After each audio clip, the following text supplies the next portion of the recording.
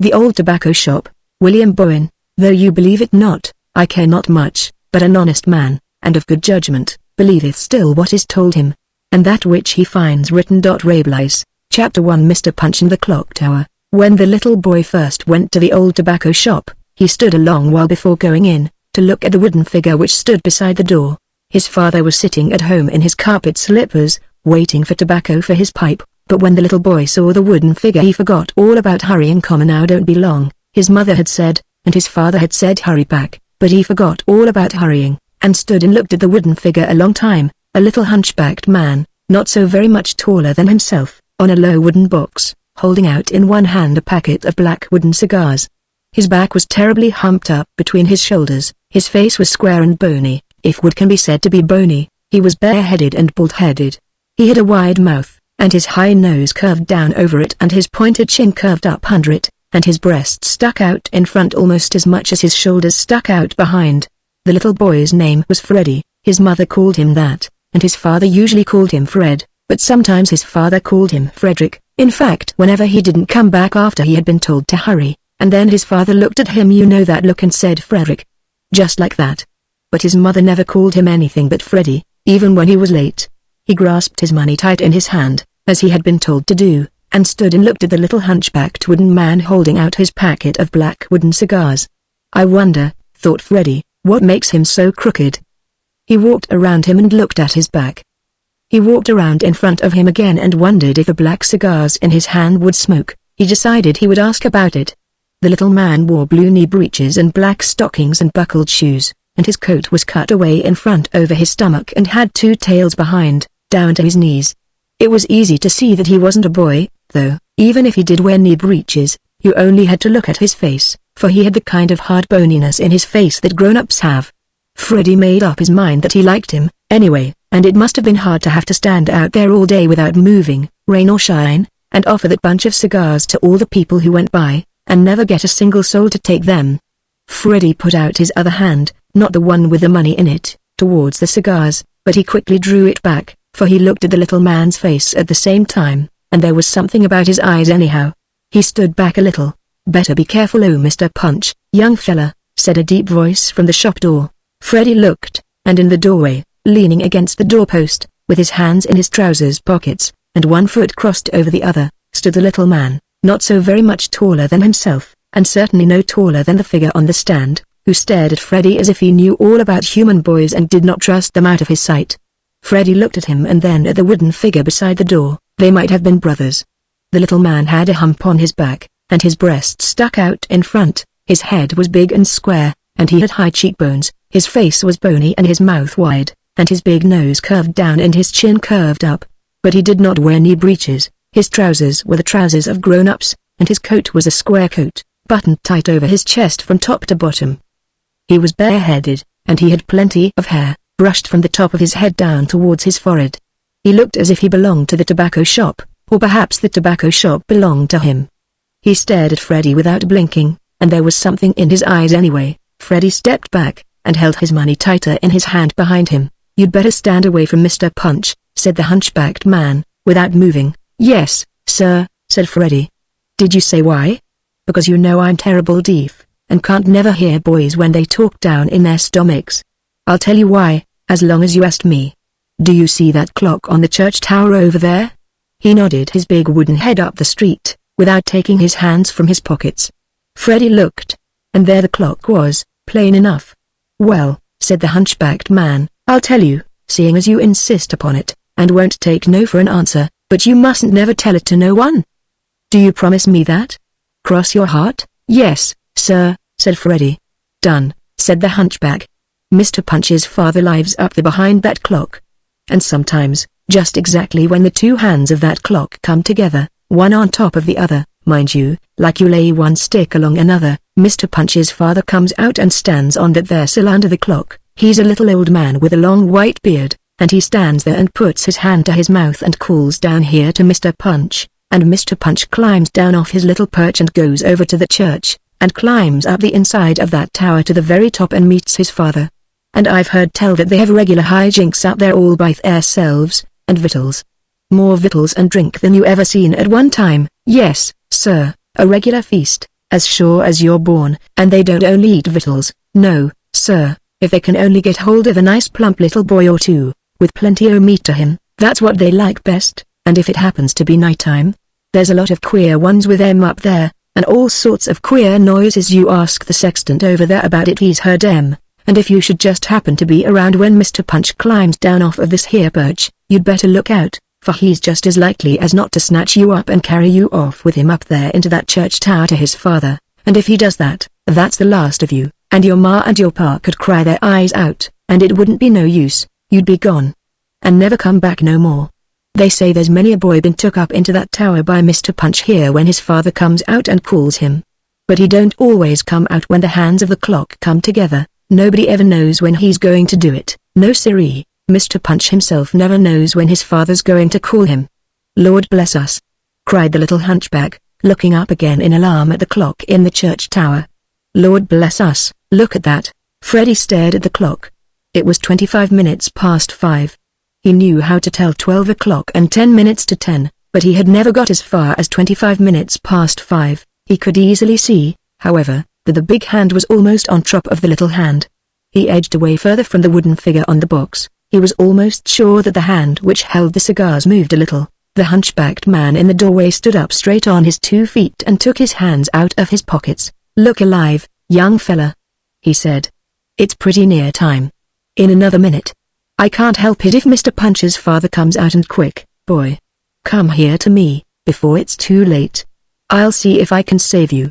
Freddy gave another look at the clock. The hands were surely almost together, and quick as a flash he darted to the hunchback and hid behind him and held on to his coat, peeping around him through the doorway. The little man put his arm about Freddy and held him close. It was a strong muscular arm, and Freddy felt quite safe. The little man could not have been laughing, for his face was as solemn and wooden-looking as ever, but Freddy could feel his body shaking all over. He couldn't tell why. "You'd better come in and see Aunt Amanda," he said, "before it's too late. You'll be safe in there." He took Freddy by the hand and drew him into the shop. The old tobacco shop stands at the corner of 2 streets, as you surely must know if you have ever been in the city that lies on the river called Patapsco, which runs along ever so far out of a great bay where ships sail from all over the world, called Chesapeake Bay. It is an old brick house, and you go into the shop by the door that opens in the side just round the corner, not in the front, for there isn't any door at the front, but only a window with pipes and cigars and tobacco in it, and the stuffed head of a bulldog with a pipe in his mouth. The house is only 1 story and a half high, and has a steep gabled roof, with 2 dormer windows in the slope of the roof above the side of the house, and 1 dormer window in the slope of the roof above the shop window in front, where the bulldog is. All the other houses fronting in the row are good high 2-story houses. Why this corner house never grew up like the others, no one knows. When Freddy was standing at the corner of the street, before he had seen the wooden figure offering his bundle of wooden cigars beside the door, he looked down the street that runs along the side of the shop, across the street that crosses it, and saw the masts of tall ships in the harbor beside the wharves, some with their sails up, some with their sails hanging most untidily, and some with their sails neatly rolled up and tied, and he would certainly have gone down there, only his father had told him to hurry. Freddy lived in a fine 2-story brick house in a row like this one, a long, long way off, 3 squares off. They say squares in that city when they mean a straight line between 2 streets and not a square at all, down the same street on which the old tobacco shop fronts, and it really takes a good while to go all that way, for there is a boy halfway down, a big boy, who belongs to a gang, and likes to bully little boys, and you have to watch your chance to get out of his way, and there is a place with a knot-hole in the fence where you can see all kinds of rusty springs and bed rails and bird cages and barrel hoops piled up inside the yard, and a tin can factory where you can pick up little round pieces of tin just as good as dollars, and a church, where the clock is, with a fat old man sitting on a pavement in a chair tilted back against the church wall smoking a long pipe, who doesn't mind being stared at from the curbstone, and a streetcar track where you have to look out for the horse car, which is very dangerous when the horse begins to trot, but Freddy hadn't lived long in his fine 2-story house in that street, and these things were new to him and took time. But the newest and biggest thing he had yet found, not that it was really big, you know, was the wooden hunchback outside the door of the old tobacco shop, and you have seen how much time that took. Freddy found himself inside the shop, and his hand grasped tight by the big strong hand of the hunchback, so tight that he wriggled a little to get loose, but the hunchback only held him tighter. "Come along," he said, You'd better come in here and see my Aunt Amanda, or Mr. Punch may step out and get you, and then where would you be? Freddy looked back out of doors over his shoulder, but it did not seem as if Mr. Punch meant to step out that time.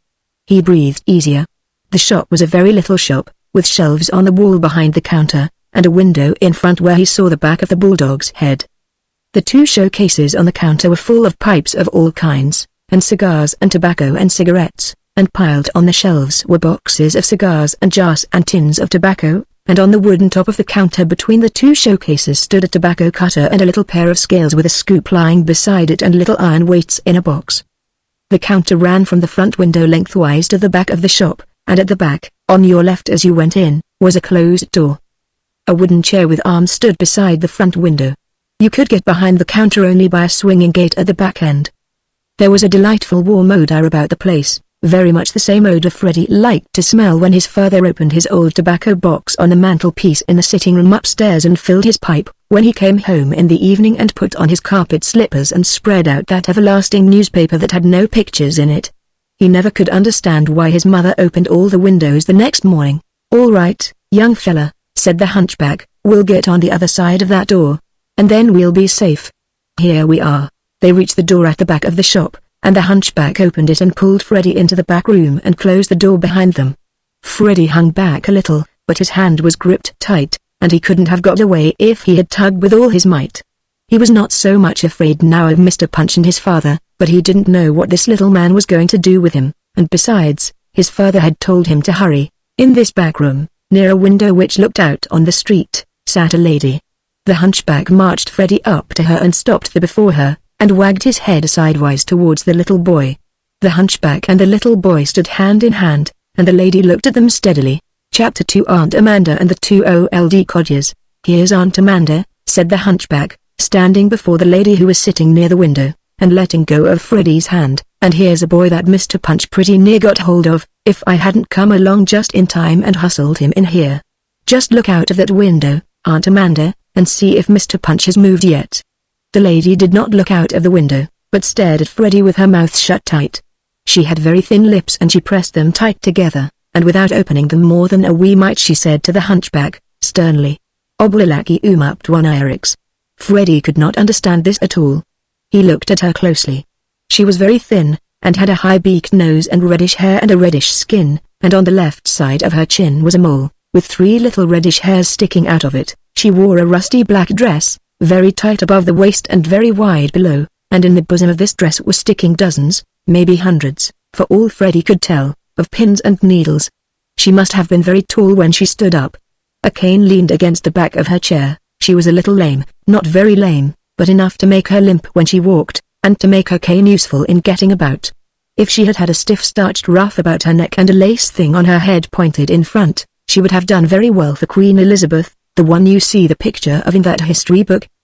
There was a thimble on the second finger of her right hand, and a pair of scissors hung by a tape at her waist, and around her neck she wore a measuring tape. On the floor at her feet lay a pile of goods, and some of it was in her lap, the kind of goods that mother has around her when she is turning and making over that old blue serge, and gathers up out of father's way when she hears him coming in towards the sitting room. At Aunt Amanda's elbow stood an oval marble-topped table, and besides a work basket there were several fascinating things on it. In the center was a glass dome, and under the glass dome was the most beautiful basket of wax flowers, calla lilies mostly, with a wonderful yellow spike like a finger sticking up out of each one. On one side of the wax flowers was a thick book with blue plush covers, and the word album across it in slanting gold letters. On the other side was a kind of it had a handle under a piece of wood to hold it up by, and a frame at one end to stick up a picture in, and 2 pieces of thick glass in a frame at the other end to look through at the picture and make the picture look all as if the people in the back of it were a long way behind, and the people in front right close up in front, and all that. Freddy's father had one. The chairs in the room had thin curved legs and those slippery horsehair seats which Freddy hated to sit on. On the walls were portraits in oval frames of men with chin whiskers and no moustaches, and ladies in shawls and bonnets, but there was one square frame, and it had no picture under its glass, but a sheaf of real wheat, standing up as natural as life, with some kind of curly writing over it. It was simply beautiful. There was a clock on the marble mantelpiece, tall and square-cornered, with a clear circle in the glass below where you could see the round weight of the pendulum go back and forth, and a picture of the sun on the face, very red, with a big nose and eyes, and stiff red hair floating off from it. Aunt Amanda stuck a pin in the goods in her lap and folded her hands. Freddie, after glancing around the room, looked at her again and wondered who she was. Plain sewing she was, that was sure, also an aunt, and besides that, although Freddie did not know it, she was an old, I hate to say it, though it wasn't anything really against her, if you come to that, an old, well, you know what you call them behind their backs, or shout after them as they go down the street and then whip around the corner when they turn, just simply because they haven't ever been married, like mother, well, then, an old maid. Being an old maid, she of course wore no wedding ring, but on her wedding finger, the third finger of her left hand, there was a mark at the place where a wedding ring would have been, a kind of birthmark, ruby red, in shape and size like the ruby stone of the ring. Freddie looked at it often afterwards. Now you look here, Aunt Amanda, said her nephew, taking hold of Freddie's hand again, you know well enough I can't understand you with all them pins. Aunt Amanda put a hand to her lips and drew out of her mouth a pin and stuck it in the bosom of her dress. She put her hand to her lips again and drew forth another pin and stuck it in the bosom of her dress. She drew forth another and stuck each one in her dress. Freddie's eyes opened wide. Did this lady eat pins? Her mouth seemed to be full of them. Didn't they hurt? It didn't seem possible she could eat them, and yet they were. No wonder she couldn't talk plainly. There seemed to be no end to the pins, but there was, and at last her mouth was clear of them so that she could talk. Toby Littlebag, said she, you're up to one o' your tricks again. Ain't you ashamed of yourself? That was what she had meant by saying, Oblaki up to one Irix, with her mouth full of pins. Toby was quite crestfallen. Well, he said, I guess it ain't no hangin' matter. All I done was to bring the boy in to see you. And this is what I get for it every time. I ain't a-going to bring em in any more, that's flat. Let go o' the child, said Aunt Amanda, sharply. Can't you see you're hurting his hand? Come here, boy. Mr. Littleback dropped Freddie's hand and walked over to the table beside his aunt. Freddie came forward timidly and stood at Aunt Amanda's knee. She examined him carefully. It's the best one yet, she said. Boy, do you know you're as pretty as a well, anyway, what is your name? If there was one thing Freddie loathed, it was to be called pretty. He had heard it before, in the parlor at home, when he had been trotted out to be inspected by female visitors, and he had tried many a time to scrub off the rosy redness from his cheeks, but he had found it only made it worse. He hung his head a little, and could not find his voice. Aunt Amanda took his chin in her hand and gently held up his head. It's all right, my dear, said she. What is your name, now? Freddie, said the little boy. It ain't neither, cried Mr. Littleback. There ain't no such name. It's Freddie. Come on, now, say Freddie. Freddie, said the little boy. No, no, cried Toby. Try it again, now. Say Freddie. Toby, said Aunt Amanda, shut up. Freddie, I haven't any little boy, and I don't get out very much, and I'd like you to come and see me sometimes. Would you like to do that? Freddie stared at her, and said, yes, I hope you will, often. Be sure you do. I suppose you don't like gingerbread? Toby, the little hunchback went out briskly through a back door and returned with a slice of gingerbread. Baked today, said his aunt. But what time is it? 5:45. Too near supper time. You mustn't eat it now, Freddie. Toby, wrap it up. Toby went into the shop and returned with a paper sack, and putting the gingerbread into it gave it to Freddie. Now, said Aunt Amanda, take it home with you and eat it after supper. Will you come to see me? Yes'm, said Freddie as if he meant it. You couldn't get gingerbread at home between meals every day in the week. That's a good boy. Now run away home. Please, sir, said Freddie, holding out the money in his hand. My father wants half a pound of cage roach mixture. What? Oh, said Toby. I see. Half a pound of stagecoach mixture. All right, young fella, come along into the shop. Goodbye, Freddie, and don't break the gingerbread before you get home, said Aunt Amanda, taking into her mouth a palmful of pins with a back toss of her head. Had she swallowed them? Freddie stared at her in alarm. Ain't you never comin' for the tobacco? Said Toby. I can't keep all them customers in the shop waiting all day. Freddie followed him into the shop. You'll have to wait your turn, young fella, said Toby. I can't keep these customers waiting no longer. What'll you have, Mr. Applejohn? Freddie looked around for Mr. Applejohn, but so far as he could see there was no one in the shop but himself and Mr. Littleback. The hunchback went through the swinging gate and stood behind the counter, and looked over it. His head and shoulders just came over the top, at Mr. Applejohn. "No," said Toby, "we're just out of it. Very sorry. But I have something just as good." "No? Well, then, come around tomorrow." "Yes, sir, between 10 and 11. Now, then, Tom, it's your turn." "You want what?" "No, sir, I won't sell no cigarettes to no boy, so you can clear out. You ought to be ashamed of yourself, smoking cigarettes at your age. No use arguing, I won't do it. You can get right out o' here." The big wooden-looking head winked an eye at Freddy. "That's the way I treat 'em. Did you see how he skipped off in a hurry? You saw him go, didn't you?" Freddy looked at the door. He hadn't seen anybody, but after all that talk there must have been somebody there. He couldn't be sure. Probably he had been mistaken about it. Grown-up people ought to know what they were talking about. Perhaps he had seen somebody. He hesitated. I think so, I believe so, yes, sir. Don't you fool yourself, young man. You can't smoke cigarettes if you ever want to grow up. Look at me. Do you see this?" He turned his back and reached over his shoulder to his hump. "Cigarettes. That's what done it. Cigarettes. I smoked 'em along with my bottle of milk, regular, when I was a kid, and look at me now, not much bigger than Mr. Punch out there. Cigarettes. Maybe you might think it was the bottle o' milk done it, instead of the cigarettes, being as they was at the same time, but don't you never believe it. Cigarettes. You keep off of 'em. Now pipe tobacco. That's a different thing. If I'd only stuck to a pipe, along with that bottle o' milk, look how high I'd have been now. What kind o' tobacco did you say your father wanted? Housewife's favorite?" "No, sir," said Freddy. "My father he wants half a pound of Cage Roach Michner." "That's it," said Toby. "I don't see how I come to forget that name. Your father's a man o' good common sense. Nothing like Cage Roach. Here it is." He turned to the shelf behind him and mounted a little ladder and took down a large tin. While he was scooping out the tobacco at the counter and weighing it on the scales and doing it up, he was singing to himself, and Freddy stared at him with rapt attention. "Someday," said Mr. Littleback, without pausing in his work or looking at Freddy, "the eyes of yourn will pop right out of your head, if you ain't careful." "Did you ever hear that song?" "No, sir," said Freddy. "Would you like to hear it?" "Yes, sir," said Freddy. "It's about two old codgers friends of mine. They come in here regular. One of 'em's a good customer and pays spot cash, the other one never buys nothing, and I can't say which one of 'em I like worse. Anyway, here's how it goes. OHH. There was an old codger, and he had a wooden leg. And he never bought tobacco when tobacco he could beg. Don't you never let yourself get into that habit, young man. Always buy your tobacco fair and square.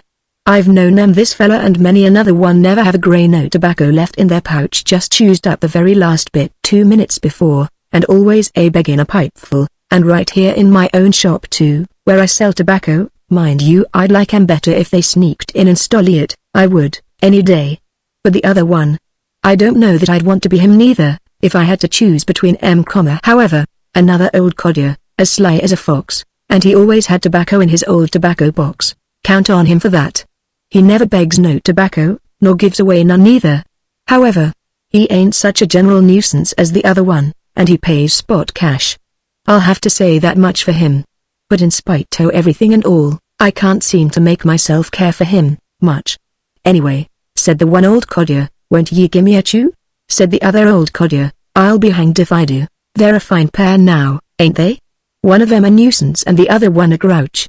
You'll see 'em here both in my shop one o' these days, when you're a visitin' Aunt Amanda, and one of them times you see the way I bounced that boy that wanted cigarettes. Didn't you? Well, that's what I'm going to do to them two old codgers one of these days. You watch and see if I don't." "Yes, sir, both of 'em, as sure as I've got a hump on my back. But it's pretty good advice, after all, what the song says, so save up your pennies and put away your rocks. And you'll always have tobacco in your old tobacco box. Here's your Cage Roach. Gimme your money. There's your change, 5, 10, 15, 17. Now run along. Come back again." "What did you say your name was?" "Freddy." "You mean Freddy, don't you?" "Yes, sir. Why don't you say what you mean?" "Well, Freddy, there's plenty of tobacco left in this shop, so you can come in whenever the old tobacco box at home runs out. And don't forget to come in to see Aunt Amanda. Plenty of goods left in the shop whenever you see all that." He pointed up towards the shelves. I'll tell you something I ain't told to but mighty few people before. There's a jar of smoking tobacco up there that's just plain magic. Magic. You know what that means? Freddy started, and looked up at the shelves in alarm. He nodded. It's that one, on the middle shelf. The Chinaman's head. Do you see it? He pointed to a white porcelain jar, shaped like a human head. Freddy could see that it was the head of some foreign kind of man, with a little round blue cap on top, which was probably the lid. That tobacco in that Chinaman's head is magic, as sure as you're alive. I wouldn't smoke it if you'd give me all the plum puddings in this city next Christmas. No, sir, and I wouldn't allow nobody else to smoke it, neither. I just naturally wouldn't dare to. Do you know where that tobacco come from? A sailor off of one them ships down there in the harbor, that come all the way from China. Yes, sir, China ! Give it to me once for a quid of plug cut, what you might call broke. He was, and it wasn't any use to him because he didn't smoke, but he did chew, and he told me all about it. He stole it from an old sorcerer in China, where he'd just come from. Don't you never touch it. I wouldn't want to be in your boots if you ever smoked that tobacco in that there Chinaman's head. You can steal anything else in this shop, and it wouldn't do much harm to anybody, but you keep your hands off of that Chinaman's tobacco, mind what I'm telling you. Yes, sir, said Freddy.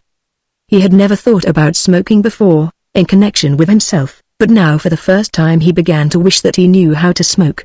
It would be worth risking something to take a whiff or two of the magic tobacco in that Chinaman's head, just to see what would happen. Do you think you'd better go home now? Said Mr. Littleback. Yes, sir, said Freddy. My father told me to hurry. Oh, he did. Indeed, the hunchback followed Freddy to the door, and they looked up together at the clock in the church tower. Ah, said Toby. You're safe. Just 6 o'clock. Mr. Punch's father can't come out for about half an hour yet. Freddy looked back as he crossed the street, and saw the live hunchback leaning against the wooden hunchback, with one foot crossed over the other. He could hardly tell which was which, except for the coat and breeches. He went on up the street with his package of tobacco in one hand and his package of gingerbread in the other. As he passed the church, he lingered a moment to stare at the great fat man with spectacles, who was sitting on the pavement in a chair tilted back against the church wall, smoking a long pipe and reading a newspaper. Could this be the sexton of the church, whom Mr. Toby had mentioned, and who had heard the queer noises from the top of the tower when Mr. Punch and his father were up there having their hijinks? He tried to get up his courage to ask the fat man about it, but he could not get the words out. He stared so long that the fat man finally put down his paper and took the pipe from his mouth and looked over his spectacles and said, "If you're considering making a bid for the property, young man, I'll see what the senior church warden has to say about it. How much do you offer?" "No, sir," said Freddy, blushing in confusion, and went on up the street. He understood nothing of what the fat man had said, but he caught the word church warden, and remembered it. He did not walk very fast, for he had a good deal to think about. So many things had never happened to him in one day before. He dwelt especially, in his mind, on the 2 old codgers who were friends of Mr. Toby, and he supposed that his own father never saved up his pennies, otherwise his old tobacco box would not be empty every now and then.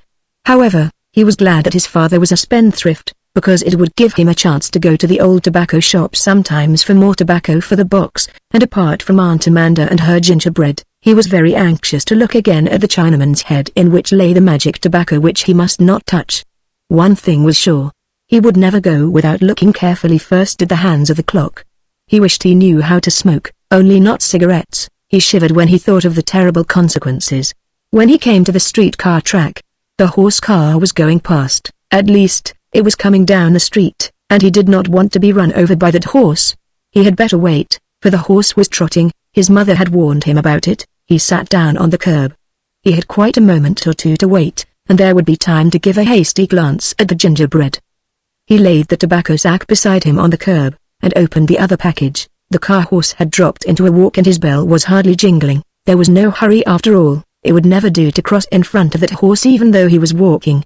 He looked at the gingerbread. It was fresh and soft, and its smell, when held close to the nose, was nothing less than heavenly. It was a pity it had to be hidden away again in the sack, but the horse was going by and the danger would soon be past. He held the gingerbread under his nose, merely to smell it.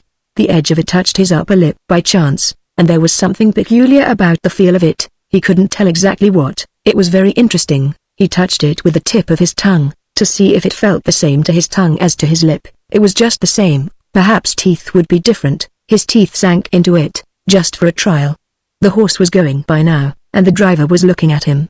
He forgot what he was about, in watching the horse and his driver, as they went on past him. The gingerbread completely slipped his mind, and when he turned his head back from the horse car and came to himself he found, to his amazement, that his mouth was full of gingerbread. He wondered at first how it got there, but there was no use in wondering. There it was, and it had to be swallowed. His mother would never approve of his spitting it out, and so, to please his mother, he swallowed it. The horse car was nearly a square away. He could cross the track at any time now. There was no hurry. When he came into the fine two-story brick house where he lived, with only one package in his hand, his mother threw up her hands and said, "Why, Freddy? Where on earth have you been? Did you get lost? Are you hungry, Nom?" "Yes'm," said Freddy. "Frederick," said his father, looking at him with that look. "Where have you been?" "Didn't I tell you to hurry?" "Yes, sir, to Mr. Punch's, and I didn't see his father at all.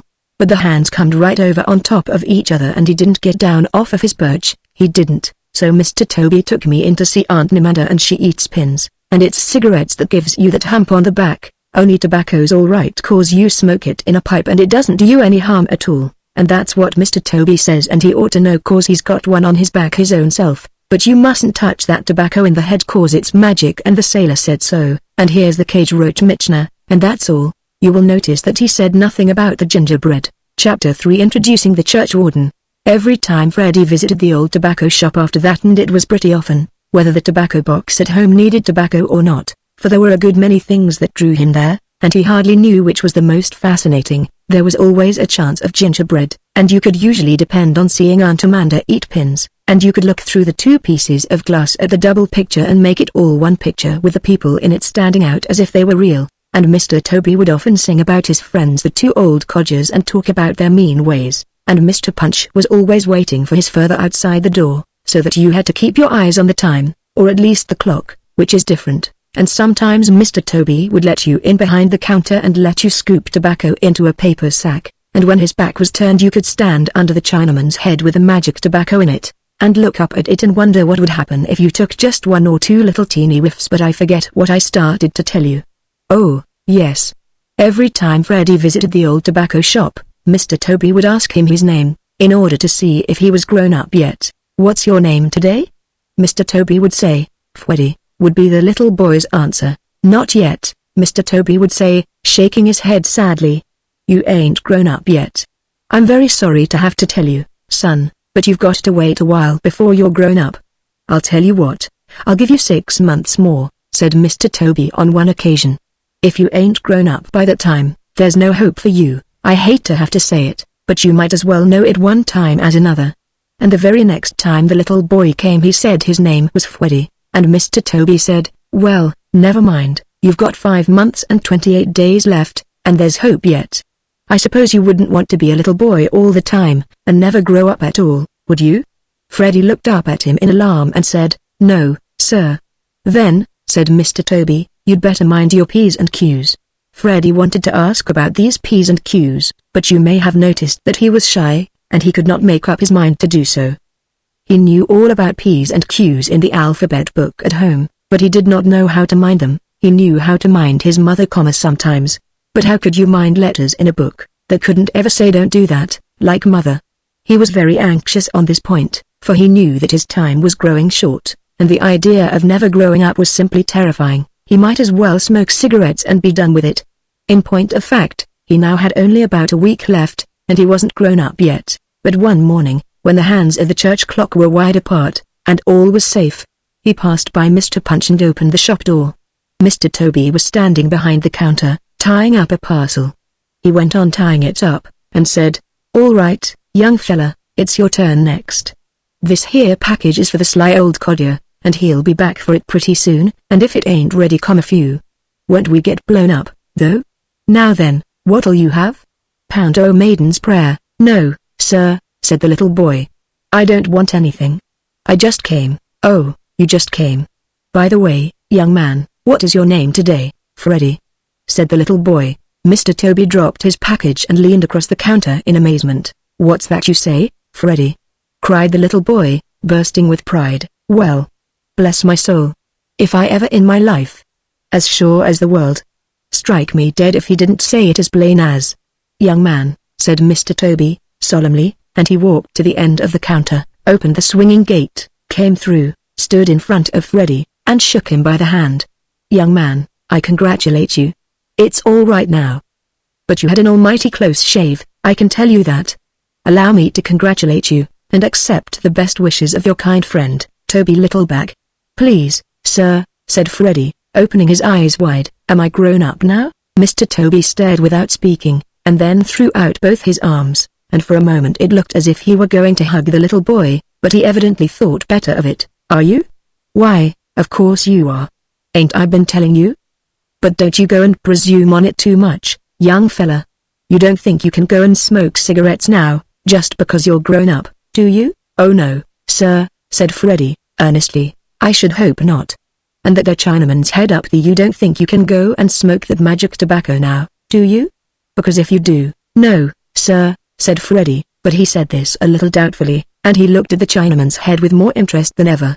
What was the use of being grown up if you couldn't take a little risk now and then? All right, then, cried Mr. Toby. We've got to have a little celebration over this here event, and we'd better go in and see Aunt Amanda about it, right now. He grasped Freddy's hand again, and pulled him to the back door, and through into the back room where Aunt Amanda was sitting by the table with the wax flowers, sewing. Quick! Quick! Tell Aunt Amanda your name now, quick! What's your name? Cried Mr. Toby. Freddy, said the little boy, very distinctly, but looking down at the carpet, for fear he should seem proud. We're grown up today, cried Mr. Toby, and we've got to celebrate. Aunt Amanda raised her eyebrows in astonishment, and said, Esh here baby's art. She put her hand to her mouth and somehow got out into her hand a good mouthful of pins. She laid them down on the table at her elbow, and said, Bless the dear baby's heart.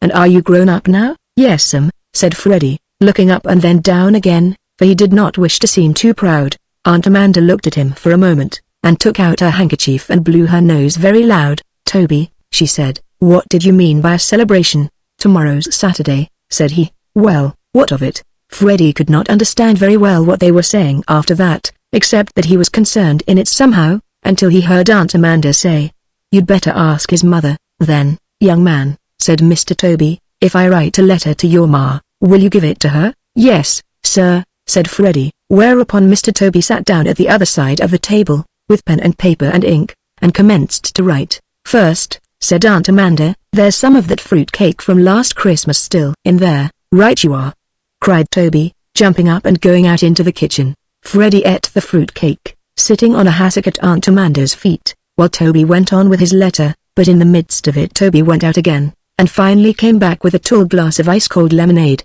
Don't you go and spill it on the carpet, said he, as he sat down to his writing. No, sir, said Freddy. Aunt Amanda looked at him, as he sat so seriously on his hassock at her feet, munching his fruit cake and sipping his lemonade, and she pulled out her pocket handkerchief and blew her nose again, very loud. She appeared to have a cold. Toby paid no attention to her. His head was lying sidewise on his left arm on the table, and he was squinting at the sheet of paper, and every time his pen came down he closed his mouth tight, and every time his pen went up he opened his mouth wide. Freddy and Aunt Amanda had plenty of time to talk. Under the softening influence of fruit cake and lemonade Freddy found his tongue. What's a church warden? He said suddenly into the lemonade glass, which was just under his nose. Bless the baby, said Aunt Amanda. It's a long clay pipe, young man, said Toby, chewing the end of his penholder, like you've seen in the case out there in the shop. That ain't what he means, said Aunt Amanda. You mean a man, don't you, Freddy? Yes'm, said Freddy, looking at the cake just going into his mouth. It's a man, said Aunt Amanda. It's a man that belongs to a church, and he stands guard over the church property, and sees to the repairs, and beats little boys with a cane when they make a noise during service, and takes care nobody don't run away with the collection money. And, how do you spell respectfully? Said Toby, scratching his head with a pen. Yours respectfully, R.E. began Aunt Amanda. S-P-E-C-K no, that ain't right, R-E-S. There's one over at the church, said Freddy, pointing towards the window, and he smokes one, too. One what, Freddy? Said Aunt Amanda. A church warden. There's a church warden sits out on the pavement and he smokes. A church warden. He does. Freddy was rather proud that he had mastered that difficult word, and he liked to hear himself say it. Oh, said Toby, I reckon he means the sextant over there. Well, yours respectfully. I don't give a exclamation mark how you spell it. There she goes. Done. Yours respectfully, Toby Littleback. It's blotted up some, by cracky, that's a fact, but I ain't a-going to write all that over again, not by a jugful. And he took out his handkerchief and wiped the perspiration from his forehead. He's a church warden, insisted Freddie, swallowing the last of the lemonade after the last of the cake. All right, said Toby, have it your own way. But a sextant's as good as a church warden, in my opinion, any day of the week, except Sunday, of course. Aunt Amanda inspected the letter, and declared herself horrified by the blots, but Toby positively refused to go through that exhausting labor again, so she passed it grudgingly, and handed it to Freddie in an envelope, and told him to give it to his mother as soon as he got home. Do you want some more cake and lemonade? Said she. Yes'm, said he. Well, you won't get it, so trot along home. In the shop Mr. Toby showed him the church warden pipes in the showcase. Freddie wondered how it would taste to smoke some of that magic tobacco in the Chinaman's head in a church warden pipe. As he passed the church on his way home, he looked for the fat old man who usually sat in his chair tilted back against the wall, but he was not there. Freddie wished to ask him about those noises up in the tower when Mr. Punch and his father were having their hijinks. He had never been able to screw up his courage to the point of asking about this, but now that he was grown up he thought he might be able. He gave the letter to his mother, and she read it, but she said nothing to him about it. When his father came home in the evening, she showed the letter to him, and they talked about it, and Freddie could not understand very well what they were saying. Finally his father said, "Well, I don't think there would be any harm in it." "I suppose not," said his mother. "I'll see them in the morning." He had better wear his Sunday suit and his new shoes. This was bad, because it sounded like Sunday school, and the shoes squeaked. Freddie thought he had better change the subject, so he said, "I'm grown up. I can say Freddie. Mr. Toby says so." His father laughed, but his mother took him up in her arms and hugged him close to her breast. The next day was in fact Saturday, and after lunch Freddie's mother helped him, or rather forced him, into his Sunday suit and his new shoes, after a really outrageous piece of washing, which went not only behind the ears but actually into them. She put his cap on his head. He always had to move it a trifle afterwards, looked at his fingernails again, pulled down his jacket in front and buttoned every button, straightened out each of the four wings of his bow tie, took off his cap to see if his hair was mussed and put it on again, pulled down his jacket in front, straightened his tie, altered the position of his cap, put both her arms around him and kissed him, and told him it was nearly 2 o'clock and he had better hurry. As soon as she had gone in, after watching him go off down the street, he unbuttoned every button of his jacket, put his cap on the back of his head, and in crossing the streetcar track deliberately walked his shiny squeaking shoes into a pile of street sweepings. He then felt better, and went on towards the old tobacco shop. As he came to the church, he stopped to look at the hands of the clock. He was in luck. The hands would not be together for ever so long, for it was 10 minutes to 2. The church warden was sitting in his chair tilted back against the wall, keeping guard over his church, and he was smoking his church warden pipe. Freddie walked by very slowly, and his shoes squeaked aloud on the brick pavement. The fat old man, he gazed at him solemnly, and Freddie looked at the fat old man. The church warden's chair came down on the pavement with a thump. "Look here," he said. "This ain't Sunday. What's the meaning of all this? It's against the rules to wear them squeaking shoes of a Saturday. The dean and chapter has made that rule, by and with the advice and consent of the city council. Don't you know that? And all that big red necktie, too. Did you think it was Sunday?" "No, sir," said Freddie, for he was always honest, even in the face of danger. "I couldn't help it. I didn't want to, but Mother made me." "Ah. That's it. I thought maybe you'd made a mistake in the day, then it wouldn't have been so bad.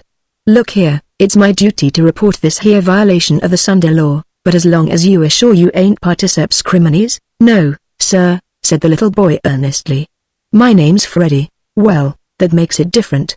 I thought you was another party, young particeps, but if you ain't, why here, you'll need something to show, in case you should meet the archdeacon, and he'd want to know why I hadn't reported you. Show him this, and he'll know it's all right." The fat church warden fished in his vest pocket and drew out, between a fat thumb and a fat forefinger, a round shining piece of metal, and put it in Freddie's hand. Freddie saw that it was a bright new 5-cent piece, commonly called a nickel. He felt better. "If you don't meet the archdeacon between here and Littleback's tobacco shop," went on the church warden, You don't need to keep it any longer. I don't care what you do with it then, only not pickles, mind you." "No sir," said Freddy. This was his chance to inquire about Mr. Punch's father and the noises in the tower, but it was out of his power to stay longer. He was too glad to escape without being reported, and he accordingly went off down the street, squeaking worse than ever, and positively hurrying. Chapter 4, in which Mr. Hanlan makes a great impression. Freddy found no one in the tobacco shop, so he knocked on the door of the back room, and it was instantly opened by Mr. Littleback himself, but a Mr. Littleback so resplendent that Freddy hardly knew him. The suit of clothes which Mr. Littleback wore was beyond any doubt a brand new suit. The ground color of it was a rich mauve, if you know what that is, not exactly purple, nor violet, but somewhere in between, and up and down and across it were stripes of brown, making good-sized squares all over him. It was extremely beautiful. His collar was a high white collar, very stiff, and it held up his chin in front like a whitewashed fence. His necktie was of a pale blue satin, with little pink roses painted on it. Yes sir, painted. Mind you, by hand. It was not one of those troublesome things that come in a single long piece and take you hours before the glass to twist and turn over and under before you can get them to look like a necktie. No indeed, it was far better than that. It was tied already, by somebody who could do it better than you ever could, and when you bought it, all you had to do was to put it on, fasten those 2 rubber bands behind with a hook, and there you were, perfect. As to hair, the hand of the barber was yet upon him. His hair, parted on one side, was of a slickness which his own soap never could have accomplished. On the wide side, it lay flat down over his forehead, and there gave a sudden curl backward, like the curve of a hairpin, but much more graceful. It is only the most studious barbers who ever learn to do it just right.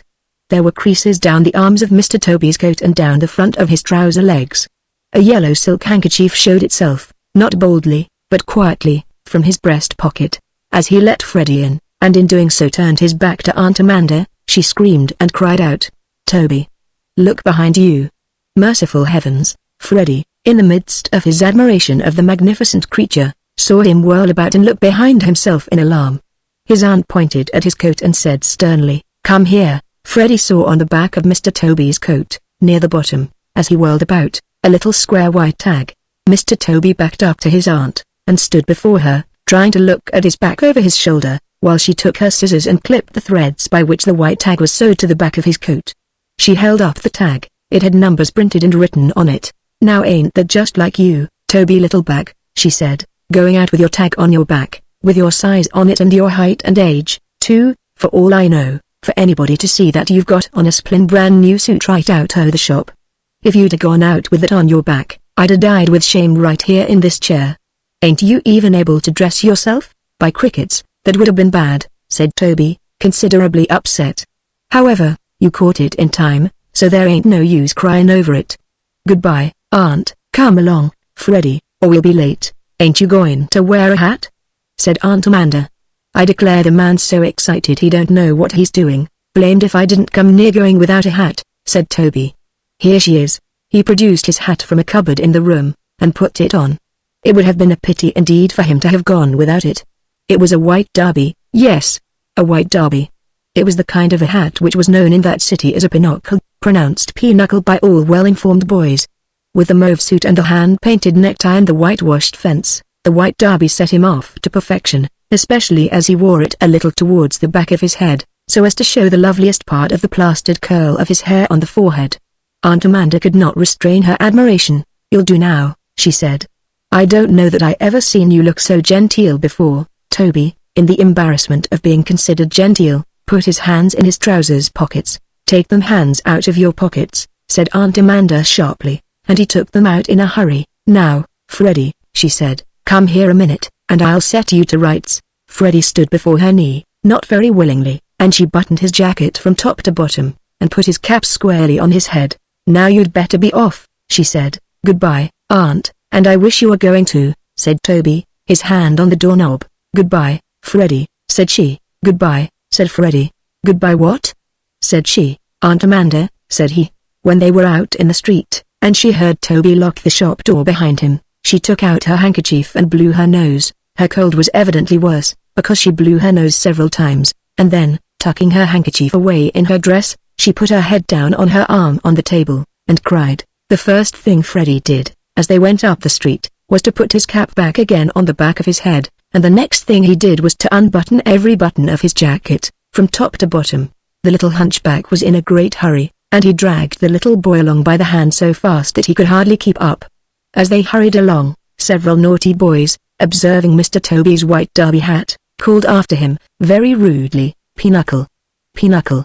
But Mr. Toby paid no attention, and dragged Freddy along faster than ever. "We don't want to miss any of it," said Mr. Toby. "Hurry up, boy." They did not have far to go, only 4 or 5 squares.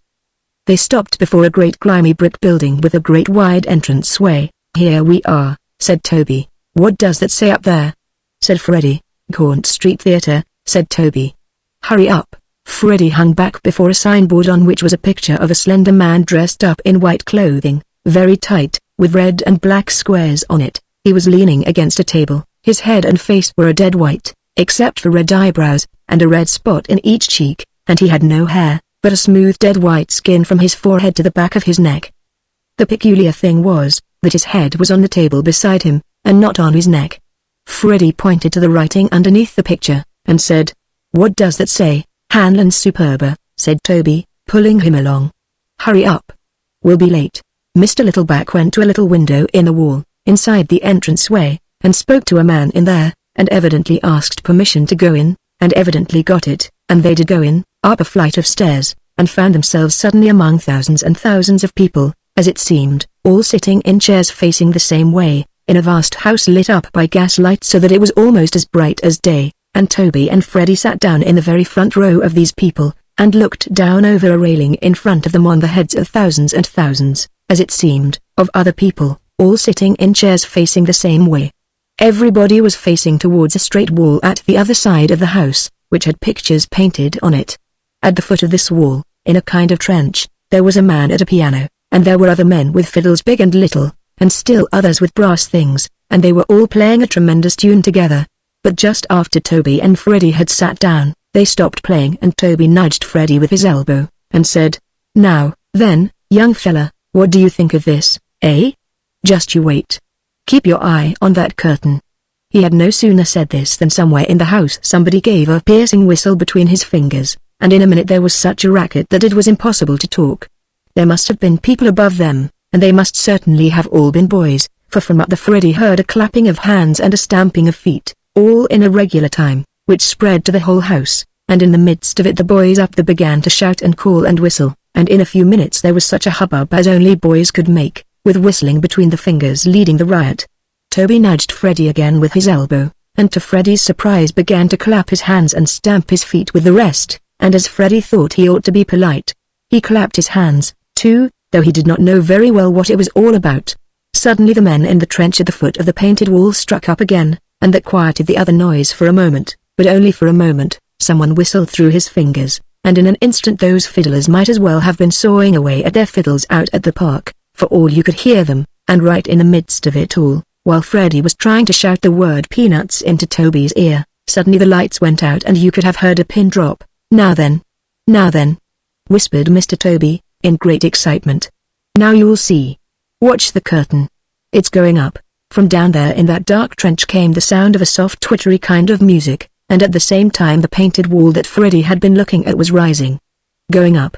And it went on up and up out of sight into the ceiling, and there behind it, in a dim light, there behind it, mysterious and fearsome and delicious, well, there behind it was fairyland. Just fairyland. I can't describe it to you. Freddy never forgot it. If you haven't seen Hanlon Superba, in some old Gaunt Street Theatre or other, on a Saturday afternoon, with the galleries wild with boys, you have not lived. When Freddy tried to tell his mother and his father about it that night, it was such a whirling mass of wonders and glories that they could not make head nor tail of it. It is useless to speak of the fairy queen in her glittering white, coming to the rescue in the nick of time with her diamond scepter, or of the horrible demons, or the trouble and excitement they made for everybody, or of the beautiful young lady who in such leapings and twistings and climbings and tumblings as no mere human beings with bones in them could ever have performed. It is no use, it is best not to try to describe it. But there was one part which, although it may seem to you the most unlikely thing in the world, really had a good deal to do with Freddy afterwards. There was the same man whose picture he had seen outside on the signboard, and he could climb straight walls and leap through high windows and tumble across floors in a way which passed belief, but there was one thing he could not do, he could not talk, He never spoke a word from beginning to end. Once, after having escaped from a parcel of wicked red imps, he sat down, tired out and starved to death, before a table loaded with food, and he commenced to make a hearty meal, but just as he was about to sample each plate it disappeared, vanished, completely out of sight, right under his nose. His distress was pitiable, and Freddy thought it cruel of everybody to laugh, as everybody did. On his plate were sausages, and he nearly got them, but just as he thought he had them, they actually jumped off the table and ran along the floor and up the wall, and the poor man had to climb the wall after them, which he did like a cat, and even then he never came up with them. He was terribly disappointed, and to finish off his miseries, at last a wicked creature with a sword came up behind him, as he was leaning his head down on the table in despair, and cut off his head before your very eyes, really and truly cut it off. There was no doubt about it, the head was on the table and the poor man was in the chair. Freddy was terrified, and clutched Mr. Toby's arm. But when the wicked murderer had gone away, back popped the head onto the dead man's neck.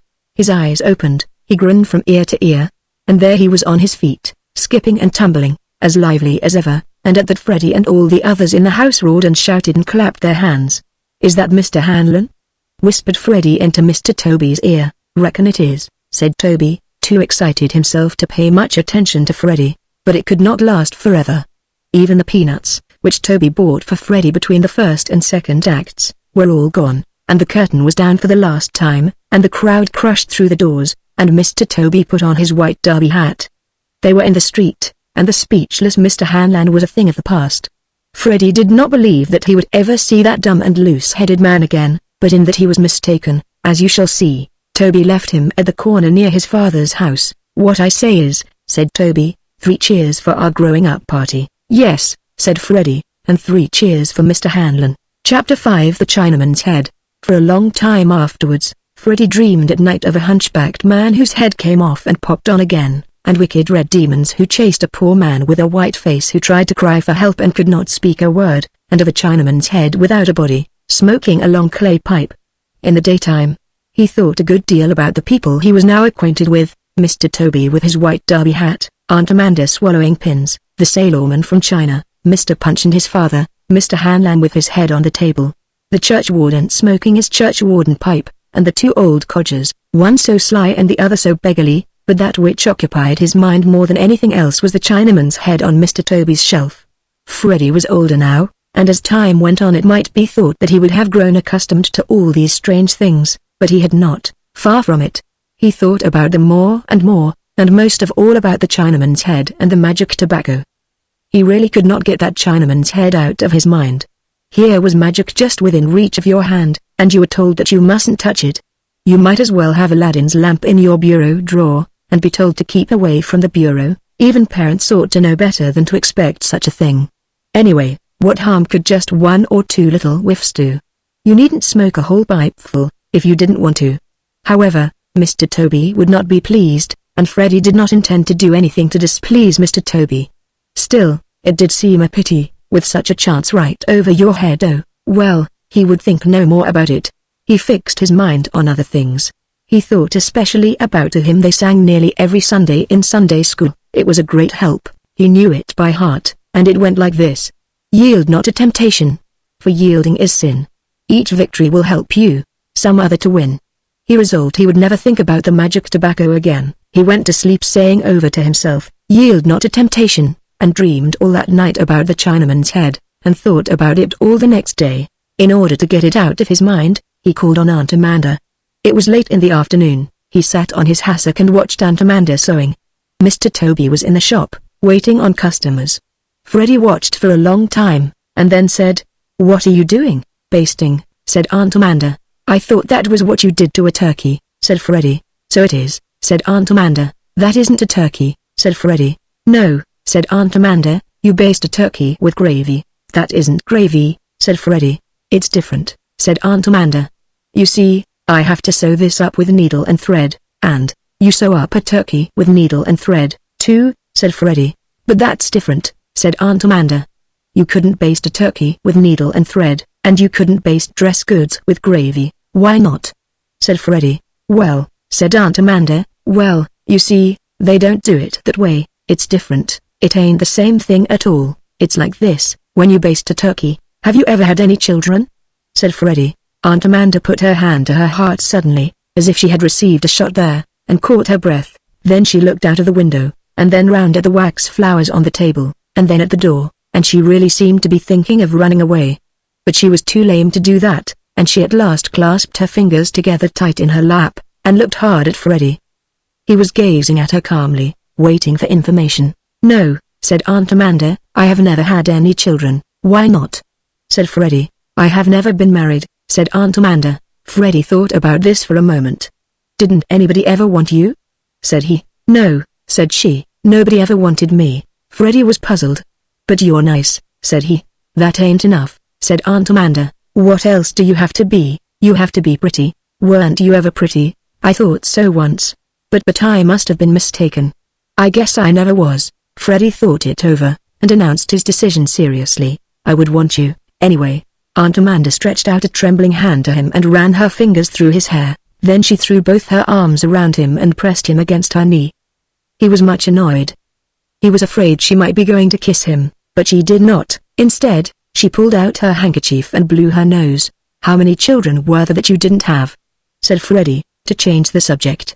Aunt Amanda did not understand this at first, but she finally saw what he meant. What did he mean? You may say. What he meant was, well, it is perfectly clear, but it is hard to explain. Anyway, Aunt Amanda understood him.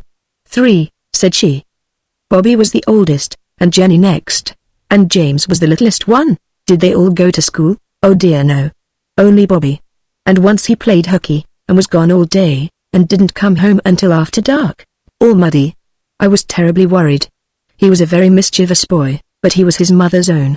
Did he play marbles for keeps? Yes, but he went to Sunday school just as regular, and liked it. And, he liked it? Yes, of course, and he always took good care of Jenny.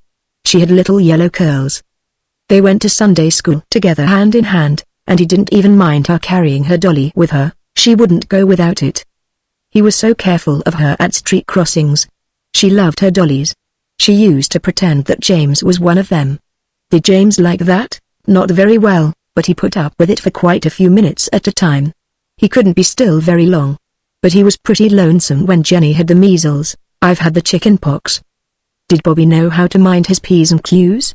He didn't mind anybody very well. Once I had a note from his teacher, and it said, but Freddy never learned what sin Bobby had committed in school, for at that moment the shop door opened, and Mr. Toby thrust in his head and said, "Just got to get around to the barber shop right away this minute, can't put it off no longer. Won't be gone 20 minutes. Freddy, yes, sir, said Freddy, standing up. Do you think you could look after the shop for 20 minutes, while I'm gone? Now Freddy did not know it, but this was in fact the most important question that had ever been put to him in his life. Everything depended on his answer. If he said no, we might as well stop this story right here. If he said yes, yes, sir, said Freddy, all right.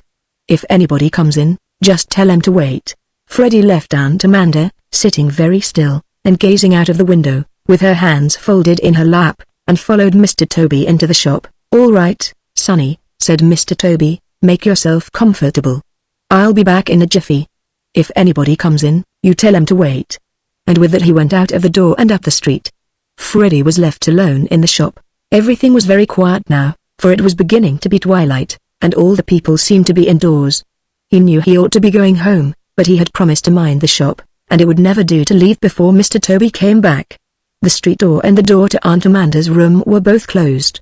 He sat down on the chair by the front window and looked out across the bulldog's head. He thought of Bobby and his little sister in Sunday school, and that led him to think of the hymn that did him so much good. Yield not to temptation, for yielding is sin. He sang that tune to himself for a while, and he found himself singing other tunes, and finally one which began. There was an old codger, and he had a wooden leg. And he never bought tobacco when tobacco he could beg, tobacco. There was a world of tobacco on those shelves. Smoking tobacco, and churchwarden pipes. He strolled around behind the counter, and let down the back of the showcase. There were the churchwarden pipes. He selected one and took it out.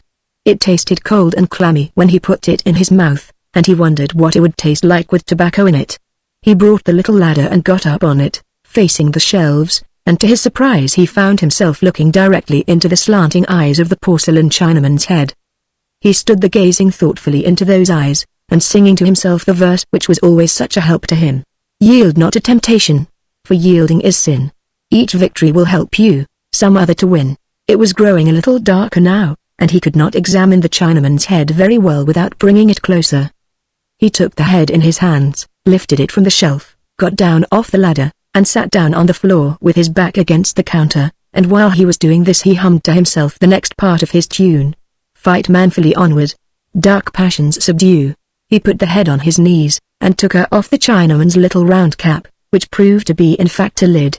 He put his hand inside and drew out a good fistful of absolutely black tobacco, fine and powdery like coal dust. He held it to his nose, and it smelt very sweet, in fact much like brown sugar.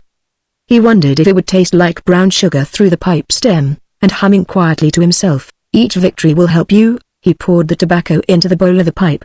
He was disappointed, on sucking in through the pipe stem, to find that there was no brown sugar taste at all. Of course, the only way to give tobacco any taste was to light it. He reached up and got a match off the counter behind him, and sitting down again struck the match on the floor. It made a very pretty glow in the twilight, and he watched it as it burned away in his fingers. It would be burnt out in another second, so, humming to himself those ever-helpful words, "Yield not to temptation," he put the pipe in his mouth and touched the lighted match to the tobacco. It is painful to have to tell these things, but it can't be helped, for the consequences were so strange, and so important to Freddy and his friends, that, anyway, he lit the pipe and drew in a long breath through the stem. He nearly choked to death. Smoke got into his nose and his eyes and his throat, and he coughed, but he remembered the words, "Fight manfully onward," and he determined that he would not give up so soon. He stopped coughing and pulled again at the pipe. This time he did not swallow the smoke, but blew it out of his mouth as he had seen it done 1,000 times. He gave another pull, and blew the smoke out again. It did indeed taste like brown sugar. It was extremely pleasant. He puffed again and again. He was astonished that he could have produced so much smoke in a few whiffs. There was quite a cloud over his head. He gave another puff, and when he blew out the smoke the white cloud above him was so thick that he could not see through it. It began to settle down on him. He put the Chinaman's head on the floor, and looked up into this cloud. It was growing thicker and thicker, and it was beginning to churn about as if in a whirlwind. It turned all sorts of colors, mostly yellow and green, and parts of it looked like barber's poles revolving at a terrific speed. He became dizzy as he gazed at it. His head began to swim. The cloud was coming down closer and closer upon him, and whirling about more and more wildly. He crouched down lower, and became dizzier and dizzier.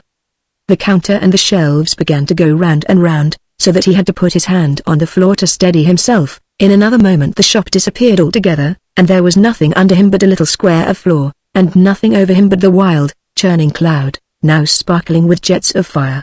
He felt himself falling, and as he came to the bottom with a crash, he heard the shop door open and close, and found himself sitting on the floor with his back to the counter as before, with no smoke anywhere to be seen, and he was aware that a hoarse voice was speaking on the other side of the counter, and it was saying these words, very loud and brisk. "Avast, there. Belay that piping. All snug, sir, hatches battened down, making way under skysails and royals, hands piped to quarters, and here's your humble servant ready for orders. Shiver my timbers, where's the skipper?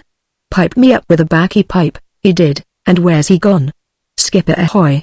Come for orders, I be, and ever yours to command, Lemuel Mizzen." "That's me." Freddy put the pipe down on the floor, rose to his feet, and looked over the counter. Leaning on his elbow on the other side of the counter was a sailorman, with a wide blue collar open at the throat, a flat blue cap with a black ribbon on the back of his head, and a green patch over his right eye. Chapter 6 Lemuel Mizzen, A.B. Freddy looked at the sailorman, and the sailorman straightened up and touched his cap. His face was brown as weathered oak, and creased like bark. His one eye was black and glittering. The hand which he raised to his cap was of the shape and nearly the size of a ham, and the chest and throat which emerged from his wide-open shirt collar was as brown as his face, and big with muscles.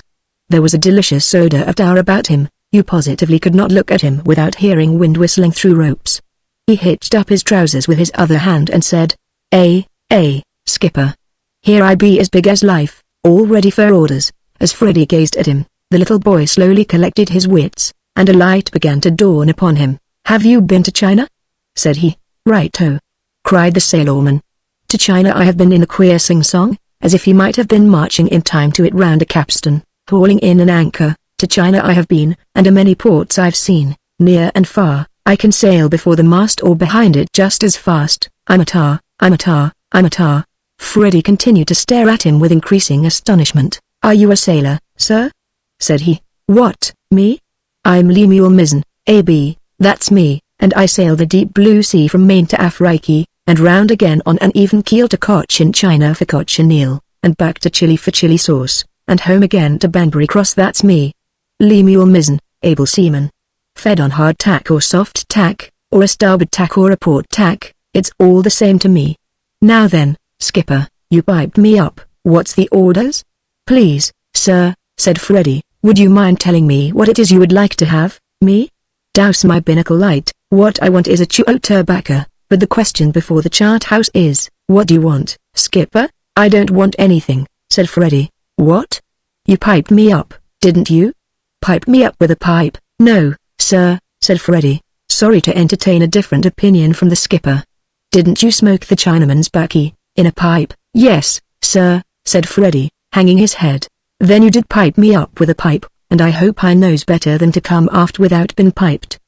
Didn't you know I've got to come when you smoke the pipe with a Chinaman's baccy in it? No, sir, said Freddy. The able seaman fixed his black eye on Freddy in amazement. Well, bust my locker if this ain't the begging your pardon, skipper, and no offense meant. Called me off from the China Sea, and don't want me after all. Didn't go fur to do it, not him. And me off in the China Sea amongst the boxers, voyaging hither and thither to pick up a cargo o' boxes to box compasses with. Ye've brought me a fair long journey for nothing, skipper. I'm very sorry, sir, said Freddy. I didn't know you had to come when the Chinaman's tobacco was smoked. Are you the one that brought that tobacco here? That's me. Lemuel Mizzen, A.B. and a fine long trip from the China Sea, to come to a lad in America when I hears in my ears the skipper's call, and all for nothing at all, at all. Ain't you got nothing to offer in extenuation? Freddy did not know what extenuation meant, but he could see by the sailorman's face that that gentleman was a good deal put out. He remembered that Mr. Mizzen wanted a chew of tobacco. Would a little tobacco make you feel better? Said he. Now you've got your hand on the right rope, said the able seaman, his face brightening. I don't smoke. I chew. If you're going to offer a bit of a chew, why then, says I don't care if I do. Freddy took a long plug of chewing tobacco from the shelf behind him. He knew that Mr. Toby would not mind making a little gift to the sailorman after his long journey.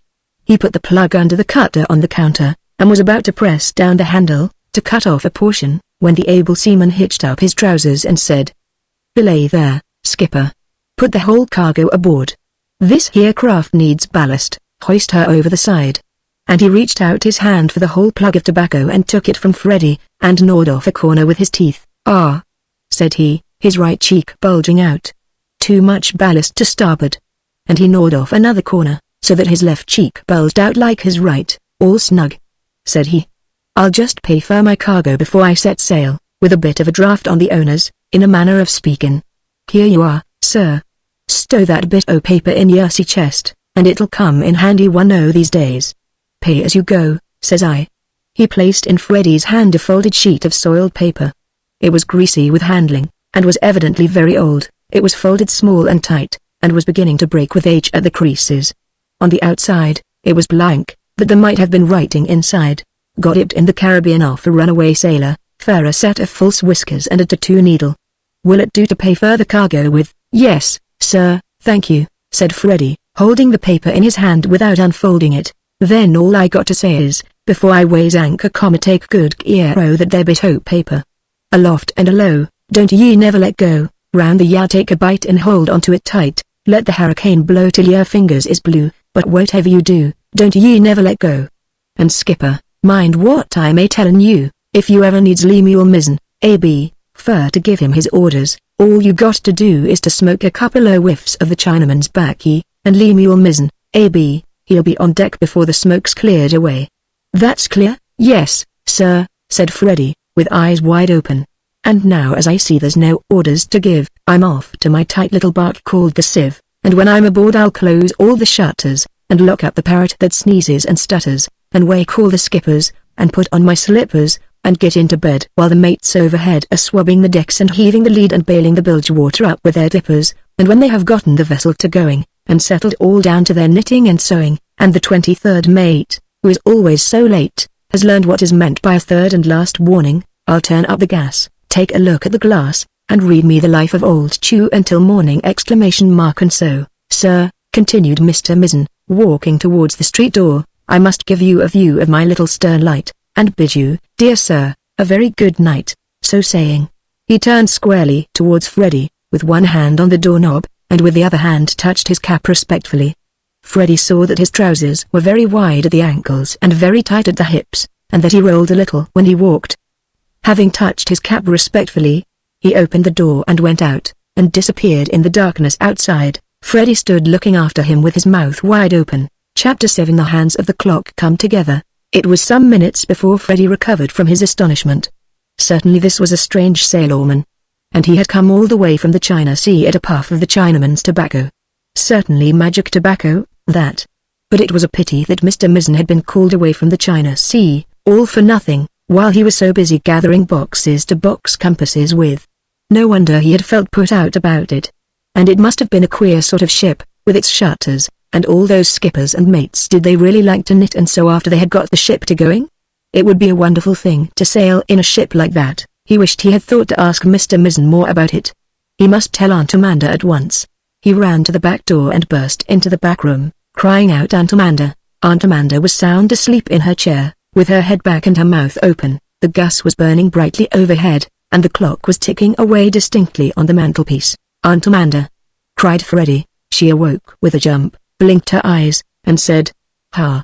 Where's the what's the who said where's Toby? What's the matter? It's me, Aunt Amanda, cried Freddy, breathlessly, and the sailorman's just been here and gone, and I called him with a pipe, and I can call him whenever I want him. And he gave me a piece of paper, and he talks like a singing book, and there's a parrot that stutters, and they have to bail out the water with tippers because the ship's named the Sieve, and we mustn't lose the paper because the runaway sailor wore false whiskers, and he feeds on tacks instead of pins, and we have to hold on tight to the paper, and one of the men on the ship is always late, and we mustn't lose the paper, because— Stop! Stop! Said Aunt Amanda. What on earth is the child talking about? What's all this about a sailorman and a paper? He's the one that brought the Chinaman's tobacco from China, and he gave me a piece of paper, and here it is, and we mustn't lose it, because— 1 minute, Freddy. Now you just stand right there, perfectly still, and tell me about it slowly. Now, then, what about this sailorman? Slow. It was a long time before Freddy made her understand exactly what had happened, but at last she did understand, from beginning to end. She was grieved and horrified that he had smoked the tobacco, but there was no help for it now, and she was too much excited by his tale to scold him very long. What's the paper he give you? Said she, when he had told her everything. Freddy put the paper in her hand, and she unfolded it carefully. Why, said she, it's a map. What kind of a map? Said Freddy. It's a map of an island, said Aunt Amanda. Where's Toby? I wish he would come home. It looks like an island, and there's writing here on it. Looks like some sailorman might have drawn it, maybe. It's certainly pretty old. I wish Toby would come. What's the writing on it, Aunt Amanda? Said Freddy. Well, here at the top it says, Correction Island, and under that it says, Spanish Main. Bless me, that's where the pirates used to. Pirates? Said Freddy, his eyes sparkling. Yes, pirates, of course. You've heard of the Spanish Main, haven't you? Yes, it's a long way off. You have to go there in a ship. Have you ever been there, me? Me been to the Spanish Main? Mercy sakes, no, child. What would I be doing on the Spanish Main? I ain't been outside of this town since I was born. Wouldn't I like to go there? Pirates? Said Freddy. Oh Jiminy, you mustn't use such dreadful language, said Aunt Amanda. I wonder where Toby is? Just look at that clock. Why, bless me, it's 27 minutes to 7. Freddy looked, and saw that the hands of the clock were together, one on top of the other. It was the hour for Mr. Punch's father to call Mr. Punch from the church tower. Toby's got to talkin' with that barber again, as sure as you live. When they once begin, they never know when to leave off. I wish he'd. As she said this, the door opened, and in walked Mr. Toby himself. Sorry I'm so late, he cried, but the barber got to talking about what. Young fella, are you still here? He turned and called through the open door to someone behind him in the shop. Come in. Make you acquainted with my aunt and a young chap here. Don't be bashful, come right in. Nobody's going to eat you. Mr. Toby held the door wide open, and made way for a little gentleman who now advanced into the room. He was a hunchbacked man, of the same height as Toby, and he was holding out in one hand a bunch of black cigars. He was bareheaded and bald-headed. He had high cheekbones and a big chin and a hooked nose. He wore blue knee breeches and black stockings and buckled shoes, and his coat was cut away in front over his stomach and had two tails behind, down to his knees. His joints creaked a little as he walked. He made a stiff bow to Aunt Amanda, and another one to Freddie. "Come in, Mr. Punch," said Toby, "you don't need to hold them cigars any longer. Give them to me." And he took them from Mr. Punch and laid them on the table. He then went to Mr. Punch and linked his arm in his, and the two hunchbacks stepped forward together and stood before Aunt Amanda. "Allow me to present my friend Mr. Punch," said Toby. "Just as I was coming in, I heard a voice sing out 'Punch' from the church tower, and Mr. Punch stepped down from his perch, and I invited him to come in, and here we are." "Good evening, Ma'am," said Mr. Punch. His voice sounded harsh, as if his throat were rusty. "Good evening, young sir. It's very pleasant within doors, very pleasant indeed. I can't say it's so blooming agreeable out there on my box, all day and all night. The gaslight is very welcome to me poor Hayes, I assure you, Ma'am." "I trust I see you well, Ma'am, mercy on us," said Aunt Amanda, who had been speechless with astonishment. "Freddie, it's Mr. Punch himself, bless me if it ain't." Freddie edged a little closer to Aunt Amanda, for he was afraid Mr. Punch might snatch him up and carry him off to his father in the tower. Mr. Punch noticed this. "Have no fear, me good sir," said Mr. Punch, his wide mouth expanding in a smile, almost to his ears. "I shan't see me father this night, if me kind friends will permit me to enjoy their society for a brief period, together with their charm and gaslight, which it is very dim all night in the street and quite unsatisfactory. Accordingly most pleased to accept me friend Toby's kind hospitality, I assure you. One grows quite cramped in one's legs and one's arms when one is to remain in one position on one's box all night, unless one's father should take it into his head to call one up for a bit of a lark, and one can never be sure of one's father's having it in his head to call one up, to say nothing of one's fingers coming stiffer and stiffer with one's parcel of cigars held out in one's hand, and no air on one's head, and no air on one's head to defend one against the heavening hair, with one's nose dropping icicles in winter, so that one never knows when one will lose one's nose off of one's face." "Excuse me," said Aunt Amanda. It was evident that Mr. Punch was a talkative person. "Are you an Englishman?" "Oh law miss, indeed," said Mr. Punch. "A Englishman as ever was, I assure you. But I hopes I give myself no hairs." Freddie gave up trying to understand the difference between hair and hair. It was plain enough that the bald-headed man had never given himself any hair, so it couldn't be that. Anyway, this was an Englishman, and Freddie was glad that he would now probably have a chance to hear English spoken, which he had never heard before. "Toby," said Aunt Amanda, "Freddie has seen the sailorman from China, and he has a map. I'll tell you about it." Thereupon she related the story of Mr. Lemuel Mizzen, as she had got it from Freddie. Mr. Toby and Mr. Punch were both tremendously impressed. "It's too bad," said Mr. Toby, "this young fella here had to go and smoke the Chinaman's tobacco after I told him not to. It's too bad, that's what it is." "What did you mean by it, sir?" "It's a very naughty action indeed," said Mr. Punch. "Very reprehensible. Very. I can't say as I ever heard of a thing so extremely reprehensible. Now when I was a lad, you don't say so," said Mr. Toby. "Well, I don't see anything so very bad about it. I'd have done it myself if I'd been in his place." "What do you mean by saying that my Freddie's reprehensible?" "I won't have nobody calling him names, I won't, and what's more, no offense, Toby." "No offense," cried Mr. Punch. "Sorry, I assure you. Very reprehensible of me to say such a thing. Very. Pray be calm, be calm." "Well, then," grumbled Toby, "don't you go and say nothing about Freddie, because anyway, let's have a look at the map." At that moment there came a timid knock upon the door. "Who next?" said Toby. "Come in." Chapter 8 Celluloid cuffs and a silk hat. The door opened, and there entered a poor-looking elderly man, bowing and scraping as he came, and saluting the company with an old rusty-dented tall hat which he carried in his hand. The most striking thing about him was that he had a wooden leg. His hair was grey and thin, and his face was not very clean. There were signs of tobacco at the corners of his mouth.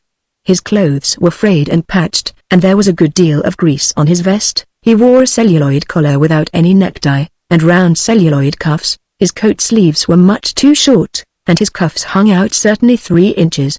Strange to say, his collar and cuffs were spotlessly clean, and presented quite a contrast to his very untidy face and clothes. But then, celluloid is easy to clean, much less trouble than washing the face. As he stumped into the room, he kept bowing humbly from one to another, and bobbing his old hat up and down in his hand. "Ahem," he said, making another bow. "I was just going by, and I thought I would drop into ahem exclamation mark. I hope I am not in the way." "Oh, come in," said Toby, not very graciously. "As long as you are here, you might as well stay. This is Mr. Punch, and this is Freddy." The elderly man bowed to Freddy, and went up to Mr. Punch and shook him cordially by the hand. He put his mouth quite close to Mr. Punch's ear, and lowered his voice, and said, "Ahem. I'm delighted to know you, sir. I trust you are well. I have seen you often, but not to speak to." "Ahem." He lowered his voice again, and spoke very confidentially into Mr. Punch's ear. "The fact is, sir, that as I was going by, I suddenly found that I had left my tobacco pouch at home, most unfortunate, and I came in with the hope that perhaps sir very seldom forget my tobacco, very seldom indeed, perfectly lost without it. Do you ahem exclamation mark do you happen to have such a thing about you as ahem exclamation mark a small portion of smoking tobacco? I should be very much obliged." "Sorry," said Mr. Punch, stiffly, backing away. "I never use tobacco in any way, shape or form." The elderly man looked much disappointed, and sighed. He turned to Toby, and bowed and smiled hopefully. "Perhaps Mr. Littleback," he began. "Not on your life," said Toby. "You don't get no tobacco out of me, and that's flat." The elderly man sighed again, and looked steadily at Freddy, but he evidently thought there was no hope in that quarter, and he said nothing. Freddy now realized who the elderly gentleman was. He had a wooden leg, and he never bought tobacco when tobacco he could beg. It was the old codger whom Mr. Toby had now and then sung a song about, one of his 2 friends, the one who was always begging tobacco, and never had any of his own. Freddy looked at him, and felt rather sorry for him. "Ahem," said the old codger with the wooden leg. "Very sorry to intrude, Miss Amanda. I hope I'm not in the way. It's very mild weather we're having." "Now, then," said Toby, briskly, "let's look at this map." As he said this, another knock was heard at the door, a firm and confident knock this time. "Confound it," said Toby. "Who next? Come in." The door opened, and another elderly man stepped in, a tall slim man, with very white hair and a long narrow face. He carried a tall shiny black silk hat in his hand. He wore a black suit, all of broadcloth, and his coat hung to his knees and was buttoned to the top. His cuffs and collar and shirt were of beautiful white linen with a gloss, and his tie was a little white linen bow. He came forward with an air of warm benevolence. "My dear friends," he said, and stretched out both hands towards the company, as if to clasp them all to his heart. "What a beautiful, beautiful scene. So homelike, so cozy, so sociable, so what can be so beautiful as the gathering together of friends about the family hearth? So beautiful." There was a lat rope stove in the room, but no hearth. However, that made no difference. He went, with his hands outstretched, to Aunt Amanda, and pressed one of hers in both of his. The old codger with a wooden leg immediately sidled up to him, and while he was still pressing Aunt Amanda's hand, said, in a confidential tone, "Ahem. I'm delighted to see you again. I trust you are well. The fact is, I find that I have left my tobacco pouch at home, most unfortunate, very seldom forget it, completely lost without it. I was wondering ahem exclamation mark if you happen to have such a thing about you as no," said the other old man, changing at once from beaming benevolence to stern severity. "I'll be hanged if I do." And he released Aunt Amanda's hand, and turned his back on the old codger with the wooden leg. "Now," said Toby, "let's look at the map. This here is Mr. Punch, and this is Freddy." The newcomer took Mr. Punch's hand in both of his and squeezed it softly. He then took Freddy's hand in both of his and pressed it tenderly. Freddy knew him. He was the other old codger, as sly as a fox, who always had tobacco in his old tobacco box. Freddy could hardly believe that that white-haired old gentleman could be as sly as a fox. "My dear friends," said the sly old fox. "What is so beautiful as the love of friends?" He stopped to glare at the old codger with the wooden leg, who looked away nervously. "The love of friends, gathered together around the family hearth. How beautiful! It touches me, my friends, it touches me." "That's all right about that," said Toby. "For heaven's sake, let's look at the map. Aunt Amanda spread out the map on the table beside her, and the others gathered round. "It's an island," cried Toby. "On the Spanish Main," said Aunt Amanda. "The Spanish Main," said the sly old fox. "A beautiful country, full of palms, and grape nuts, what you might call a real work of nature. Full of parrots, and monkeys, and lagoons, and other wild creatures, a work of nature, my dear friends, a real work of nature." "And pirates," said Freddy, earnestly. "I said parrots," said the sly old fox. "I said pirates," said Freddy. "Just what I said," said the sly old fox. "That live in trees, my little friend, in trees, and have red and blue feathers, and pirates don't have feathers," said Freddy. "Dear, dear," said the sly old fox. "How can you say such a thing? How can you? Did you ever see a pirate in a tree, in cages, my dear little friend? Hundreds of them." "That's enough," said Mr. Toby. "Quit wrangling for a minute, will you? What about this here map? I tell you what, though. I'd like the churchwarden to see this map. Freddy, will you run down the street and get the churchwarden?" "Yes, sir," said Freddy, moving towards the door, "and tell him to bring along his odor of sanctity with him. He always carries a bottle of it in his pocket, and we may need it. Don't forget it." "No, sir," said Freddy. "Hold on a minute," said Mr. Toby, snatching up his hat. "I'll go for him myself. I can do it quicker." And in a moment he was out of the door. Chapter 9: The Odor of Sanctity. While Toby was gone, Aunt Amanda explained to the two old men about the sailorman from China, and about his gift of the map which was lying on the table. They were just at the end of their discussion when Toby returned, bringing with him the churchwarden, puffing and blowing with the unusual exertion of walking, and without his pipe. Toby introduced him to Mr. Punch and the two old codgers, and drew him up to the table and showed him the map, explaining at the same time how it came there. The churchwarden examined the map carefully, while the others all looked at him. He finally put down the map, settled himself in a chair, folded his hands across his fat stomach, blew out his cheeks, and said, "My opinion is, that what we ought to do is to I've considered the matter carefully, from all sides, and I think we ought to. Of course you may not agree with me, but I think the best thing to do would be to, unless, of course, some of you may think of something better, but if you don't, then I can't say as there's anything better to do than to." At this moment there came a sound from the street outside which made everyone but Aunt Amanda jump to his feet. It was the sound of running feet, mixed with strange cries, not very loud, but somehow blood-curdling. It was evident that someone was in trouble. Freddy and the 5 men rushed from the room and through the shop and into the street. The street was very dark, except for a gas lamp at the opposite corner. A white figure was running down the pavement towards the shop door, with frantic speed, and behind him, evidently chasing him, came a crowd of little dark creatures, hard to make out in the dim light. It was these creatures who were making the little blood-curdling cries. In a moment they had come so near that the party about the shop door could see what they were. In front, running desperately with leaps and bounds, and panting for breath, came a tall slim man all in tight-fitting white clothes, with a dead white face and a white hairless head, and after him, tumbling on pell-mell, was a perfect triad of little red imps, with little horns on their foreheads, and little tails behind them, all trying to spear the white man with the wicked little pitchforks which they carried, and to seize him with their claws. Freddy thought they were precisely like the imps he had seen at Hanlon's Superba. When the white man reached the shop door they had nearly caught him.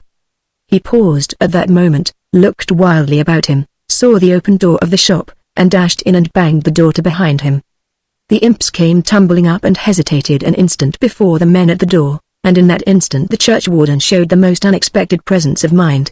He quickly reached behind him and drew a small bottle out of his pocket and pulled out the cork and sprinkled a few drops of its contents on the ground before him. A sharp penetrating odor immediately filled the air. It was so intense that it made the tears come into Freddy's eyes, but what it did to the wild mob of imps was almost beyond belief. As they got their first whiff of it, they tumbled back over one another in a mad effort to get away, but they could not get away from the odor quick enough. It caught them and held them, so that in a moment they could not move. They stood fixed and fast and silent. In another moment they began to melt away, and in 2 minutes they had vanished, actually vanished where they stood, each and every one, before the very eyes of the astonished party before the door. "Blimey if I ever see the like," said Mr. Punch. "Never knew my odor of sanctity to fail once," said the churchwarden, coolly. "Hardly ever go out without it. There ain't a witch or an imp or a bad spirit of any kind whatever can stand up against my odor of sanctity, if he once gets a couple of good whiffs of it out of this little bottle. Just a few drops from the bottle, and a few sniffs, and woof. They're done for. No, sir. There ain't no perfumery in the world like odor of sanctity. On the floor of the shop they found the poor white man lying completely exhausted. They asked him to explain, but he could not speak. Mr. Toby and Mr. Punch, one on each side, supported him into the back room, and sat him down in a chair before Aunt Amanda. She held up her hands in astonishment. The man was certainly a strange-looking man. They plied him with questions, but he touched his tongue with his finger and shook his head. He could not speak. He was dumb. Freddy, after one long look at him under the gaslight, knew who he was. "It's Mr. Hanlon!" he cried, in great excitement. "It's Mr. Hanlon!" The dumb man looked at Freddy and smiled, and nodded his head. He rose to his feet, shook Freddy's hand, and made a graceful bow to the whole company. "It's Mr. Hanlon sure enough," said Toby, still being chased by the imps. "Pretty near got him that time, too. But he got away safe and sound after all. Didn't he, eh?" And all the party, including Mr. Hanlon himself, laughed with delight. And when the churchwarden pulled out his little perfume bottle and showed it around, and explained to Mr. Hanlon what it had done, the poor man was so overcome that he put his head down on the churchwarden's shoulder and wept. "This'll never do," cried Toby. "Ain't we never, going to get down to this here map? I never see such a time as I've had, trying to examine this here map. One thing right after another. Mr. Hanlon, I'll tell you what it's about, and then you can see it for yourself. Would you like to stay here with our little party? It's a good deal safer than out of doors." Mr. Hanlon nodded eagerly and smiled, and Toby explained everything to him and showed him the map. "Now," said Toby, when that was done, "speak up, Warden, and finish what you was saying." Chapter 10 Captain Higginson and the Spanish Main. The churchwarden, having put back into his pocket the bottle of odor of sanctity, folded his hands across his fat stomach and began again. "As I was saying." "Never mind that," said Toby. "Tell us what we had better do." "Well, as I was saying," went on the churchwarden, paying no attention to Toby, "the best idea that occurs to me, after thinking it over considerable, is that, but I ain't saying there's none better, and I don't lay claim to being any wiser than anyway. It seems to me we ought to, just listen to this," broke in Aunt Amanda. She had been studying the map all this time, and she was holding it in her hands. She was much excited. "I've just made out all this handwriting at the bottom of the map, and I'll read it to you. Do you want to hear it?" Her voice shook and her hands trembled.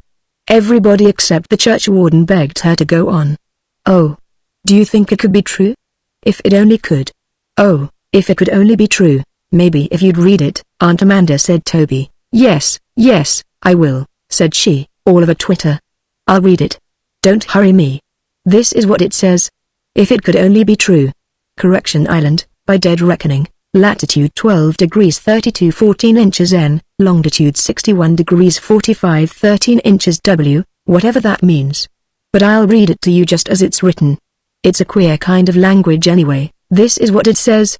Lately discovered by me, Reuben Higginson, Master Mariner, Brig Cotton Mather, New Bedford. Notify Elizabeth Higginson, spinster, or else the acknowledged elder of the Society of Friends, New Bedford, now off course in heavy gale on return voyage to fetch my sister aforesaid to Correction Island with as many others as are minded to come. Leaking badly below line, pumps given over, water mounting in hold, decks awash, both masts gone by the board, whale oil, no use, down with all hands in another hour. This map shall be cast overboard in a stout bottle as we go down, with a paper of directions how to gain correction in the island." "Where's the paper of directions?"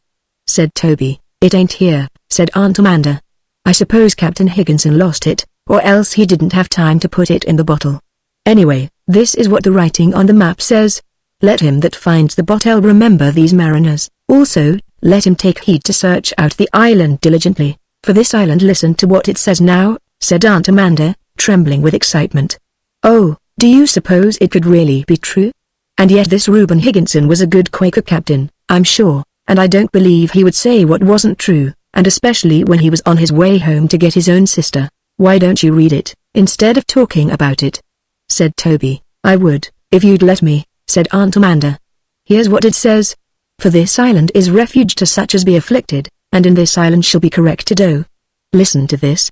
I wouldn't believe it from anybody but Reuben Higginson shall be corrected whatever errors, disappointments, miscarriages, failures, preventions, and the like, This mortal life may have afflicted any withal, wherefore I have called it Correction Island. There be perils enough in coming at complete correction, but let courage halt not by the way, so shall he arrive presently. If any be crooked, this is the part. It's too wonderful. But Captain Higginson wouldn't have said it, when he was so near going down with his ship, and especially on his way home to get his own sister. "Me dear lady," said Mr. Punch, "if you would be so very kind as to—" "Yes, yes, give me time. I declare you make me so nervous. Now just listen to this, every one of you, and don't speak. If any be crooked, he shall be made straight." She paused, and looked hard at Toby. Mr. Punch started at the same time, and he and Toby looked hard at each other. "If any be blind, he shall see, if any dumb, he shall speak." At the word dumb, Mr. Hanlon, whose elbow was resting on the table, jumped so violently that he knocked the album onto the floor. Aunt Amanda nodded her head to him, and all the others stared at him. "If any be old, he shall be young again. If any fat, he shall be as lean as he will." At the word fat, the churchwarden gave a questioning grunt, and settled down deeper in his chair. "If any be poor, whether in purse or in mind, he shall seek alms no longer." The old codger with the wooden leg, who had been resting his wooden leg on the chair opposite, dropped it to the floor and sat up very straight. Toby, who was standing beside him, clapped him heartily on the shoulder. "If any be mean, or cunning, or despiteful, he shall be given a new heart." Aunt Amanda looked directly at the sly old codger, who was sitting smiling, with his tall silk hat on his knees, and everyone else in the room, except Mr. Hanlon, looked very intently at him. He noticed it, and glanced around inquiringly, smiling more benevolently than ever. "How beautiful that would be," he said. "How beautiful. If some of my dear friends could only have a new heart, how beautiful." "Don't interrupt," said Aunt Amanda. "Freddie, listen to this. If any be little in stature, against his desire, he shall be great." Freddie opened his eyes very wide. Would it be possible to be big at once, without waiting all that long dreary time? How glorious that would be. "But this," said Aunt Amanda, "this is the last and the best. I don't know whether I can read it right." Her voice broke, and she blew her nose and cleared her throat. "But I will try." "Oh. Do you suppose it could be true? Would a good Quaker captain, with a sister in New Bedford, say it if it wasn't true? With the sea raging and both masts gone, and the ship filling up with water, and—" "Aunt Amanda," said Toby, "if you don't read the rest of it this minute." "Yes, Toby, I will," said Aunt Amanda. "It must be true, or a good man like that wouldn't have said it. This is the last part, and the best. If any be prevented unjustly of beauty or of children or of love or of other like desires, there shall be found for him of these a great store, so that there shall be an end of repining, and none in that place shall say, Thus and thus might I have been also, had I been but justly entreated.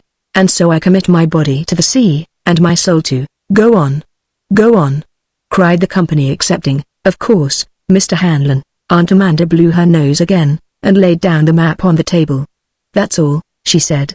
"I suppose he didn't have time to finish it." Chapter 11. A mixed company in search of adventure.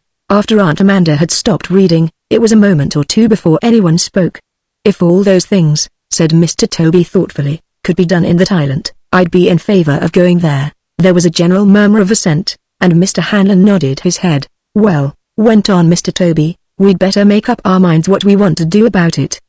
The churchwarden ain't had his say yet, what with all these interruptions, and I move we give him a chance to have his say, right now. Speak up, warden, what do you think we ought to do?" "As I was saying," said the churchwarden, looking around solemnly, "while I don't hold to my own opinion if anybody else can think up something better, still it seems to me but maybe you'd rather hear from the others first." "No, no," cried the whole company, except Mr. Hanlon, who shook his head vigorously. "Well, then, being as you've asked me so particular, and having thought about it considerable, as I was saying, it appears to me that the best thing to do would be to this is only the way it looks to me, you understand, and I ain't speaking for nobody but myself, and I don't pretend that my opinion is worth, by cracky," cried Mr. Toby, very rudely. "Ain't you the most maddening old fellow that ever was in the world? Come on, now, tell us what to do, and be quick about it. Call up the able seaman." This was so unexpected that nobody spoke for a moment. "Hurrah!" cried Toby. "Now you've said it. We'll call up Mr. Lemuel Mizzen, is that his name? That's the thing to do. Do you all agree to that?" Everybody approved, and Mr. Toby turned to Freddie. "He's your man, Freddie, and if you've done it once, I reckon it won't be any harm for you to do it again. Wait a minute." And he ran into the shop, and immediately returned with the Chinaman's head and a churchwarden pipe. "Now, then, Freddy," he said. "Will you do it again?" "No, sir," said Freddy. "I'd rather not." "You shouldn't make him do it," said Aunt Amanda. "Nonsense, Aunt Amanda," cried Toby. "He's as bad now as he'll ever be, and it ain't going to do him no harm." "I'll fill the pipe. It's quite a lark," said Mr. Punch, laughing heartily. "Fancy the little beggars smoking a pipe, my dear little friend," began the sly old fox, beaming upon Freddy. "You must always remember that your elders know best." "Here, Freddy," said Mr. Toby. "Having filled the pipe, sit down here." And he pushed Freddy gently down upon his accustomed hassock at Aunt Amanda's feet. Freddy shook his head, but Mr. Toby put the pipe into his mouth and lit a match. All the others sat in silence, watching Freddy intently. "Now, then," said Toby. "Pull away." And he touched the lighted match to the pipe full of black tobacco. Freddy gave a pull, and blew out a cloud of smoke.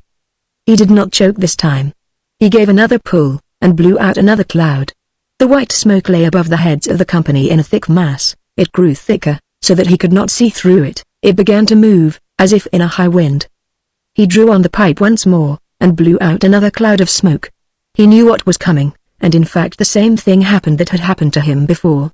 The white cloud churned about, with its barber poles and jets of fire, coming down closer and closer upon him, and in a jiffy he was sitting in midair on his hassock, and then he felt himself falling, and as he struck the bottom with a jar, he heard, very distinctly, a knock on the door, and he was sitting again on his hassock at Aunt Amanda's feet in the quiet room, with no sign of a cloud anywhere to be seen. "Come in," he heard Mr. Toby cry. The door opened, and in walked Mr. Lemuel Mizzen, A.B., as cool as a cucumber.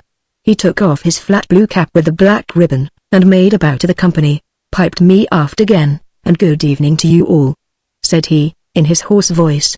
"Lemuel Mizzen, A.B. that's me. What'll it be?" "All ready for orders, skipper." It was just 1/2 by the starboard watch, and the skippers their apples were quietly peeling, when I locked up the last of the lemons and scotch, and lay on my bed looking up at the ceiling, to snatch 40 winks, as I foolishly reckoned, but just as I thinks, 31st, 32nd.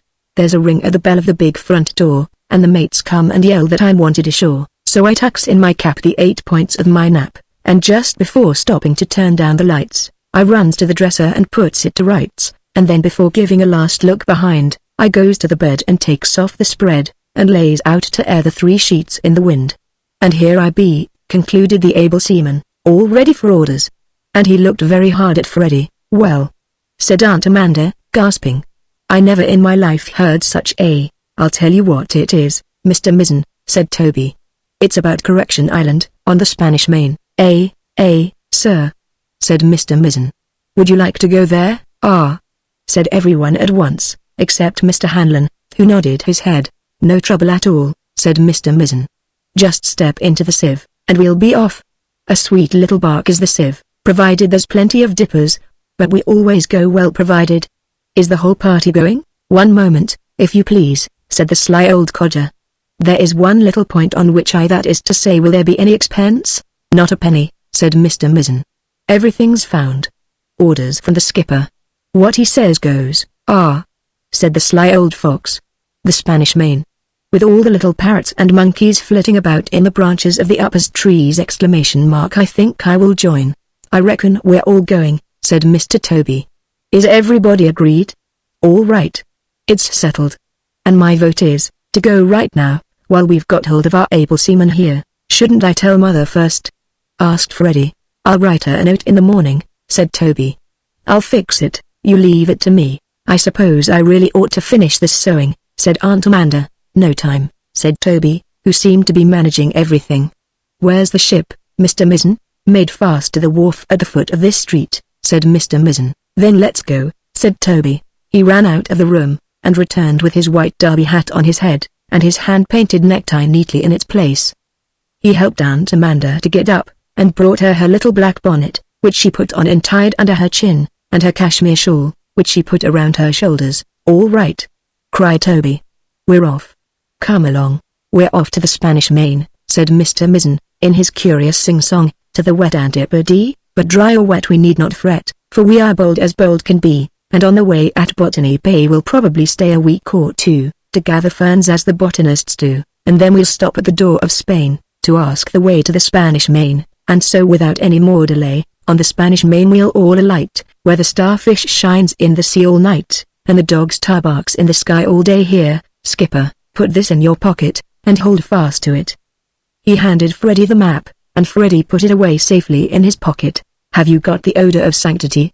said Mr. Toby to the churchwarden. "Right here," said the fat man, tapping his back pocket. "I'll carry the Chinaman's tobacco," said Toby. "We may need it." And he tucked the Chinaman's head under his arm. In a few moments the whole party were standing on the pavement outside, and Toby locked the shop door behind them. They crossed the street, and as they did so they heard a faint voice hallooing from the top of the church tower, and they could make out that it said, "Punch! Punch!" But Mr. Punch only sniffed and shrugged his shoulders, and made no answer. It was very dark. The gas lamps at the corners only made the darkness gloomier. The only sound they heard, after Mr. Punch's father's voice had died away behind them, was the stump of the old codger's wooden leg on the brick pavement. All the dwelling houses were closed, and as they came nearer to the wharves all the warehouses were dark and awful. Not a soul was to be seen, except that once they saw the back of a policeman as he disappeared around a dark corner in advance. At the sight of this policeman's back, and in the shadow of a great gloomy building alongside an alley, Freddy slipped his hand into the able seaman's big paw. He wondered if he were doing quite right in leaving home without saying a word to his mother, but Mr. Toby had promised to do whatever was necessary, and anyway, he was going aboard a ship. If he should stop to speak to his mother about going away on a voyage in a ship, he felt somehow that he might never go. He could already smell the delicious odor of tarred ropes. Their progress was very slow, on account of Aunt Amanda's lameness. First came Mr. Mizzen, leading the way with Freddy by his side. Next came Aunt Amanda, limping with her cane, and supported on one side by Mr. Toby and on the other by Mr. Punch. Behind them walked the churchwarden and the sly old fox, and last of all Mr. Hanlon and the old codger with the wooden leg. They could see not far before them the ghost-like masts and shrouds of ships, looking as if they were growing up from the street among the buildings, and in another moment they found themselves standing in a group on a wider wharf, piled up with bales and boxes, and before them, against the edge of the wharf, where the black water was lapping the piles, stood a tall ship with most of her sails set. Freddy thrilled in every vein of his body. At that moment he did not think of his father or mother. He thought of nothing but the smell of brackish water and tarred ropes, and the deck of a ship on the open sea under a cloud of canvas, and the far-away Spanish Main. The able seaman led the company of adventurers forward between the bales and boxes, until they stood beside the dark hull of the ship. He turned round and faced them and touched his cap respectfully. "Come aboard," said he. Chapter 12 The Voyage of the Sieve. When Freddy awoke the next morning, he leaned up on his elbow, rubbing his eyes, and was surprised to see the floor of the little room in which he found himself settling slowly down at one side. In a moment the floor rose again on that side, and the other side settled down. Then the whole room tilted sideways and back again. It made him dizzy, and he closed his eyes, wondering what kind of a house he had gotten into. He decided he would get up and find out about it. He carefully rose, and tried to walk across the floor to the window. As he stepped out, the floor seemed to go down under him, and he quickly grasped the bed. He put out his foot again, and the floor rose up. He was dizzier than before, and he had a queer sinking feeling in his stomach. As the floor tilted down sideways again, he made a dash to the opposite wall, and held on by the window. But the floor sank again, and he made another dash, back to bed. He was cold and hot, and his head ached, and there was a feeling in his stomach as if, oh dear. He decided he would lie in bed for a few moments until he felt better. He remained there for 2 days. What occurred during those 2 days he could not remember very well afterwards. He slept a great deal, and it seemed that someone with a green patch over his eye came in now and then, but he paid very little attention. All he wanted was to go to sleep and stay asleep. On the morning after his third night he sat up wide awake. He was hungry. He jumped up and dressed in a hurry. As the floor tilted and sank and rose with him he thought he had never felt so delicious a sensation. He wondered if there would be bacon and eggs for breakfast. In a moment he had thrown open the door and he was running up a short flight of steps. He was weak and tottery, but he paid no attention to that. He was at the top of the steps, and he drew in a deep breath of the cool morning air. He was standing on the deck of a great ship. Over his head clouds and clouds of beautiful white canvas swelled out to the breeze. The sun was sparkling merrily on the water, and there was no land to be seen anywhere. Up forward, the bow of the ship was dipping and rising regularly.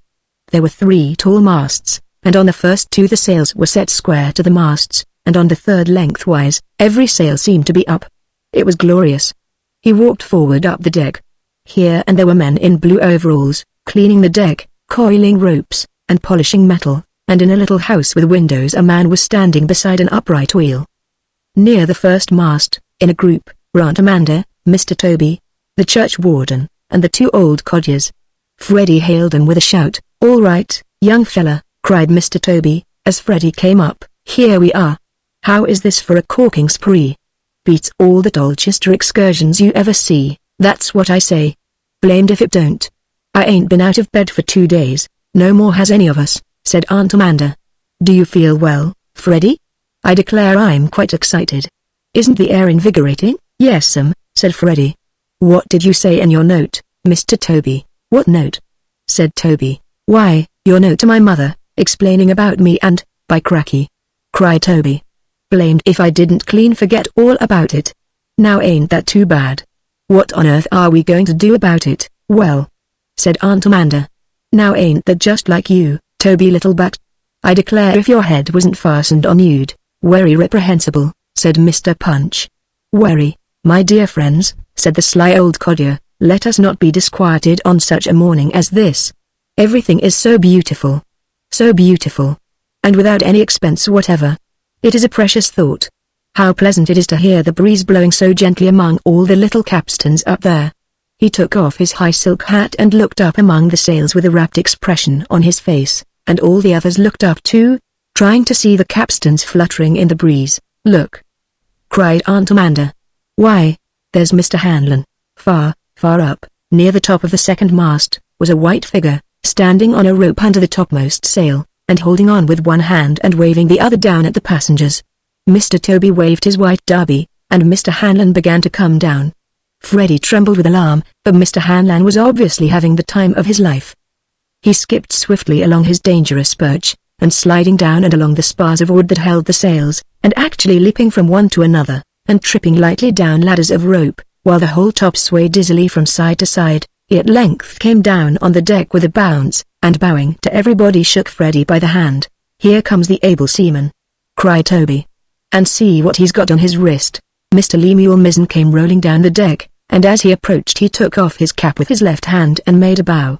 On his right wrist was a blue and red parrot, who cocked his head sideways at the strangers, and then looked up inquiringly at the able seaman. "Good morning, all," said Mr. Mizzen. "Glad to see the passengers come to life again. Nothing like the open sea, lady and gentlemen. Are you sure it's perfectly safe?" said Aunt Amanda. "Perfectly safe, ma'am. A tight little bark is the sieve, provided the dippers hold out. Most of the men is below now, bailing out the water with their dippers, and the ship ain't leaking more than ordinary yet. Of course you never can tell what may happen, but there's plenty of dippers, unless we should founder in a storm, or split up on the rocks, or, mercy on us," cried Aunt Amanda. "I wish we hadn't come. If I only had some sewing with me. Would you mend socks, ma'am?" "Oh, that would be lovely. And I could look after the men's shirts, too, and count the laundry when it comes home, and I'm sure we are going to have a delightful voyage. I feel better already. I don't believe there's any danger after all. It's all nonsense about the ships leaking. Who's your FFF friends, LOL'em?" shrieked a voice from Mr. Mizzen's wrist. Everyone started, and looked in amazement at the parrot, whose head was perked sideways up at Mr. Mizzen's face. "LOL'em!" shrieked the parrot, stuttering terribly. "Who's your FFF friends?" "Never you mind," said Lemuel, "you'll find out soon enough. Breakfast's ready. Anybody want breakfast?" Before anyone had a chance to reply, the parrot opened his mouth wide and gave a loud laugh, and cried out, "THTH3CH cheers. THTH the CH chops, SS steak, BB bacon and eggs. I'll have a LL liver and onions. Ha. Ha. Ha. THTH3CH cheers for LLL liver and onions." "Be quiet, Marmaduke," said the able seaman. "I'll lock you up again, if you ain't careful, KKK curchew," said Marmaduke, giving a loud sneeze, and rubbed his beak with his foot and fluttered his feathers. "LLL lock me up in the after hold, till I GGG get all over this DDD dreadful cold. THTH3CH cheers for hay FFF fever. KKK curchew, I'll lock you up in the after hold, If you don't quit being so fresh and bold, I'll learn you manners before I'm through, and if ever I hear one little curtsy," said Marmaduke, finishing Mr. Mizen's sentence for him very neatly. Everyone laughed, except the able seaman. "All right," said he, "just wait till I've has my chow, I'll attend to you proper, now off with you now." And he tossed Master Marmaduke off his wrist up into the air. The parrot lit on a spar overhead, just under a sail, and peered down at the company without the least appearance of embarrassment. "If there's BBB bacon and eggs," he cried, "I'll take LLL liver. THTH3CHCH cheers for LLL liver, LLM," shrieked the parrot. "Who's your FFF friends?" Freddy burst into a merry laugh, and all his friends joined, all except Mr. Punch, who looked puzzled. "How could he have a liver," said he, "if there was only bacon and eggs?" At this everyone laughed louder than before, and Mr. Punch was completely perplexed. "I'll explain that to you someday," said Toby. "Didn't you never hear a joke?" "Ha, yes," said Mr. Punch. "I heard a very good joke once, a very good one indeed. I'll relate it to you. When I was a lad, there's the breakfast bell," said Mr. Mizen. "Sorry to interrupt, but we mustn't let it get cold. We'll hold the election afterwards." No one waited to hear Mr. Punch's joke. The able seaman led the way, and all the others followed him down the deck, towards a kind of three-sided box which opened on a stairway below. In a moment or two they found themselves in the dining saloon, and in another moment they were seated about a round table, set for breakfast. The passengers insisted on the able seaman's sitting down with them, and he consented to do so. A lad of about 18 entered, to wait on the table. He had a shock of bright red hair, and a kind of frightened look in his eyes, as if he were afraid he would do everything wrong, and would always be in hot water about it. He stood behind the able seaman's chair, and began to make a queer contortion of the face, in an effort to speak. "THTHTH as he began. "Skipper first," interrupted Mr. Mizen, nodding towards Freddy.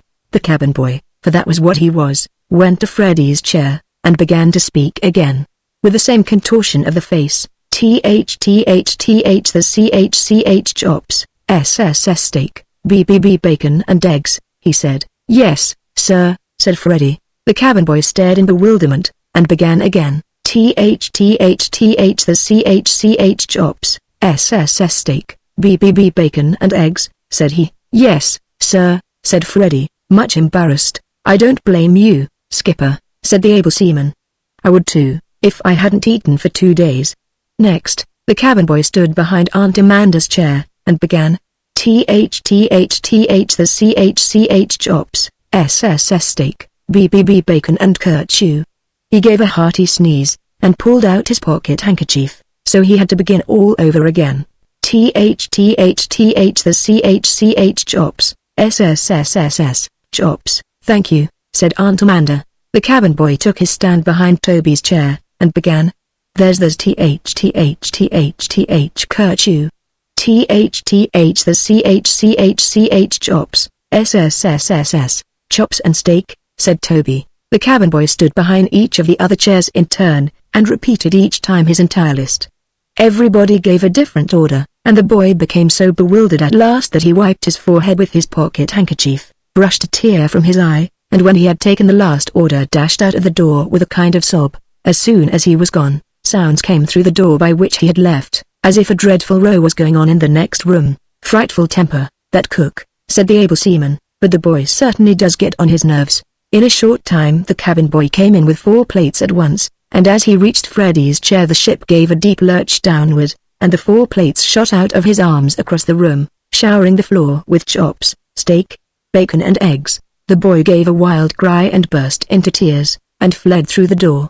From the next room came the sound of a row more violent than before. "Never mind," said Mr. Mizen, "he'll be back." He came back presently, his eyes very red, and stumbling in and out managed to put down before each one a plate.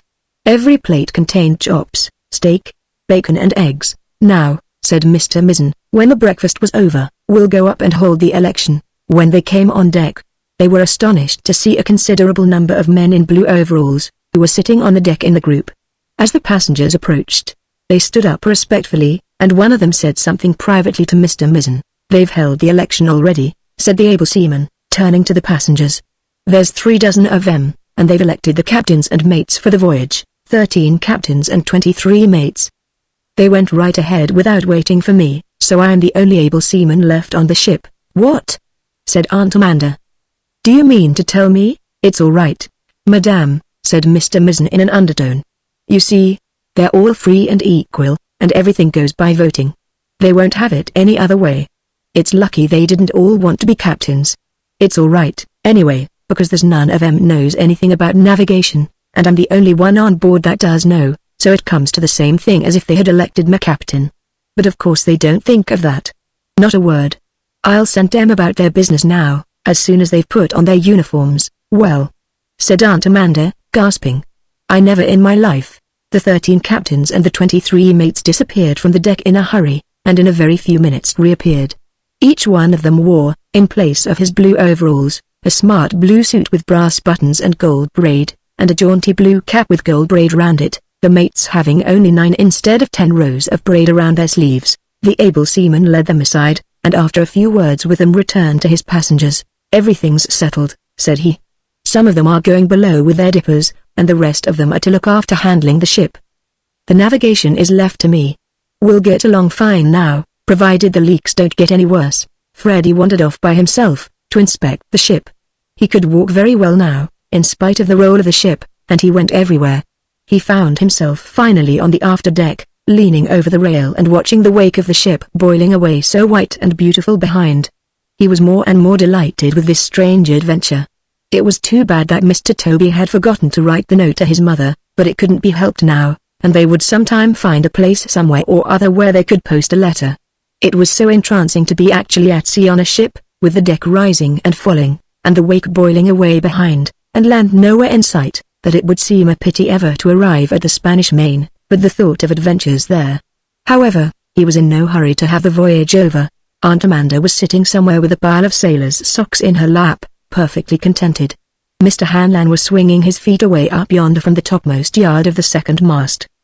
The church warden, Mr. Punch, Toby, and the sly old fox were engaged in an earnest discussion in chairs beside the deckhouse. The old codger with a wooden leg was speaking confidentially in the ear of the 21st mate, in an effort to borrow a pipeful of tobacco. Suddenly Freddy heard behind him the loud harsh laughter of Marmaduke the parrot. Turning round, he saw the parrot perched on the ship's rail, and before him was the cabin boy, shaking his finger in the parrot's face, and storming away at him angrily. Freddy immediately went over to them. "IWWW won't SSSS stand it no LLLL longer." The cabin boy was bawling, his face nearly as red as his hair. "IWWW won't. WWW, what do you mean by mocking me all the TTT? I'm, who? Me? Said the parrot. Why yes, why you? Cried the cabin boy. Just because I SSSS tutter. Do you have to SSSS tutter too? Me? You're entirely mistaken. You're the one that SSS tutters, ain't you always saying CH chops, SSS steak, BBBB bacon and eggs? Ain't you? You've got to KKKK quit right now, do you hear? IWWW won't SSS stand it no LLL longer, and you BBB better BBB believe it, highty tighty. 60, 90. Uncle Sam. Pop pop. THTH the CH chops, SSS steak, BBB bacon and eggs. THTH3CHCH cheers for LLL liver and onions. The poor cabin boy burst out crying. All right. He sobbed, stamping his foot. All right. I see can't help it if I do SS tutter. But there ain't no PPPP parrot going to mock me, mizzen nor no mizzen. I'll wring your blow-assed neck first, you ornery LLL little varmint, USSS see if I DDD don't. Marmaduke's my name. Shrieked the parrot. Pleased to note the same. Pop, pop, pop. I'll have LLL liver and onions, LLL liver and onions, LLL liver and onions, pop, pop, pop. The cabin boy, shaking with sobs, raised his hand threateningly. DDDD don't you DDD daddy TT to curtsue. He sneezed, and out came his handkerchief. Curtsue. Sneezed the parrot, and rubbed his beak with his foot. This was the last straw. The cabin boy reached for Marmaduke's neck, and would surely have choked him then and there, if Freddy had not caught his arm and pulled him away. The cabin boy allowed himself to be led off, and Freddy drew him along towards the companionway. Come along down to my room, said Freddy. "All are right," said the cabin boy, wiping his eyes and sniffling. "I'll see come, BBB, but there's going to be trouble on this SHSHSH ship along that PPP parrot before this VVV voyage is over. Mark my www words." Chapter 13 The Cabin Boy's Revenge. It was a soft moonlight night in southern seas. Our party of adventurers, with Mr. Mizzen in their midst, was sitting quietly on the after part of the deck, enjoying the balmy air and watching the bright track which the full moon made on the water. The sea was very calm. There was only a light breeze, and the sieve was hardly moving. Mr. Mizzen was scratching the head of Marmaduke the parrot, who was perched on the able seaman's wrist. From the forward part of the deck, where the skippers and mates were sitting in a party of their own, could be heard the tinkle of a guitar and the sound of a voice singing. "One always enjoys," said Mr. Punch, "a bit of singing by moonlight on the water." "I remember when I was a lad. Why don't you sing for us yourself?" said Toby. "Oh, do!" cried several of the others. Mr. Punch looked down at the deck bashfully. "I should be very glad to oblige," said he, "but I have a slight cold, and besides, I only know one song." "What is the name of it?" said Aunt Amanda. "Kathleen Mavourneen," said Mr. Punch. "That's a very good song," said Aunt Amanda. "Sing it." "Wait a minute," said Mr. Mizzen, "and I'll get the guitar. I can play it." While he was gone, and while the others were talking, Freddie felt a hand on his arm, and looking down saw the cabin boy sitting on the deck beside his chair, and winking up at him with a strange excited look on his face. The cabin boy pulled Freddie's head down, and whispered in his ear, "SSSSH. KK, keep your eyes open. Something's going to happen to tonight. You'll see." Down with Mizzen and Marmaduke, Freddie gazed at the cabin boy in some alarm, and was about to ask a question, when Mr. Mizzen returned with the guitar. "Now we're ready," said he, taking his seat and putting Marmaduke on the rail of the ship. "Here's the chord." "All right, Mr. Punch. I really have such a cold," said Mr. Punch. "That's understood," said Toby. "Now then, strike up." Mr. Punch cleared his throat very loud, and coughed once or twice, and began to sing. "Kathleen Mavourneen, the grey dawn is breaking. The horn of the hunter is eared on the hill. Ha! Ha! Ha! Ha!" roared Toby. "The horn of the hunter? Blamed if I ever hear the like of that before. My stars! What's the matter, Mr. Punch? Can't you put in a little H now and then? The horn of the hunter. Oh my stars! Ha! Ha! Ha! Ha!" Mr. Punch was deeply offended. "It is quite sufficient," said he. "I shall sing no more." And nothing that anybody could say could induce him to go on. "Toby Littleback," said Aunt Amanda, "it's just like you, all over. Now you ask Mr. Punch's pardon, right this minute." Toby apologized, and Mr. Punch said that it was of no consequence whatever, but he would not sing. "Then I guess you'll have to sing for us yourself, Mizzen," said Toby. "Right-o," said Mr. Mizzen, thrumming on his guitar. "What'll it be?" The cabin boy sniffed and spoke in an undertone close to Freddie's ear. "He'll be SS singing on the other SS side of his FF face before this night's so over. You mark my words." "Lady and gentlemen," began Mr. Mizzen, "curtsue," sneezed the parrot. "A wet SHSH sheet and a FF flowing SSSC. 3 cheers FF for the curtsue. 3 cheers FF for hey FFA fever. Down with BBB both of them," whispered the cabin boy fiercely in Freddie's ear. "Suppose you sing us something about yourself," said Aunt Amanda. Ma'am," said Mr. Mizzen, and after playing a few chords and quivers on the guitar, he began to sing, in a voice like a foghorn muffled by a heavy fog, the following song concerning their life and adventures of Al. "Mizzen, when I was a lad I was bad as I could be. Wouldn't say thank you nor please, not me. And at church I wouldn't kneel but only on one knee. And at school I wouldn't study my ABC. And I couldn't conscientious with the golden rule agree. Nor understand the secret of its popularity. Nor get an ounce of pleasure from the rule of 3, I was bad right through, sweared Hully G. And worse sometimes, like Jiminy. Scrawled with a pencil on my geography. Stole birds' eggs in the huckleberry tree, oh, I was bad, tried to learn a flea how to keep his balance on a rolling pea, oh, regular bad, and my ma, said she, if you don't be better than what you be, I'll put you in the cupboard and turn the key. But I wouldn't and I wouldn't, no siree. So I ran away to sea. Yes, I ran away to sea. With a little gingham bottle of cambric tea. And a penny wrapped up in my handkerchief. For I wanted to be free. So I ran away to sea." Mr. Mizzen stopped, and looked towards the stern of the ship. I thought," said he, "I kind of noticed something queer about the stern rail, looked as if it was lower. But I guess I'm mistaken." Everyone looked, but saw nothing amiss. The cabin boy tittered into Freddy's ear. "Would you like to hear the second verse?" said the able seaman. "Yes, yes. Go on," said several voices at once. "Here goes, then," said Mr. Mizzen, thrumming on a guitar. "After I ran away to sea, I had a good many adventures, and some of 'em anyway. When I was young I followed the equator, from pole to pole in a ship perambulator. A four-wheeled schooner, a smoky old freighter, loaded with sulfur for an old dead crater, in the Andes Mountains, and a night or two later, with a 3-knot gale blowing loud and rude. As the dark grows darker and the gale increases, of a sudden we strike and we goes all to pieces, on the 47th parallel of latitude, and then we formed a committee, and went in a body up to London City, and walked up the steps and pulled the little bell, and spoke out bold to the lords of creation, where they sat in their wigs making rules of navigation, and explained to 'em the dangers of the deadly parallel, take 'em down and pull 'em in. That's the way we did begin. 'Tisn't leaks nor 'tisn't whiskey, makes the sailor's life so risky. It's the parallel as lies across our track, it's the deadly parallel, lying there so long and black, is the subject of our moderate petition. 'Tisn't much that we are wishin', but we humbly beg permission, to implore, coil 'em up, we implore, where they won't be in the way, out of sight, safe ashore, we humbly pray. For there's many a tidy bark, strikes against 'em in the dark, and is never heard of any more, so we'll thank you heartily, if so very kind you'll be, and remove this awful danger from the sea.' But we couldn't make 'em do it. No, they simply wouldn't do it.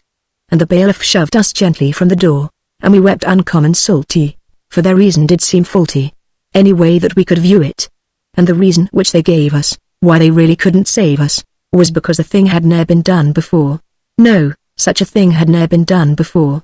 Mr. Mizzen stopped again, and looked along the deck and up at the masts, and said, "I can't get it out of my head that the deck is slanting a little more than usual, the ship doesn't seem to come up well at the stern. However, would you like to hear any more of this song?" Everybody begged him to go on. The cabin boy plucked Freddy's sleeve. "I've done it. You'll SSC. Won't that Marmaduke and that Mizzen sing another tune when they find out?" Freddy looked at him in amazement, but the able seaman was commencing the third verse of his song. "When I was older, and bold as you please, I shipped on the good ship Firkin of Cheese, for a voyage of discovery in the far South Seas, to gather up a cargo of ambergris, that grows in a cave on the amber trees, where the medicine men, all fine M.D.s, for the sake of the usual medical fees, crawl in by night on their hands and knees, in a strictly ethical manner to seize the amber fruit that is used to grease the itching palm in Shekels disease, on a long voyage, as busy as bees, never stopping for a moment to take our ease, never changing our course, except when the breeze took to blowing to windward, we had slipped by degrees, down the oozy slopes of the Hebrides, and passed through the locks of the Florida Keys, which in getting through was a rather tight squeeze. But danger is nothing to men like these, when suddenly the lookout, a Portuguese, who had better been below a shelling peas, shrieked out, 'They are coming! By twos and threes, on the starboard bow! We are lost!' We're lost! We're lost! We're lost!" Came a terrible cry from the forward part of the ship, as if in echo of Mr. Mizzen's song. "We're lost! The Dippers! The Dippers!" Everyone jumped up, even Aunt Amanda. The cabin boy whispered in Freddy's ear, in great excitement, and now you'll see. A man came running down the deck, followed by all the skippers and mates. As he halted before Mr. Mizzen, he was evidently the cook, by the white cook's cap he wore on his head. He took off his cap and wiped his forehead with his hand. He was in a state of mixed alarm and anger. "We're lost!" he cried, and actually tore his hair with his hands. "It's that rascally cabin boy. The Dippers is gone. Every last one of them. And the ship leaking by the barrelful. Let me get a bit boy once, and I'll learn him. Frying on a slow fire would be too good for him. Swore he'd get even, he did, and now he's gone and done it. Stole all the Dippers, he's the one that done it, you can bet your last biscuit. There ain't a dipper left in the ship, and the water pouring in by the barrelful.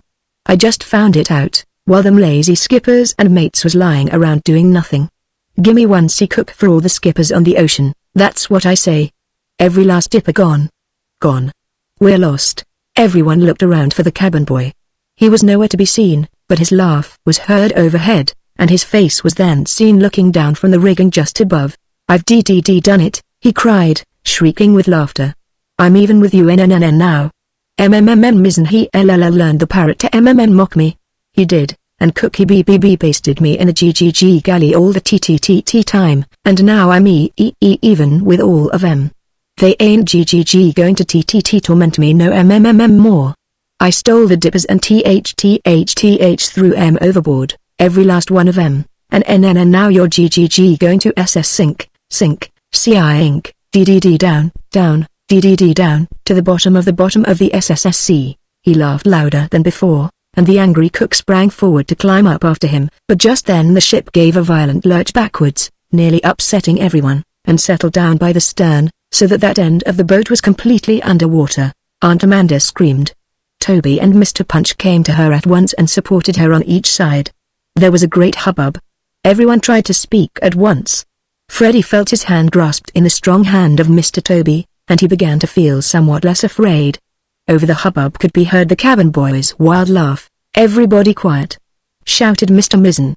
"We must think what we had better do." Yes, cried a number of voices. "What are we going to do?" "I wish," said Mr. Mizzen, thoughtfully, "I wish we had thought to bring a rowboat with us." "What?" cried Aunt Amanda. "Do you mean to tell me that you came away on this long journey without an extra boat?" "We didn't think of it," said Mr. Mizzen. "We had plenty of dippers, and we never thought of anybody's throwing them overboard." No, cried all the skippers and mates together. "We never thought of that." "Then bring out the life preservers at once," said Aunt Amanda. "And be quick about it." "We haven't any," said Mr. Mizzen. "What would have been the use of life preservers if the dippers were all on board? We never thought we would need them." No, cried all the skippers and mates together. "We never thought of that." "Then think of something now," said Aunt Amanda. "Don't you see the ship settling deeper in the water?" The ship was in fact deeper in the water. It was sinking rapidly. The deck began to list so much towards the stern that it was difficult to stand on it. The ship was making no headway whatever. The breeze was even lighter than before, and the sails were hanging limp. It would have taken a stiff wind indeed to have moved that waterlogged boat, and it lay as if moored to a float, going up and down heavily in the long swell. "Do you think," said the old codger with the wooden leg, "that we are in danger?" "Danger!" cried Aunt Amanda. "Something must be done. Are you going to let us drown without turning a hand?" "There's only one thing to do," said Mr. Mizzen, "and I don't know whether it will work or not, but we can try it. Boys, bring up all the mattresses from the cabins, and a coil of rope. Look alive, now." The skippers and mates ran off in great haste and disappeared down the hatchways. In a few minutes they had laid on the deck a great pile of mattresses. While this was being done, Aunt Amanda, whose bonnet and shawl had been brought to her by one of the men, tied her bonnet strings under her chin and put her shawl about her shoulders, in readiness for departure. "Now then," said Mr. Mizzen, "lash the mattresses together." The men proved themselves very handy with ropes. With Mr. Mizzen's help, they lashed together securely a good number of the mattresses, and the first result of their work was a mattress raft some 15 feet square, and some 4 or 5 feet thick. A supply of oilcloth was found in the storeroom, and this was bound by ropes all over and under and around the raft. "I don't know whether it will do," said Mr. Mizzen, "but anyway there's nothing else that will do. Now, lads, over the side with her." All the men lent a hand, and the mattress raft was hoisted over the side and onto the water. To the satisfaction of everyone, it floated quietly and easily, with its top well above the surface of the sea. "Lucky it's a smooth sea," said Mr. Mizzen. "We ought to be pleased with the state of the weather. Couldn't be better. I feel quite joyful about it." "Oh, you do," said Aunt Amanda. "Well, I don't feel joyful about it." "What next?" "Put the provisions aboard," said the able seaman, whereupon some of the men placed on the raft a small barrel of water and some tins of meat, soup, biscuit, and other things. "If you please," said Mr. Mizzen, when this had been done, "I think the passengers had better get aboard. When you're aboard, we'll make another raft for ourselves. Are you ready?" The passengers were helped aboard the raft, one after another. Although the raft bobbed up and down on the swell, it was not a difficult matter for the men and the boy to get on, for it was held fast against the side of the ship at a point where it was about even with the deck rail. Freddie gave a good spring, and was on in no time. Mr. Hanlon, who did not seem in the least uneasy, got aboard with the agility of a cat. There was no trouble with anyone except Aunt Amanda, whose lameness impeded her movements a good deal. As the sly old fox, with his high silk hat on his head, was about to step over the side, he turned and said, "I feel it my duty, Mr. Mizzen, to register a complaint against the outrageous treatment to which we are being subjected. I submit under protest, sir, under protest." "If I had for one moment imagined—" "Oh bosh," said Toby. "Push him over, Mizzen." And the sly old fox was in fact somewhat truly pushed over onto the raft. None of the others made any objection. Mr. Punch, who usually talked a good deal, was noticeably silent, and when Toby offered him a hand to help him over, he said stiffly, "Hi, thank you sir, but I do not require any assistance." When the churchwarden took his seat in the middle of the raft, it went down alarmingly, but nothing happened, and when the old codger with the wooden leg was aboard, the party was complete. All the others sat around the churchwarden, as close as they could huddle. It was evident that the raft would float them, at least until it should become waterlogged, or a gale of wind should blow. The men on the ship now let go of the raft, and proceeded to lash together the remaining mattresses for themselves. The raft floated quietly away from the ship. Aunt Amanda's arm was about Freddy. He did not feel, however, that he needed her protection. He had already forgotten his first alarm, and he was feeling most of all what an extraordinary adventure it was that had befallen him. The men from the ship would be nearby on the other rafts, the sea was calm, the air was warm, and they would probably be picked up by some vessel before the food gave out. He supposed there were very few boys who had ever sailed the open sea on a mattress. "Well, Freddy," said Mr. Toby, as the raft continued to float slowly away from the ship, "what do you think of this, eh? Have you got the map of Correction Island with you?" "Yes, sir, I have. It's in my pocket." "Good. Don't lose it. We may get to the island after all, someday, you never can tell. By the way, Warden, have you got your Odor of Sanctity?" "Safe in my pocket," said the churchwarden. "What about you? Have you got the Chinaman's head?" "What? Me? The Chinaman's head? Oh merciful fathers. I clean forgot it," cried Toby. "Blamed if I didn't leave it in my room on the ship. Never thought about it once. If that don't beat all. What'll we do? We can't get back. We're floating away. Great jumping Joan. What'll we do?" "Well," gasped Aunt Amanda. "Won't you never get a head on your shoulders, you Toby Littleback? Can't you never remember anything? I declare, Toby Littleback, you are the most addle-abated, exasperating oh dear, we'd better hail the ship, quick." The party on the raft set up a loud cry, which was answered from the ship. "The Chinaman's head!" shouted Toby. "On the dresser in my cabin. I forgot it. Run and get it. Quick. We're floating away."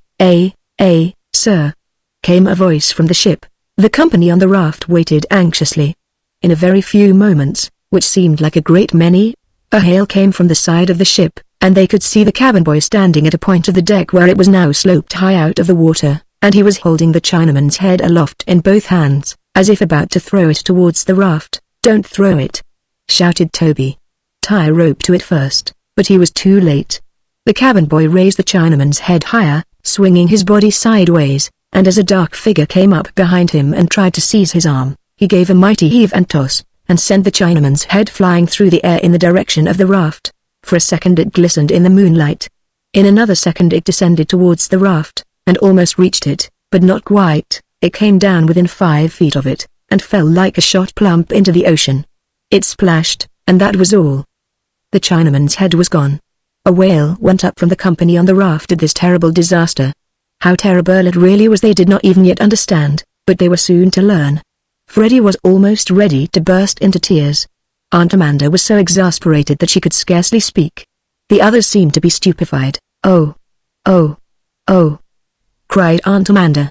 "You Toby, you! Now you've done it for good. Why can't you never remember anything? It's your fault, and don't you never try to lay it to that cabin boy. And now what'll we do if we ever get separated from Mr. Mizzen? How'll we ever call him up to help us out of trouble if we get into it? Here's a pretty kettle of fish, now ain't it? I hope and pray we can stick close to Mr. Mizzen until we're all safe and, look there!" cried Mr. Punch. "Bless me Hayes, what do I see? Look at the ship." It was high time to look at the ship.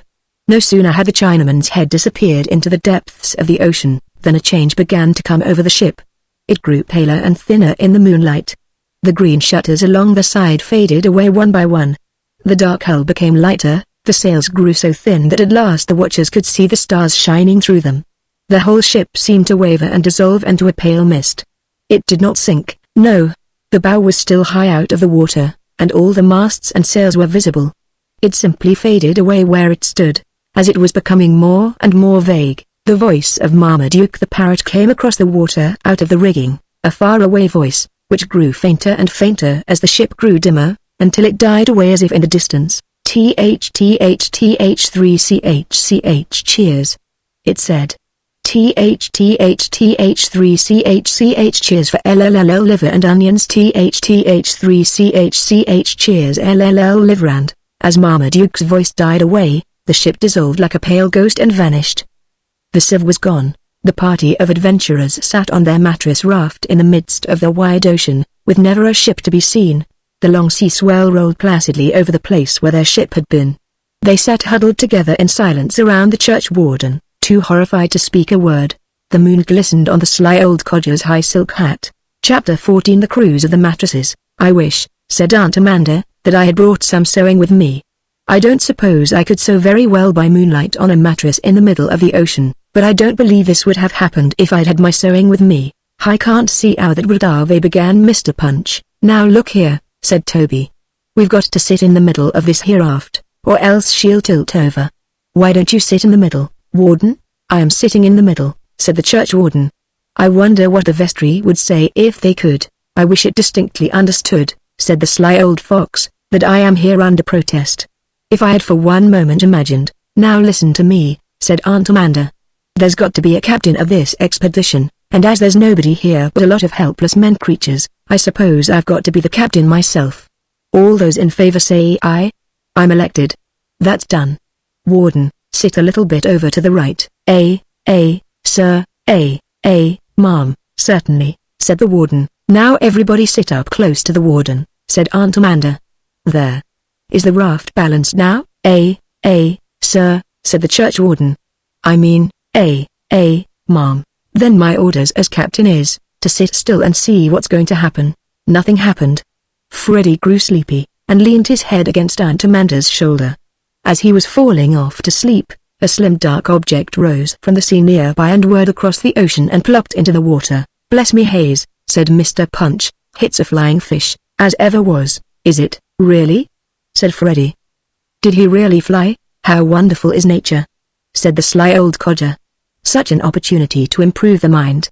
My little friend, I trust you will profit by what you have seen. It is very educational indeed. Ahem, said the old codger with a wooden leg. What do you suppose are ahem exclamation mark if you will pardon me? What are those little things sparkling out there on the surface of the water? It's a school of sardines, said Mr. Punch. I know them very well, when I was a lad. There must be millions of them, said Freddy. Just look, the tiny fish were leaping by thousands on the surface of the water, immediately in the path of moonlight, and they flashed and sparkled as they leapt. I believe there's a great fish after them, said Mr. Punch. Maybe a whole regiment of big fish, said Toby. By cracky, there's one now. As he spoke, a black fin cut the water near the sardines, and they became more agitated than ever. From the size of the fin, it must have been a very great fish indeed, and along the upper edge of the fin was a row of long sharp saw teeth, looking big and strong enough to have sawed through a wooden plank. There's another one, cried Freddy. And another. And another, cried Aunt Amanda. There must have been 5 or 6 of the great fish. I hope they won't come near this boat, said Toby. One of them would just about turn us upside down if he struck us. Mercy, said Aunt Amanda. Don't say such a terrible thing.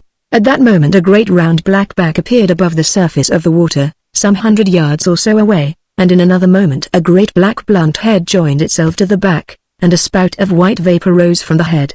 A whale, cried several voices at once. Oh, said Aunt Amanda. Suppose he should come this way? The 5 or 6 fins of the great fish near the sardines now disappeared. The whale threw up his enormous tail, and went down head first beneath the water. Almost immediately, one of the saw-toothed fins reappeared, much nearer the raft than before. Merciful heavens, cried Aunt Amanda. He's coming towards us.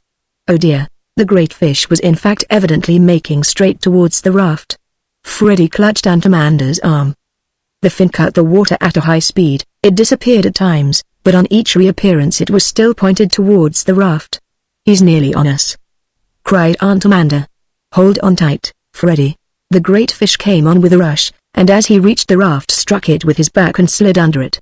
There was a tremendous bump, which nearly sent the company flat. Then there was a rubbing under the raft, and everything was quiet again. "He's gone," said Toby. "No, he isn't," said Mr. Punch. "Look at his tail." A great tail could be seen beyond the edge of the raft, just below the surface of the water. It thrashed about and churned up the water violently for a few seconds, and then waved back and forth quietly, but it did not disappear. "By cracky," said Toby, "he's stuck. His fin has got stuck into the bottom of the raft. He's got the whole kit and bilin of us on his back. Mercy on us," said Aunt Amanda. "Is it really true?"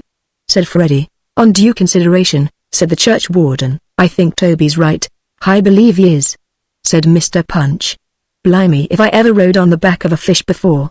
Now he's got us on his back, what's he going to do with us?" "We're moving," cried Freddy. "So we are," said Aunt Amanda. "Blamed if we ain't," said Toby. The mattress craft was in fact moving, very slowly, indeed, but still moving, and it was moving in the opposite direction to the fish's tail, which could be seen now and then under the water, waving back and forth like the tail of a swimming fish. "If this don't beat all," said Toby.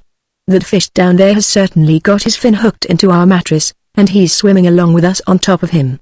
I've seen a snail crawling with his shell on top of him, but a fish with a load of mattresses and livestock is a new thing to me." "I'm the captain," said Aunt Amanda, "and my orders is to sit as still as you can and see where he's taking us to." Sir," said the churchwarden. "I mean, ma'am." The party huddled on top of the mattresses sat as still as mice, hardly daring to breathe. Their little craft continued to move gently through the water. They expected each moment that the fish would free himself, but evidently his fin had embedded itself so firmly in one of the bottom mattresses that he could not get loose. He went on swimming with his load on his back. Hour after hour they waited to feel their craft stop, but hour after hour it moved gently and slowly across the surface of the sea. They settled themselves more comfortably against each other, and spoke very little. No one noticed that their raft was now much lower in the water. The air was warm, the moonlight and the silence were extremely soothing, and the motion of the raft was gentle and languorous. Freddy's head sank against Aunt Amanda's shoulder, and his eyes closed, and in another moment he was asleep. Aunt Amanda herself nodded, and her eyes closed. She was asleep too. Toby yawned, and leaned heavily against the sly old codger, his eyes closed, and in short, every eye closed, and every frame relaxed heavily against its neighbor, and at last, doubled over in a closely huddled group in the exact center of their mattresses, the whole party slept, each and every one. The raft went on steadily and quietly through the water. The moon glittered on the sea. The raft settled deeper and deeper, and there was absolute silence on the ocean, except for a slight groan which came regularly and gently from the nose of the churchwarden. Chapter 15 A Fall in the Dark. Freddy was the first to be awake in the morning. He was cramped and stiff. He sat up straight, rubbed his eyes, and stretched his arms. He looked abroad, and the sight which met him caused him to grasp Aunt Amanda's hand in excitement. "Land!" he cried, so loud that everyone awoke. "Blamed if it ain't," said Toby, and put on his white derby hat, considering that he had thereby dressed himself for the day. All the others sat bolt upright, and stared across the smooth blue sea, sparkling in the sunlight. Not more than a quarter of a mile away rose a tall black cliff straight up out of the water. It stretched away on either hand for miles and miles, and came to an end in the ocean at the right hand and the left, so that it was probably the side of an island. The sea rolled up and down at the foot of the cliff, making a beautiful white splash against the rocks. "But how on earth," said Aunt Amanda, "are we ever to get ashore on such a place as that?" "We're moving towards it," said Freddy. "Blamed if we ain't," said Toby. "We'll soon know whether we can get ashore or not." They moved very slowly, and it was a long time before they came close enough to the cliff to see what their chances of a landing might be. They floated at last within 200 or 300 yards of the cliff. It was very dangerous looking. The waves rolled over huge black rocks at its foot and broke in white foam against its side. It seemed the last place in the world for a landing. A great swell rolled in from the sea and brought them nearer the breakers. "My word!" cried Mr. Punch, excitedly. "There's a hatch." "A what?" said Toby. "See," said Aunt Amanda. "There's a little archway in the rock, like the mouth of a cave, over there to the right. Don't you see? With the water pouring in. Over there." It was true. There was an archway, like the mouth of a cave, and into this the water was streaming in a strong current, making a kind of passageway, more or less smooth, through the breakers. "Yes," said Freddy. "And I believe we're headed towards it." Their course changed a little to the right, as if the fish who was piloting them had now taken a correct bearing. They found themselves in a passage through the breakers where the water swirled in towards the arch. They were caught in this current and were swept to a point close under the towering black rocks, and in another moment they were directly before the opening. The current seized the raft as if with strong hands and drew it in. They were in a cavern, narrow and high, whose interior was lost in darkness. The current carried them onward into the dark. The roar of the breakers suddenly ceased, and as they looked behind them the archway was no more than a speck of light. Their raft turned slightly to the left, and at that moment the speck of light disappeared, as if they had turned a corner, and the darkness became so black that no one could see even the person sitting next to him. "I wonder," said Toby, "if there are any matches and candles on board this boat. I'm going to see." He was silent for a while, and it was evident from the tilting of the raft that he had moved his position. Finally he said and a match spluttered and went out in the breeze which was blowing past them, but after it went out there remained a glimmer, and Toby was holding up a lighted candle, and shielding it from the draught with his hand. "Found them in the tin with the biscuits," said Toby. He held the candle on high so that its little beam searched out the darkness in front and on both sides. They were in a narrow passageway. On each side was a wall of solid rock, not 10 feet beyond the edge of the raft. How high the wall was they could not tell, for it was lost in the darkness overhead. They were slipping along a narrow alleyway of water. Toby held the candle higher, and everyone peered into the darkness ahead, but it was impossible to see more than a few yards. "I wish it distinctly understood," said the sly old codger, "that I am here under." "Never mind," said Aunt Amanda, "my orders as captain is, to say nothing and wait and see what will happen." The raft turned a corner to the right, and slipped on silently in that direction for a long distance, probably for more than a mile. Then the raft turned again, this time to the left, and after about 10 minutes longer Toby suddenly said, "SSH. What's that?" They all listened, and heard afar off a sound as of rushing water, very faint, but unmistakable. Excuse me," said the old codger with the wooden leg. "Do you think there is any danger?" "I don't like it," said Aunt Amanda. "I don't think it's safe in here." "I think we're lower in the water," said Freddy. "So we are," said Toby. "The water's coming up over the trop now, and if we don't get on dry land soon, we'll all be sitting in a puddle." In spite of its being waterlogged and lower in the water, the raft was beginning to go faster, for the current had suddenly become swifter. The wind blew stronger. It swept through the narrow passageway so briskly that Toby put his hat over the candle, but he was too late. The light wavered and went out. A groan went up from the company. "I can hear that rushing sound plainer," said Aunt Amanda. "It's very like a waterfall," said Mr. Punch. "I wish it understood," said the sly old fox. "Distinctly understood, that I am here under protest. If I had ever for one moment imagined—" "Oh, oh, oh!" screamed Aunt Amanda. "We're going faster, oh, oh, oh!" She threw her arm around Freddy and held him tight. The current suddenly became swifter. The raft, almost underwater, was leaping forward at a frightful speed. Directly ahead of them, growing louder and louder, was the roar of rushing water. "Hold on tight, Freddy!" cried Aunt Amanda. "We'll all be done for," shouted Toby. "In another minute, I reckon, hold on tight." As Toby said this, the raft almost galloped. The roar of falling water burst on them from close ahead. The raft seemed to rise up and then to sink down. Its nose slanted downward. The roar of falling water was all about them. Aunt Amanda screamed, but no one could hear her. The raft paused and teetered for an instant, then it pointed downward, almost straight, and the whole party, the raft, and the fish under the raft, plunged downward through the darkness on a cascade of tumbling water, down, down, down. The raft shot from under and the passengers shot off. In a twinkling they were going down the waterfall on their backs. Would they never reach the bottom? There did not seem to be any bottom, but, in another moment, there were Aunt Amanda and Freddy, her arms still about him, standing on their feet in about 24 inches of quiet water on a solid bottom. Dark forms appeared, one after another, beside them, and almost at once all the party were standing together in a group, in about 2 feet of quiet water, on a solid bottom. "I fear," said the voice of the sly old codger, "that I have lost my hat." They could see that they were in a great chamber, whose walls they could make out dimly on each side. They could not see the top of the waterfall, but they could see its lower part very plainly. Through the tumbling water of the fall, near the bottom, sunlight was shining. Behind the water was an opening some 6 feet high, and as the water fell across this opening the sunlight from without shone through it, making it glow with green and sparkle with white. The waterfall hung over this opening like a curtain. "Well," said Aunt Amanda, "I'm pretty near drowned, and my clothes are a sight to behold. But I'm the captain of this expedition, and my orders is, that we go ashore." The water proved to be shallow all about them, and they waded to a strip of dry ground beside the wall which rose at their left as they faced the fall. Aunt Amanda, whose cane was gone, was assisted by Mr. Toby and Mr. Punch. "Blamed if my hat ain't gone too," said Toby. "She was a good hat, I'll have to say that for her." The party walked along the edge of the water, and came to the end wall of the chamber, opposite the fall.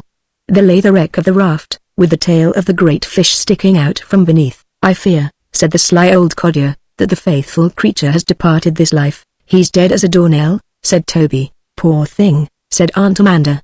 "Anyway, my orders is to explore this cavern, and see what we can find." At this end of the cavern the water was slipping away under the wall, and this outlet explained why the water inside remained so shallow. The party commented on it, and then walked along the side wall towards the other end where the fall was. When they were midway along this wall, a cry from Toby, who had left Aunt Amanda to the care of Mr. Punch, startled the others. "What's this?" he cried. "Look here." He was stooping over something, and as the others gathered round, they saw that he was stooping over a pile of small square boxes, standing in several long rows along the wall. Mr. Hanlon lifted one of the boxes, with a great effort, and shook it. A jingling sound came from within. "Aha!" said the sly old fox. "That beautiful music. It is the sound, dear friends. The sound of money, bless my soul!" cried Aunt Amanda. "Is it?" "My opinion is," said the church warden, "that there is gold in that box." "Then open it," said Aunt Amanda. Mr. Hanlon shook his head. The box was locked tight, and it was bound with iron bands. All the boxes were locked, and they were all bound with iron bands. "Come along this way," said Toby. "There's something more here." Further along the wall, leaning against it, was a row of large coffee sacks, each bound around the mouth by strong twine. One of these sacks Mr. Hanlon quickly opened. He tilted it over and poured out its contents on the ground. The party of onlookers gasped with astonishment. From the mouth of the bag fell pearl necklaces, diamond rings, ruby rings, emerald rings, all kinds of rings, gold bracelets and chains, silver forks and spoons, gold toothpicks, gold cups, silver vases, and a great variety of other things of the same sort. It was a moment or two before anyone spoke. Then the church warden said, "It's my opinion that this is pirates' treasure." "Mercy on us," said Aunt Amanda. "And they may be in here on us any minute." Mr. Hanlon opened others of the bags.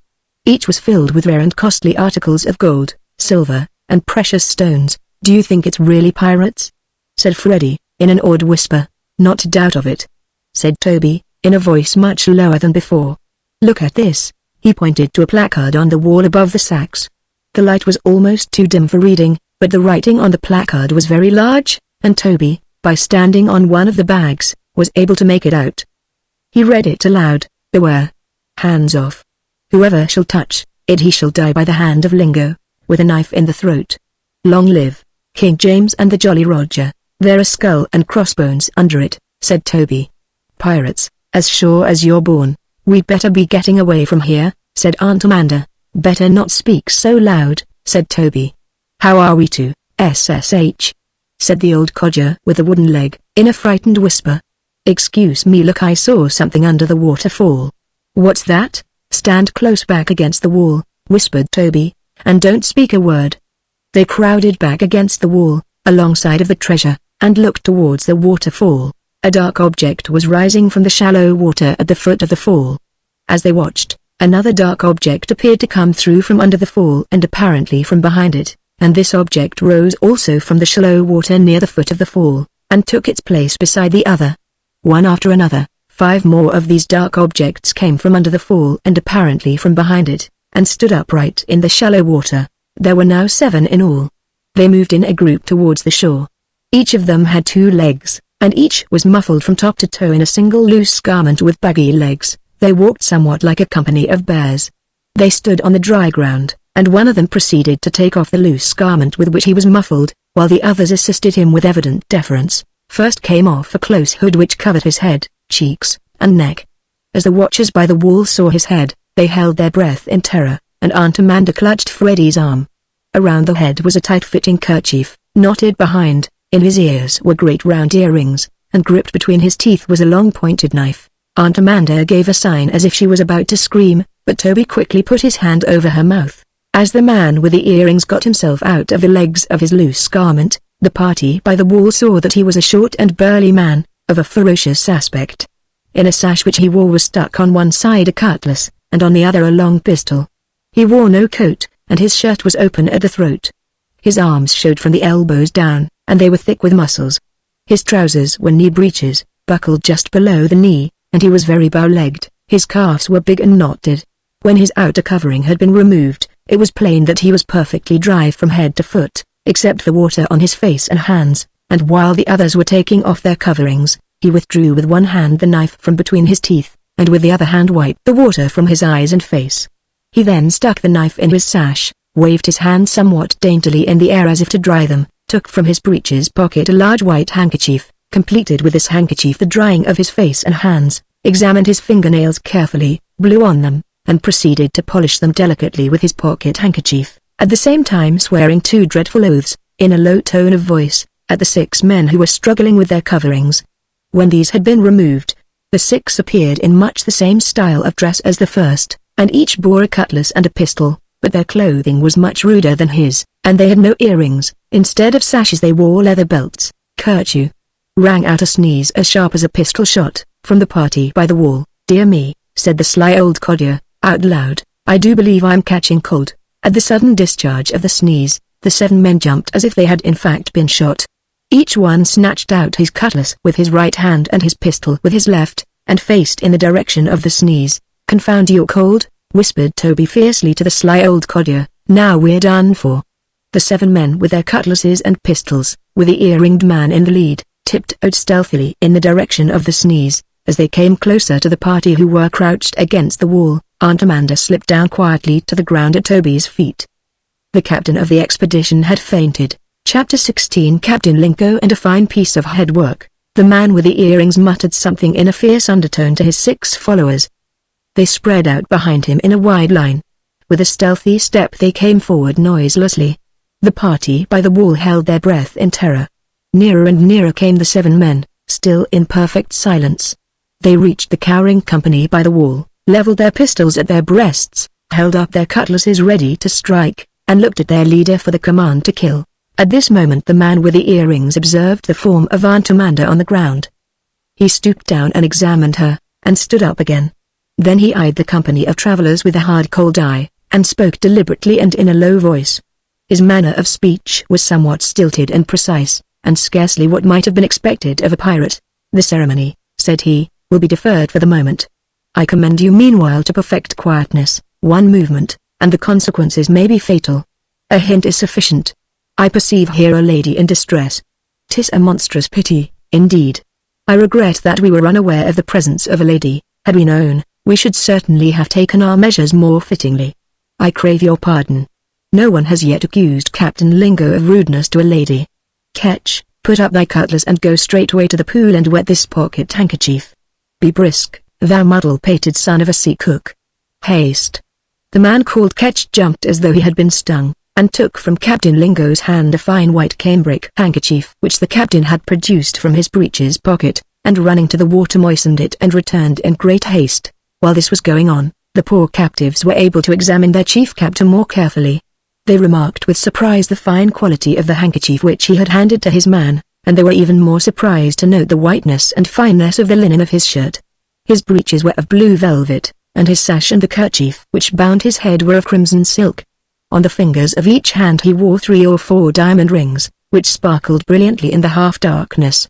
His stockings were plainly of silk, and the buckles at his knees and on his shoes were of polished silver, outlined in diamonds. His face was hard and cruel, but its unpleasantness may have been due to a long scar which crossed his mouth from his right cheek to his chin.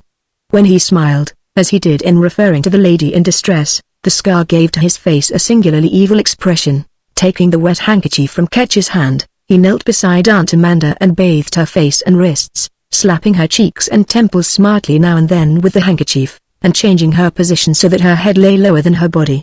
After he had worked over her with much care for a few moments, Aunt Amanda opened her eyes. She was staring at the frightful crooked smile of a strange man with rings in his ears and a kerchief on his head. She started up, bewildered, Where's Toby? Where am I? Who are you? Captain Lingo, ma'am, said the strange man. At your service. Let me up, said Aunt Amanda. She struggled to her feet, rejecting the assistance offered by the earringed man, and stood facing him, her bedraggled bonnet very much over her right ear. Who are you? She said again. Your humble servant, ma'am, said the strange man, smiling his crooked smile. Captain Lingo, by name.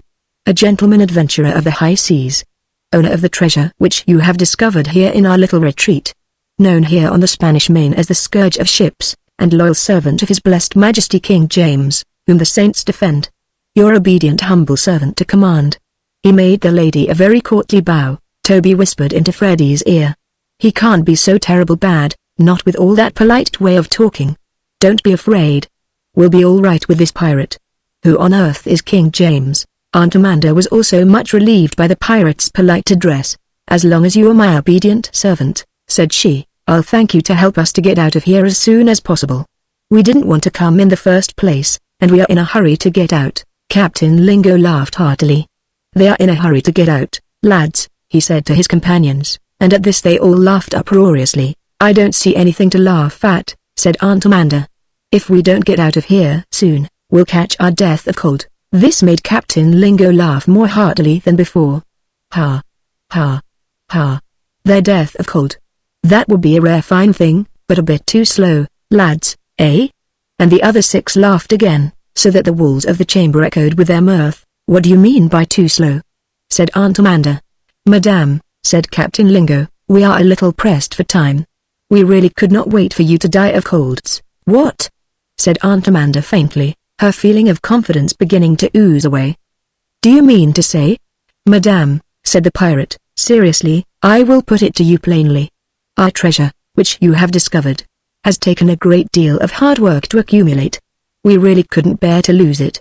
The people of this island, and a great many other people besides, have been trying for many years to find it. You have not only found it, but you have even gone so far as to open certain of our bags, in spite of the warning posted above your heads. Now picture to yourselves, dear madam and gentlemen, what consequences would certainly ensue if you were to leave here alive. Oh! Gasped Aunt Amanda. Leave here alive. All the fruits of our industry would be lost, and our own safety would be imperiled. You will readily see that, of course. 'Tis a pity so many will have to die at once, for it will mess up the place very badly, and I always endeavor to be neat. But why did so many of you come at once? Couldn't you have come, say 2 at a time? It would have made so much less trouble. Ho! Said Mr. Punch.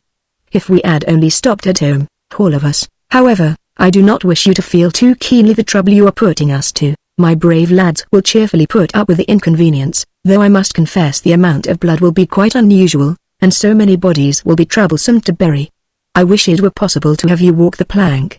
However, pray do not bother too much on our account. We weren't thinking about you at all, said Toby. We were thinking about ourselves. Oh, said Captain Lingo, in a tone of disappointment. I beg your pardon, I misunderstood. At any rate, we will now prepare for our little ceremony. If there are any trifling articles of jewelry and the like, I will be pleased to, but this boy, cried Toby. And this lady. You don't mean to you can't mean. Not for worlds, said Captain Lingo, would I be rude to a lady. I trust you will find my conduct towards the lady beyond reproach. There shall be no rudeness of any kind. Merely a quick stroke, and all will be over. No violence, no roughness of any kind, not a word to offend the most sensitive ears. A single stroke, and the affair is done. And let me tell you, I have here with me a practitioner who is very expert in this sort of business, our friend Ketch, in fact, who was so kind as to wet the handkerchief for the lady. I assure you that you are in great luck to fall into the hands of such a practitioner. He will make it as pleasant for you as possible. One stroke only, I promise you. With one stroke of a cutlass, he is able to slice off a head as neatly as you could do it with a broad axe. There are very few who can do it with a cutlass, let me tell you that.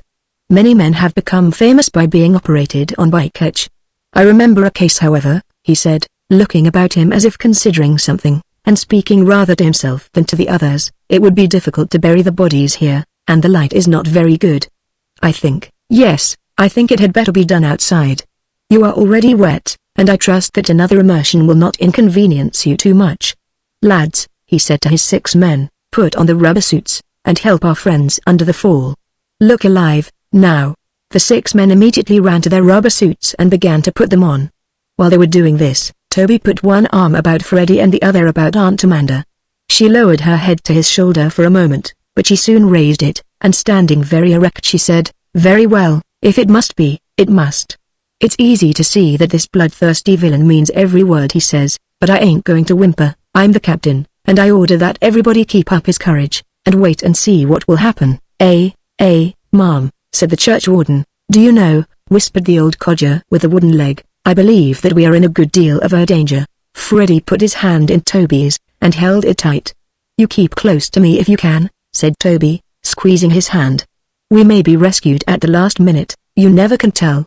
Don't lose your nerve." Freddy was trembling with fear, and the hand which held Toby's was as cold as ice, but he said nothing. The others were being brave, and he resolved that he would be as brave as the rest, up to the very last.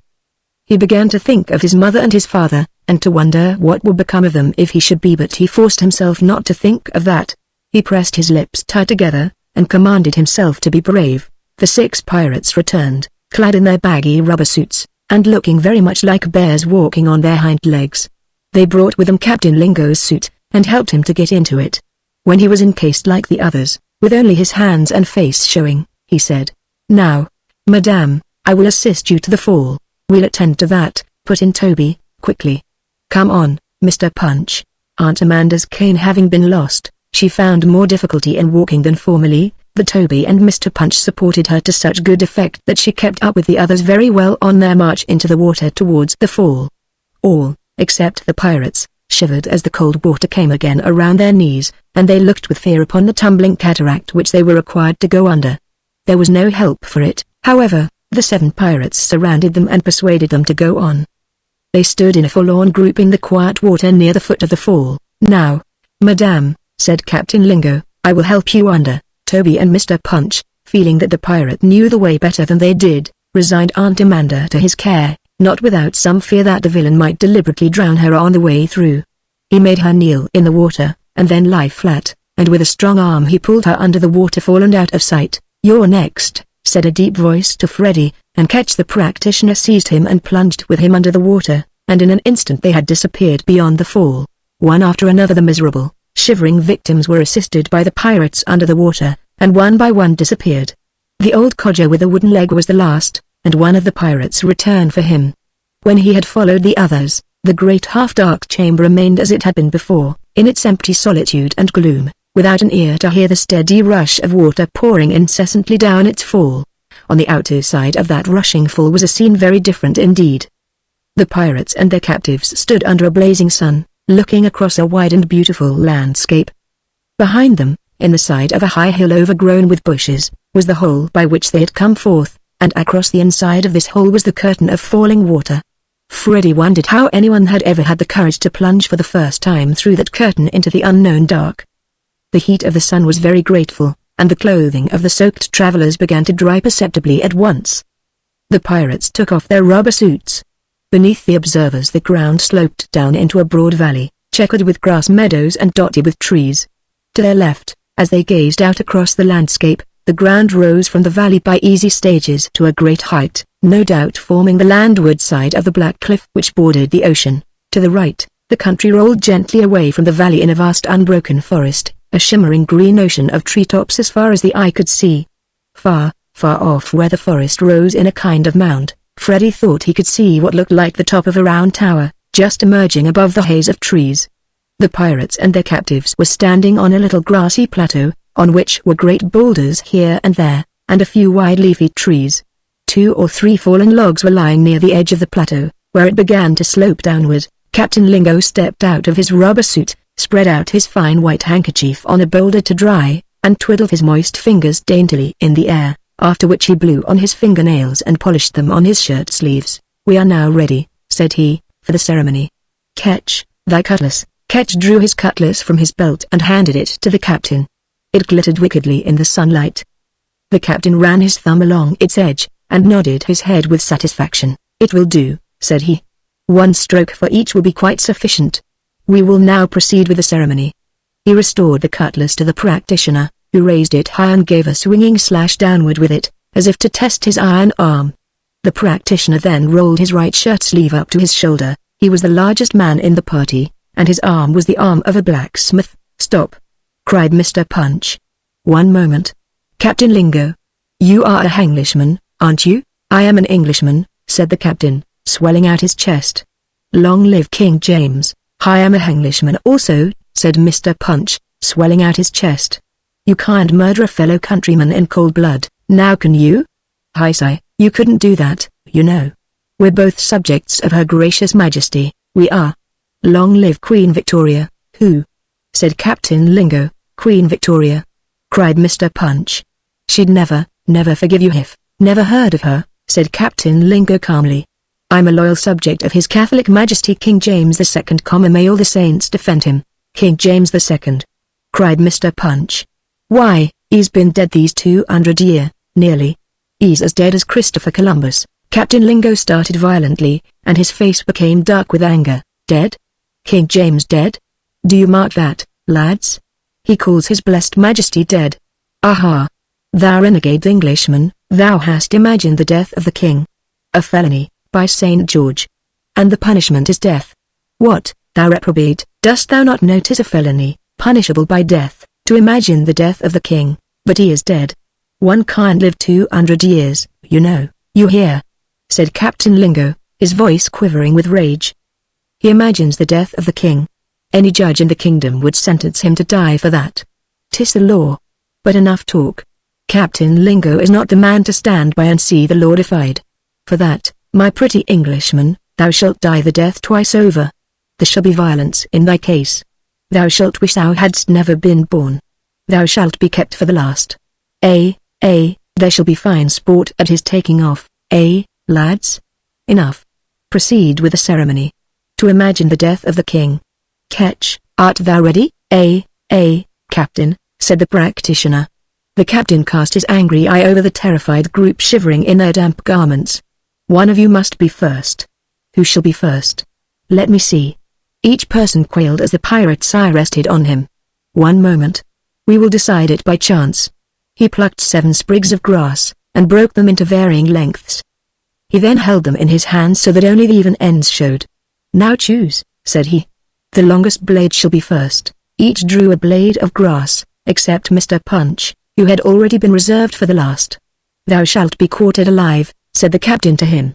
To dare imagine the death of the king, Freddy trembled as he drew his sprig of grass, but he did not draw the longest. The longest blade fell to Mr. Hanlon, and the next to Freddy.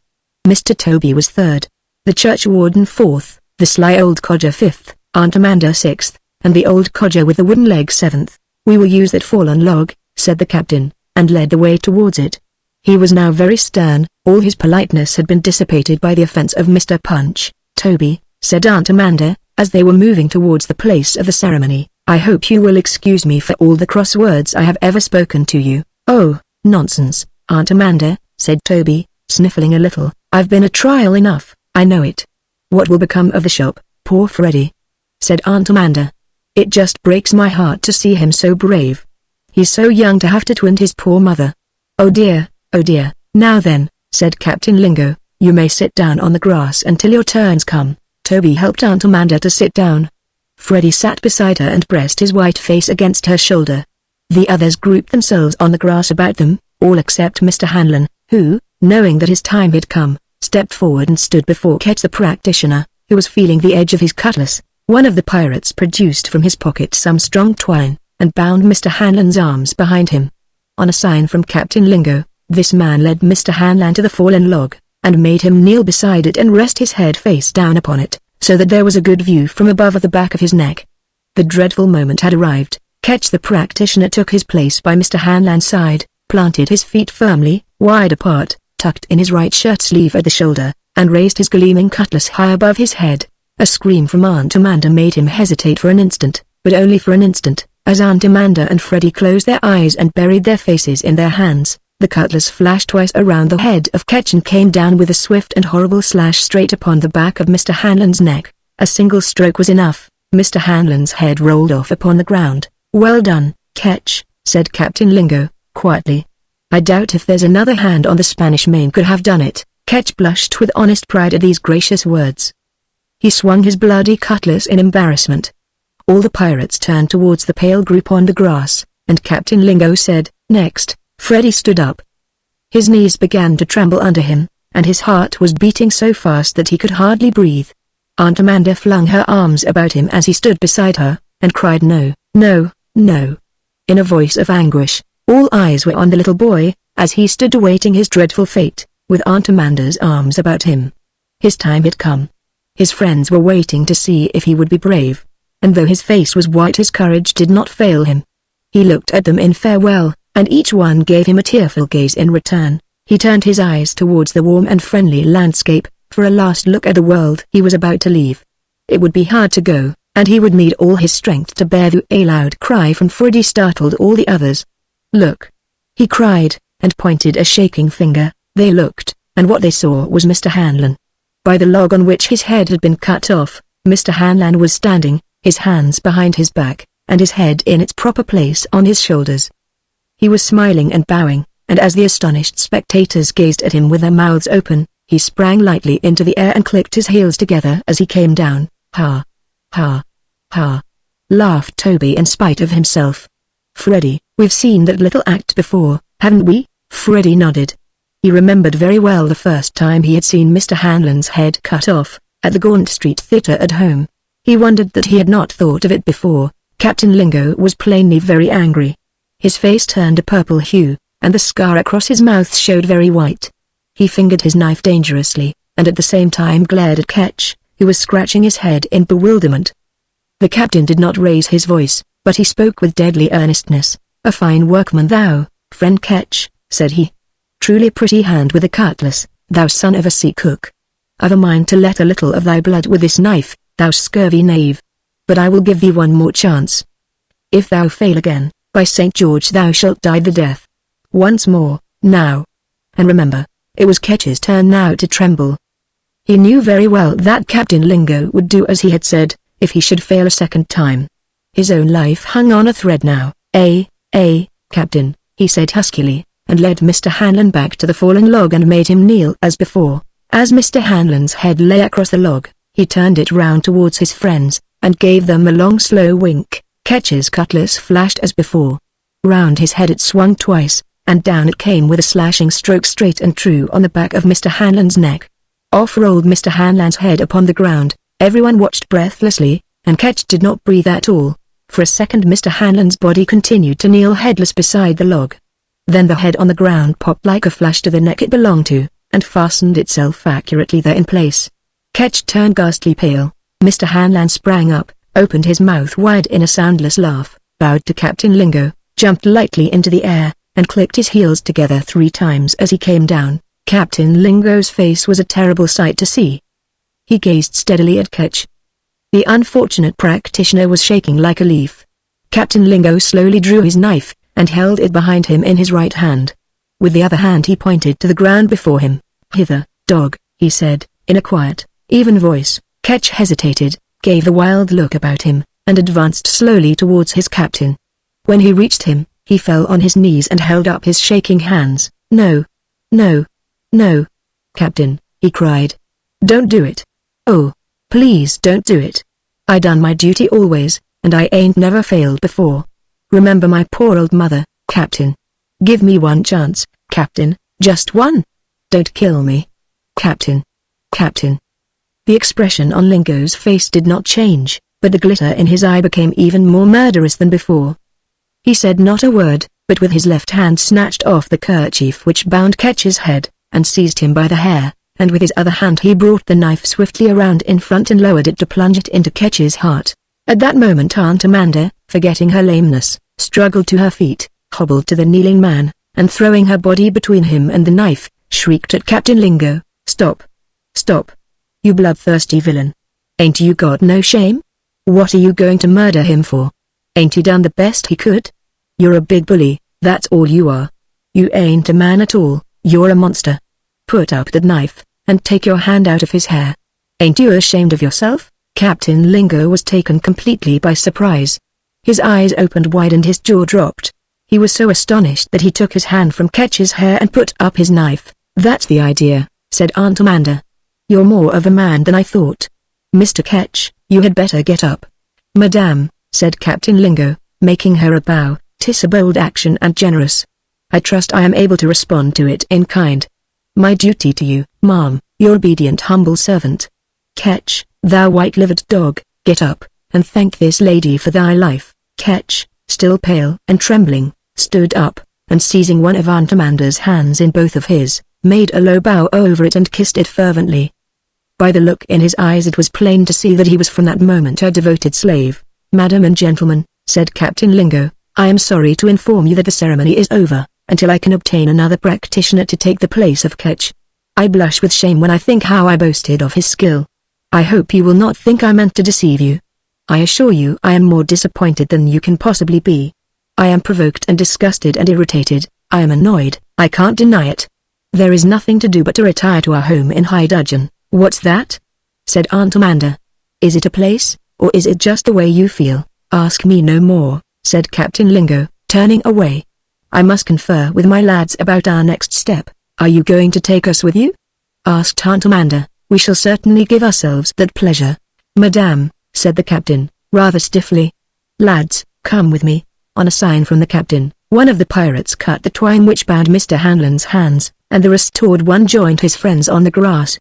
The 7 pirates moved away to a spot some score of yards apart, where they all sat down on the ground and engaged at once in animated talk. "I conclude," said the churchwarden, "though I don't know as I'm right about it, and other people may have a different opinion, that we're a good deal better off." "What I say is," said Toby, clapping Freddie on the shoulder, "what I say is, 3 cheers for Mr. Hanlon." "Yes," said Freddie. "That's just what I said that day after the theater." "I wonder," said the old codger with the wooden leg, "I wonder if if Captain Lingo has such a thing as a pinch of snuff about him." Chapter 17 High Dudgeon and Low Dudgeon. The pirate captain and his men rose from the ground, and Captain Lingo, in his politest manner, requested his captives to follow him. The entire party moved down the slope into the valley, and after a walk of some quarter of a mile entered a grove of trees. In this grove were tethered 10 handsome mules, of which 7 were saddled and 3 were laden with packs. One of the pack mules was quickly unladen, a fire was built, and in 10 minutes the hungry guests and their hosts were making a very good breakfast of bacon, fried by Mr. Leatherbread, as the captain called him, one of the pirates to whom the business of the frying pan was left by general consent. When the bacon had been washed down with clear cold water from a spring nearby, and the mule had been packed again, Freddie and Aunt Amanda were assisted into the saddles of the 2 smallest mules, and the captain mounted into the saddle of the largest. "Now look here, Captain Lingo," said Aunt Amanda, "I want to know where we are going and all about it. The idea of me sitting here astraddle of a mule, and this bonnet simply ruined, and my dress just about fit to go to the Ragbone man, and my hair look here, Captain Lingo, I ain't going a step on this mule until you tell me what." "Pardon me, my dear lady," said the captain, "but I must ask you to put up with my little whims a short while longer. I beg the pleasure of your society upon a little journey, nothing more. I assure you the country is very interesting. May I not promise myself the bliss of your approval?" He turned to the 6 pirates with a scowl. "Mount the rest of them, scoundrels." 4 of the captives were mounted by the pirates on the remaining mules, and the procession moved out of the grove into the open valley. Freddie had never ridden a mule before, and he was delighted. When they entered, as they soon did, the great forest which they had seen from the plateau, Freddie was more than ever delighted. After the blazing sun of the open country, the shade of the forest was delicious. The trees were huge, and while the trunks were far apart, their branches made a leafy roof overhead which was almost unbroken. Flowering plants grew everywhere, vines climbed the trees, little streams murmured here and there, and the only sound which disturbed the repose of the forest was the occasional screech of a parrot and the occasional chatter of monkeys.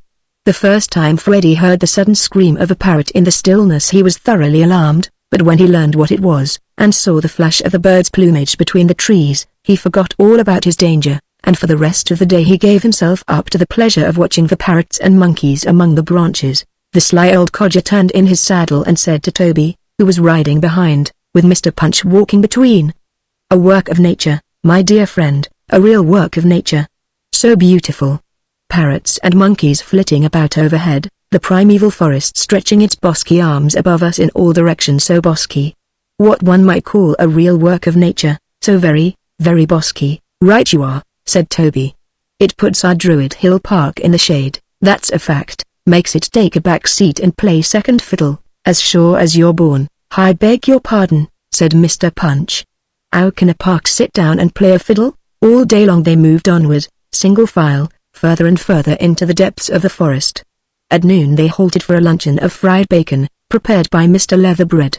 The afternoon wore on, and the forest became gloomier and gloomier about them as they marched. The silence grew almost terrifying, and all the pleasure which Freddy had felt in the morning vanished. Night fell, and the procession entered a little clearing, and there the pirates made camp for the night. After a supper of fried bacon, prepared by Mr. Leatherbread, the whole party retired to rest, each on a mattress of green branches and leaves, covered with blankets. The night was mild, and when the last blanket had been made ready the moon rose and tinged the tops of the trees with silver, and while Freddy was watching the moon as it climbed higher, he fell asleep. Aunt Amanda did not go to sleep so soon. Ketch the practitioner had devoted himself very specially to her in preparing her resting place. While he was spreading the branches and blankets for her, she said to him, "Ketch, where are we going?" "Not so loud, Mom," said he. "We are going to High Dudgeon." "High Dudgeon? What's that?" "SSH.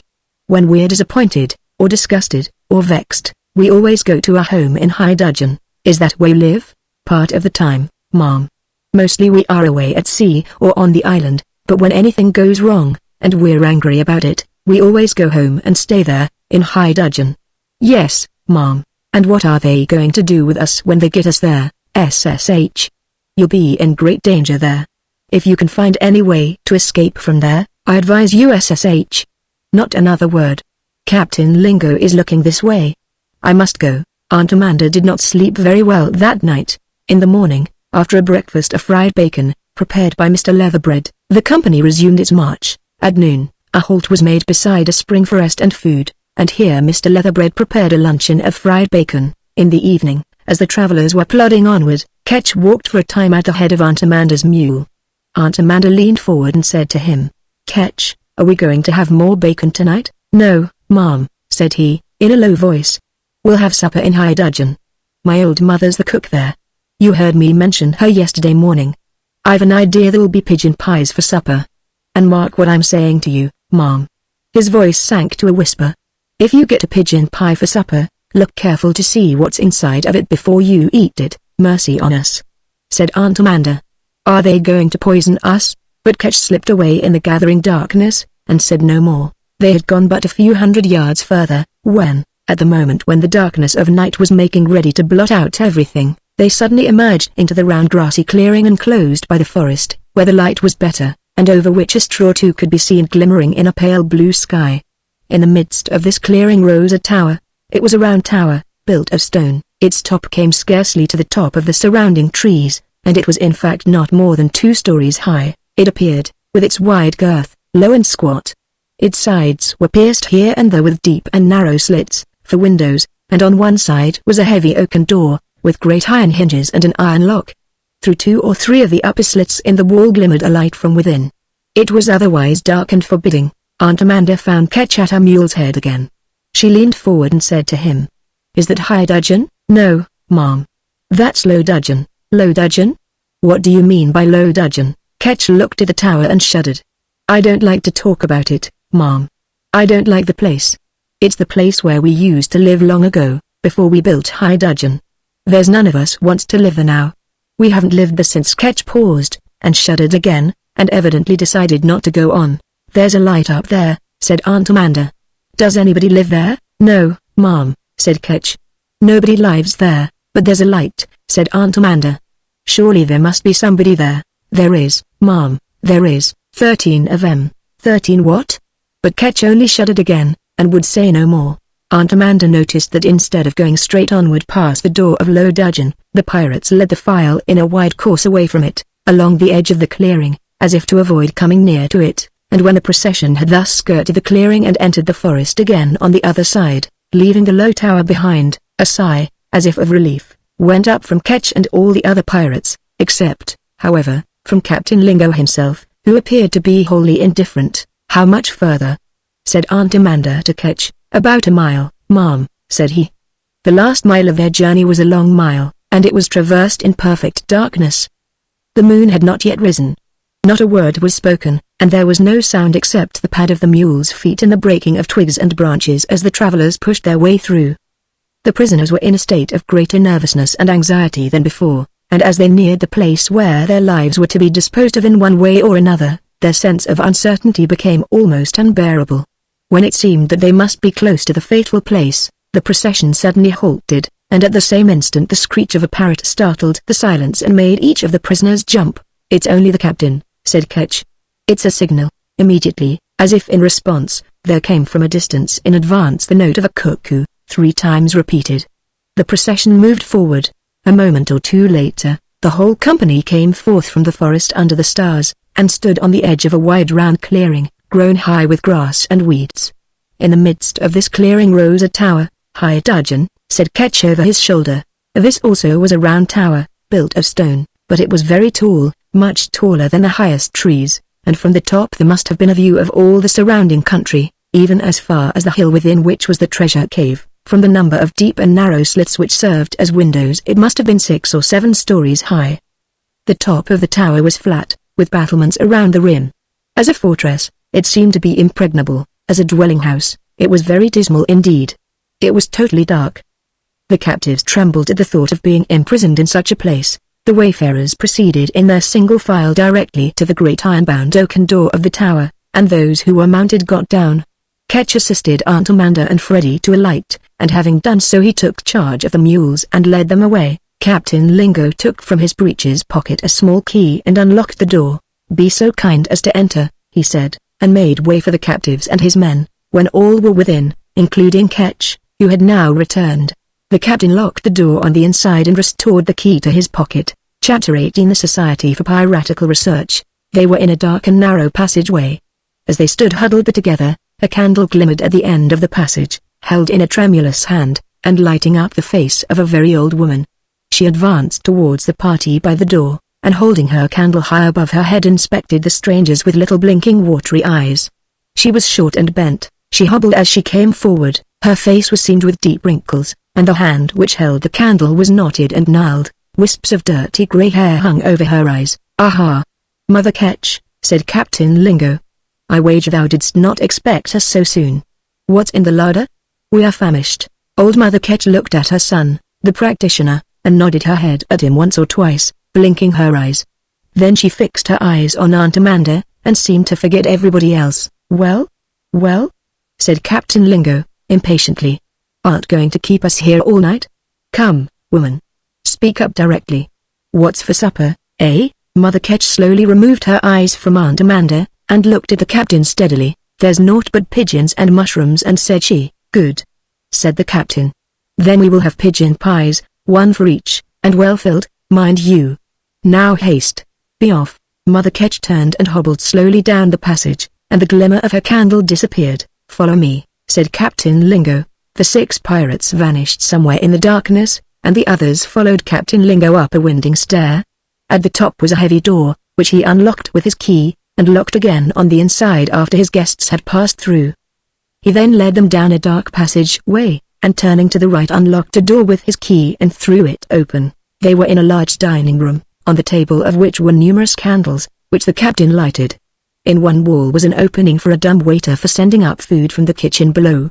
The party seated themselves at the table, and after a considerable time Ketch entered, a napkin on his arm, and at the same time the dumb waiter rose from the kitchen, and the meal commenced. Ketch waited on the table. Besides pigeon pies there were mushrooms, a lettuce salad, hot biscuit, and excellent coffee. Ketch placed the first pigeon pie before the captain, and Aunt Amanda noticed that he examined the top of it carefully as he did so. She observed that he examined the top of each pie carefully before he placed it, until he had put one before herself, after which he put the others about without looking at them. She examined the top of her own pie herself, to see what Ketch could have been looking at. She saw in the center of it a tiny figure made of very brown dough, and as she looked closer it seemed to have the shape of a tiny key. She glanced at the other pies, and none of them bore any mark of this kind. Everyone set her with a good will, and Aunt Amanda opened her pie. She remembered Ketch's caution, and she prodded it secretly with her fork before taking a bite. At the bottom her fork touched something hard. She immediately began to put the contents of her pie on her plate, and she did so in such a way as to leave the hard object beneath the rest. In the course of the meal, she dropped a portion of the pie to the floor, and stooped to pick it up. As she did so, she managed to take the hard object from her plate and conceal it in her lap. It was a key. When the meal was over, the captain led his guests forth to their respective bedrooms, each carrying a lighted candle from the table. At the top of a stair was a closed door, which he unlocked with his key, and locked after the others had passed through. Along the passage which ran from this door were doors at intervals in the walls, and these he opened, one after another, showing one of his guests each time into a bedroom and leaving him there. On the stair, Aunt Amanda had whispered into Toby's ear the words, "Don't go to bed. Pass it along." And these words had been passed in a whisper from one to another of the captives. Aunt Amanda, in her own room, now sat herself down to wait. She blew out her candle, and sat watching the shaft of moonlight which came through the slit that served for a window. She must have fallen asleep, for she came to herself with a start, and found the shaft of moonlight gone. She limped to the door, and found it locked. She took from her dress the pigeon pie key and unlocked the door. The passageway outside was silent and dark. She felt her way along the wall to the next door, and found it locked. She quietly unlocked it with her key. Toby was sitting within, waiting. He rose without a word, and followed her. They tiptoed from door to door, finding each one locked, and silently released each of the prisoners. The key fitted every lock on their way downstairs. They reached the ground floor without an accident, and there in the passage which they had first seen they stopped to listen. They heard the click of a latch at the rear, a door there opened quietly on a crack and a light shone through. Every heart stopped beating for a moment. The door opened wider, and a lighted candle appeared, and over it the wrinkled face of an old woman. She peered out into the passage, shading the candle with a trembling hand. The party of quaking runaways stood as still as mice, and held their breath. The old woman blinked for a moment into the darkness, and blew out her candle. All was dark again, and the latch of the door clicked. The runaways lost no time. They crept silently but rapidly to the entrance door. Aunt Amanda unlocked and opened it, and they pressed out hurriedly. They were standing on the grass in a flood of moonlight. Aunt Amanda, whose lameness had been almost forgotten in her excitement, now leaned on Toby, who was holding Freddie's hand, and who led the way to the rim of the forest where the trail lay. There was some difficulty in finding the trail, but they did find it at last, and they filed into the forest. They had not gone more than 20 yards when Toby, who was in advance, saw a great black object directly across their path. He went forward cautiously, in spite of his alarm, and breathed a sigh of joy when he saw what it was. It was a mule, saddled and bridled, and tied to a bush. Further on were other mules, all tethered. There were 10 in all, of which 8 were saddled and 2 were laden with packs. "Blessings on that catch," whispered Aunt Amanda. In a moment the entire party were mounted. In another moment they were going along the trail at a fast walk. The mules knew the way, and there was now no danger of going astray in the forest. Only, where were they to go, after all? If the pirates should catch them, everything would soon be over. If they should manage to elude the pirates, they would still be lost in the wilderness of this unknown island. What was to become of them not one could tell. The future seemed very dark indeed. Once or twice they paused, to listen for sounds of pursuit, but they heard nothing. Not a sound disturbed the stillness, and the little moonlight which filtered here and there through the trees seemed to make the darkness more intense. They had gone about half a mile, and were plodding along in drowsy silence, when suddenly, out of the tall bushes beside the trail, 7 dark figures sprang upon them and seized the bridles of their mules. "Ah!" cried Toby. "We are lost." The pirates. The mules stood stock still. "It's no use," said Toby. "We can't escape. They are armed, and we are not." "All right, Captain Lingo, don't strike, we surrender. We'll go back with you." "Don't strike, I beg your pardon," said a voice which none of them had ever heard before. "Are you pirates? Ain't you pirates yourselves?" cried Aunt Amanda. "What?" said the voice. "Is there a lady here? In that case, you are probably not pirates. Perhaps we have been too hasty." "I beg your pardon, who are you?" said Aunt Amanda. "Do you admit that you are not pirates?" said the voice. "Admit it," said Aunt Amanda. "We vow and declare it." "The very idea. I am sorry to hear it," said the voice. "We are deeply disappointed.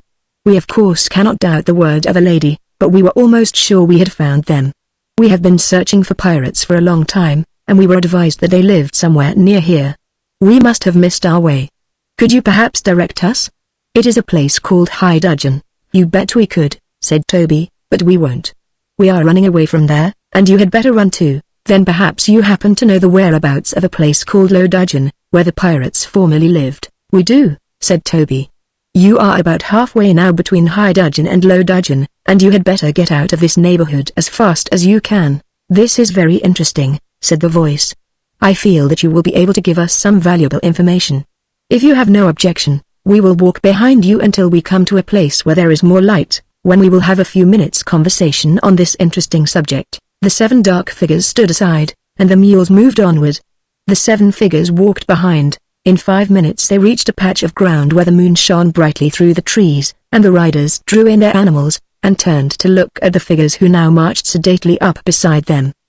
These figures stood in a row facing the riders, and 6 of them turned their heads to the right, looking towards the first in the row, who was probably their leader. They were 7 tall men, dressed in black frock coats and striped trousers, with pearl-grey spats, but instead of high silk hats each wore a small black skull cap, as more convenient, no doubt, for their rough life in the forest. It could be seen that they were no ordinary men. They looked like professors at college. Their faces were thoughtful and even intellectual. Each one wore spectacles. They squinted as if from too much poring over books by lamplight.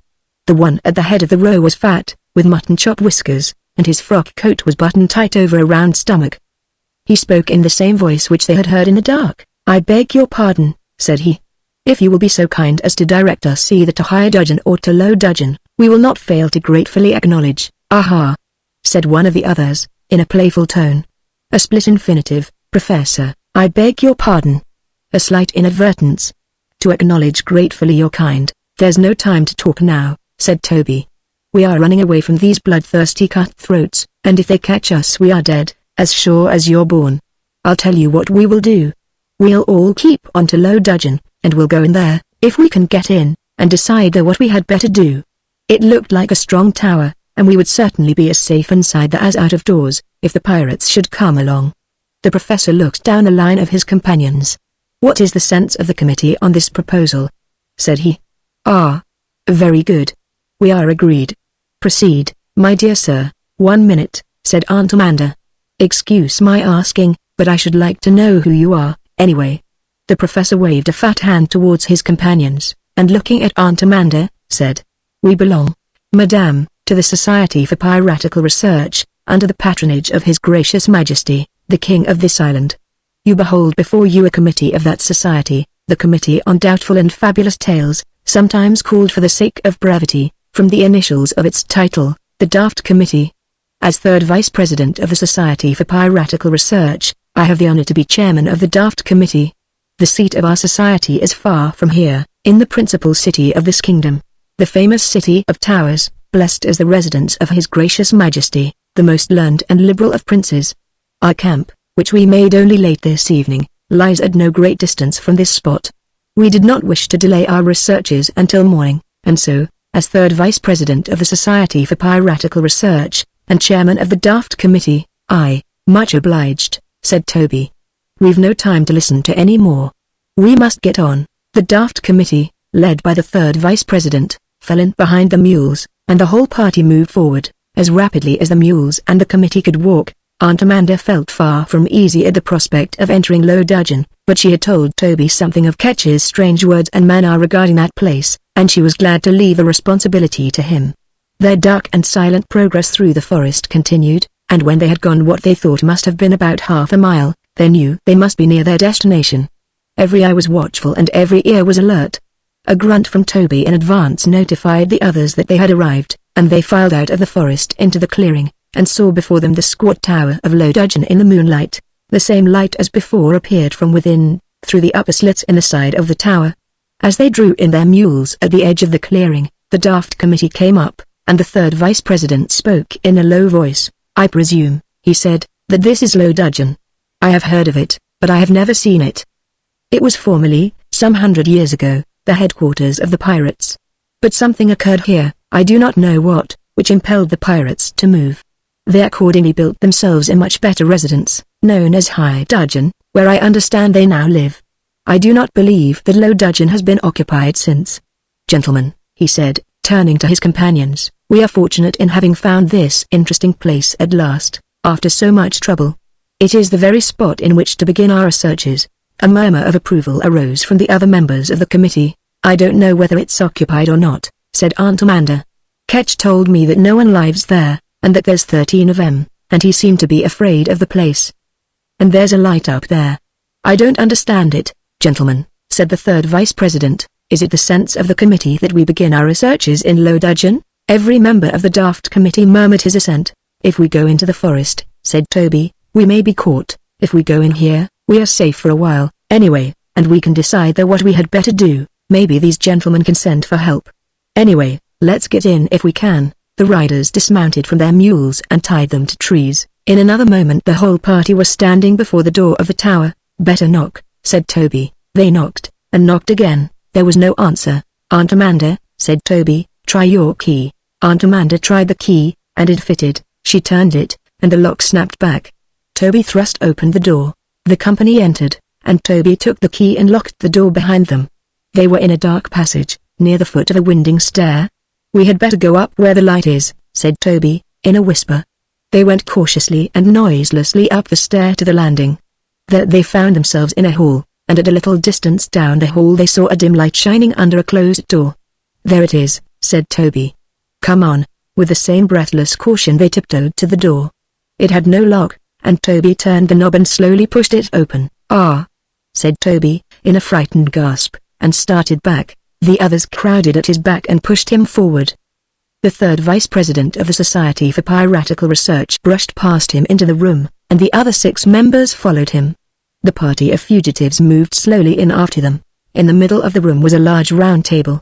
In the center of this table stood some 20 wax tapers in silver candlesticks, burning brightly, and seated around the table were 13 men. Not one of these men moved as the party came into the room.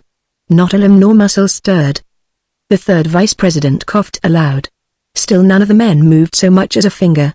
The whole party came forward to the table and stood close behind the 13 men and examined them. They were dead. They were sitting in all positions. Food was before them, as if they were in the midst of a meal. Some were leaning across the table as if in conversation. Some were in the act of cutting meat on their plates, some in the act of putting forks to their mouths. Every face was ghastly white, and every eye was fixed in a vacant stare. "See," said Toby, in a whisper, pointing to their backs. From the back of each was sticking the handle of a knife, the blade of which was buried in the flesh to the hilt. Aunt Amanda sank on Toby's shoulder for a moment, but she soon recovered. Freddie grasped Toby's hand. "Look," said Toby. "They must be pirates." Each head was bound with a bright-colored kerchief, and as the horrified company examined the dead men closer, it was seen that they all wore knee breeches. A long dagger was sticking upright in the table, just under the candles. Pinned by this dagger to the table was a large sheet of white paper, and there was evidently writing on it.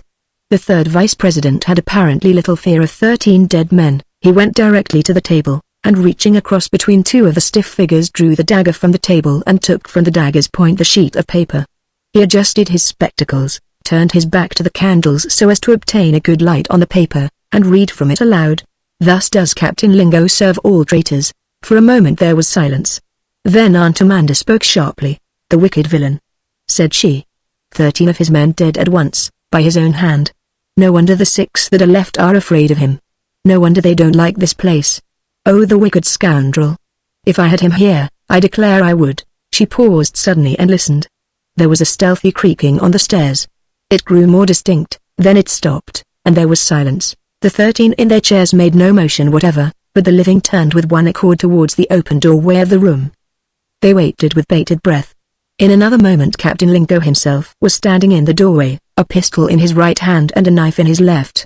Without a word he advanced into the room, and behind him came his 6 men, shrinking obviously away from the sight of their 13 murdered friends. As Captain Lingo came to a stand before his recent prisoners, his eyes blazed, and with his right thumb he cocked his pistol. Each of his men held a pistol in his right hand and a cutlass in his left, and each cocked his pistol with his thumb. The third vice president of the Society for Piratical Research, who seemed in no wise disconcerted, stepped forward and addressed the pirate. "Captain Lingo, I presume, be quick. I must finish this business quickly. My committee and myself have been long anxious, sir, in the interest of science, to make your acquaintance. I rejoice at this opportunity." "Oh, indeed," said Captain Lingo, dryly. "Yes, sir, I assure you I am delighted. I believe I have the pleasure of speaking to a subject of King James II. Said Lingo, eyeing him suspiciously. What then? Then the records of our society are vindicated. They go back, my dear sir, some 200 years, and they contain, from various sources, an unbroken account of Captain Lingo and his exploits from the time of James II to the present. But the sources of our information were not always reliable. Some doubts were thrown upon our records by jealous persons outside the society, and as it is the special business of the Committee on Doubtful and Fabulous Tales to look into such matters, the committee is here before you at the present moment in the interest of truth. No member of our society has ever seen Captain Lingo, and the jealous persons I have mentioned pretend that no such person has ever existed. The chief mission of our committee is to vindicate our records by a sight of Captain Lingo himself.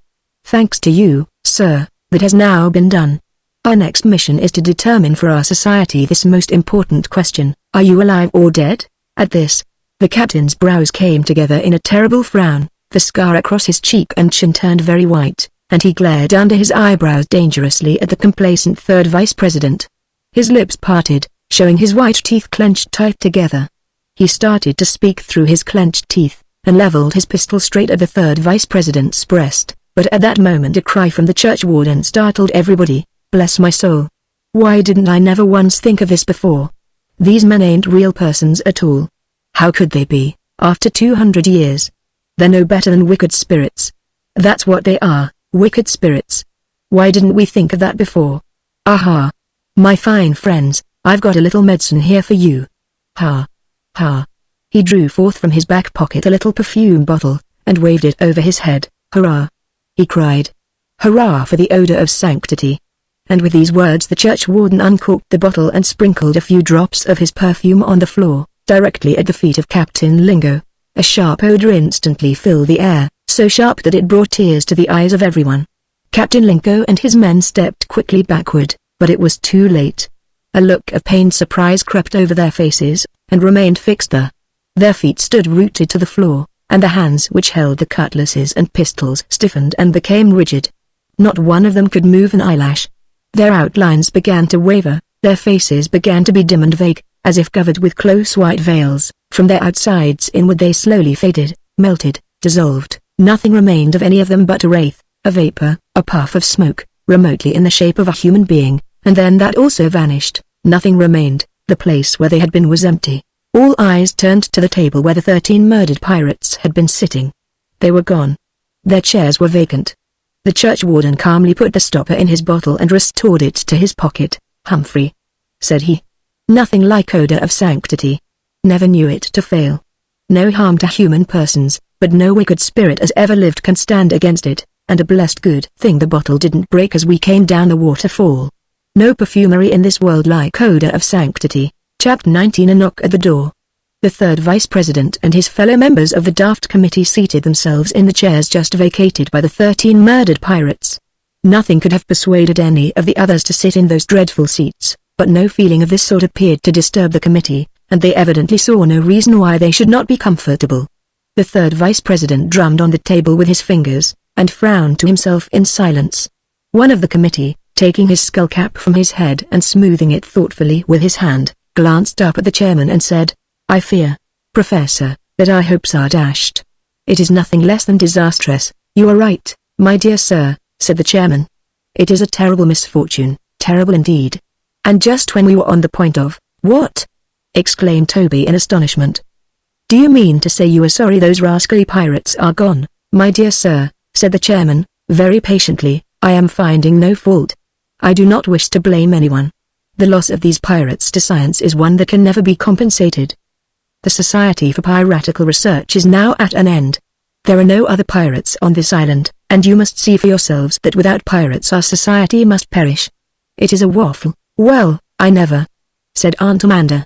Of all things. Do you dare to sit there and tell me you'd rather see us all murdered by pirates than? Be calm, my friends, said the third vice president, placidly. I have already said that I do not wish to find fault. I desire to be generous. It is my wish. In fact, I forgive you freely. Whatever bitterness you may have caused us, we are willing to believe that it was not intentional. The draft committee forgives you, freely. Let us be peaceful. It only remains to decide what steps we shall take to meet the future. I submit to you this question, whether we shall first go to the pirate's home in High Dudgeon, or return at once to the City of Towers, to confess our failure and receive our hark. I thought I heard a knock. Everyone listened. There was indeed the sound of knocking, muffled but quite audible. The group standing about the table looked from one to another in silence. Was this some new danger? Were there other pirates to be reckoned with? The church warden put his hand to his back pocket, to be ready with his bottle. I think it comes from within this room, said the third vice president. All eyes examined the room. The walls were unbroken, except by window slits on one side, the open doorway on another, and on a third a closed door, which no one had before observed. Toby walked over to this closed door, and placed his ear against it. A muffled knock sounded from within. Toby nodded his head to the others, and tried the door. It was locked. "Lend me your key, Aunt Amanda," said he, and when she had given it to him he inserted it in the lock and turned it and threw wide the door. Inside was a dark closet hung with cloaks. On the floor sat a man. Toby stepped back in amazement. The man sat motionless, his legs crossed, gazing out into the lighted room. After a second or two he rose, and stood in the doorway, rubbing his eyes. He said not a word, but continued to rub his eyes until they evidently became used to the light, and gave 2 or 3 sniffs, as if he smelt an odor, and found it far from agreeable. He was a thick-set man, dressed in sailor's clothes, in no way like the clothes the pirates had worn. His eyes were small and very close together. His nose was broken and flat, his lower jaw stuck out beyond his upper, an unpleasant fellow enough, if looks were anything. In his belt he carried a long knife. His sailor collar was cut low in front, and his chest was tattooed in red and blue ink. As he hesitated in the doorway, sniffing the air uneasily and blinking his eyes, the chairman of the draft committee spoke in his calm voice. "Come in, my good sir," said he. "I should like to take the liberty of asking you a few questions." The sailorman walked slowly into the room and looked about him. "What's that, the smell in the air?" said he. "Nothing, only my odor of sanctity," said the church warden. "I don't like it," said the sailorman. "I can't say that I like it much myself," said the third vice president, "but it is too faint now to be disagreeable. Pray be seated, sir." One of the committee rose and offered the sailorman his chair. The sailor sat down and gazed at the third vice president, who went on with his speech. "You need have no fear, sir. If Captain Lingo causes you any uneasiness, I may tell you that he is gone, never to return, and all his men with him, even the 13 dead men who were sitting in these chairs until a few minutes ago." "What?" said the sailor. "Has them 13 men been sitting here all these years?" "My dear sir," said the third vice president, "I assure you we saw them with our own eyes. But you will perhaps be kind enough to tell us who you are, and how you came to be locked up in that closet." "Humphrey," said the sailor, hesitating. "I don't know who you are, nor what you're doing in this here place. However, if Lingo's gone, and oh well, I might as well tell you. By the looks of you, I ain't got much cause to be afraid. Your courtesy under the circumstances will be much appreciated," said the third vice president. "Courtesy be blowed," said the sailorman. "Well, here goes. I'm Matthew Speak, able-bodied seaman, of the brig Cotton Mather, out of New Bedford, Reuben Higginson, master." "What?" cried Aunt Amanda, almost shrieking. "Are you? The Cotton Mather? Reuben Higginson? Did you know him? It ain't possible. I can't believe it. It ain't nothing to me whether you believes it or not. I shipped with Reuben Higginson at New Bedford and landed here with him and his crew on this same identical island, all tight and safe, here on Correction Island, as the captain called it." "What?" cried Aunt Amanda again. "Is this Correction Island? Well, I never. Here we are on Correction Island after all, and we never knew it." "Are you sure? That's what he called it, believe me or not. It ain't nothing to me, but I seen it on the map I sold to Mizzen, and the captain wrote it there in his own handwriting. That's all I know. But maybe if you'd hunt up this here Lemuel Mizzen, a sailor with a patch on one eye and, well, of all things," exclaimed Aunt Amanda. "By cracky," said Toby, "I wouldn't have believed it. Lemuel Mizzen. Perhaps you will be so good as to tell us," began the third vice president. "Freddie," said Aunt Amanda, "have you got the map?" "Yes'm," said Freddie, and produced it from his pocket. Aunt Amanda took it from him and spread it open on the table before Matthew Speak. The sailorman glanced at it and nodded his head. "That's it," said he. "I don't know how you come by it, but that's it. Higginson was lost with the Cotton Mather in a storm on his way back to New Bedford, and a lucky chance for me I wasn't aboard. A good while afterwards a fisherman off of this here island picked up the map at sea in a bottle, and I got it off'n him. He squealed a good bit when I stuck him, but I got it, right enough. And then along comes Mizzen, me being in hiding, and I sold it to him for a set of false whiskers and a tattoo needle. Yes, yes, said Freddie eagerly. Mr. Mizzen told me about it. When Higginson sailed away from here in the Cotton Mather, I didn't go with him. I ran away. A runaway sailor, that's what I am. I liked the Spanish Main, and I didn't like Higginson, nor yet he didn't like me, neither. But before he sailed, I left my mark on him, I did, 4 of his teeth out and a black eye, and I won't say but what he broke my nose for me too, right enough. For a Quaker. He hit pretty good.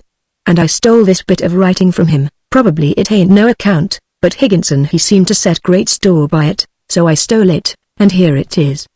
He took from his pocket a sheet of folded paper and laid it on the table beside the map. It was much soiled, and was evidently very old.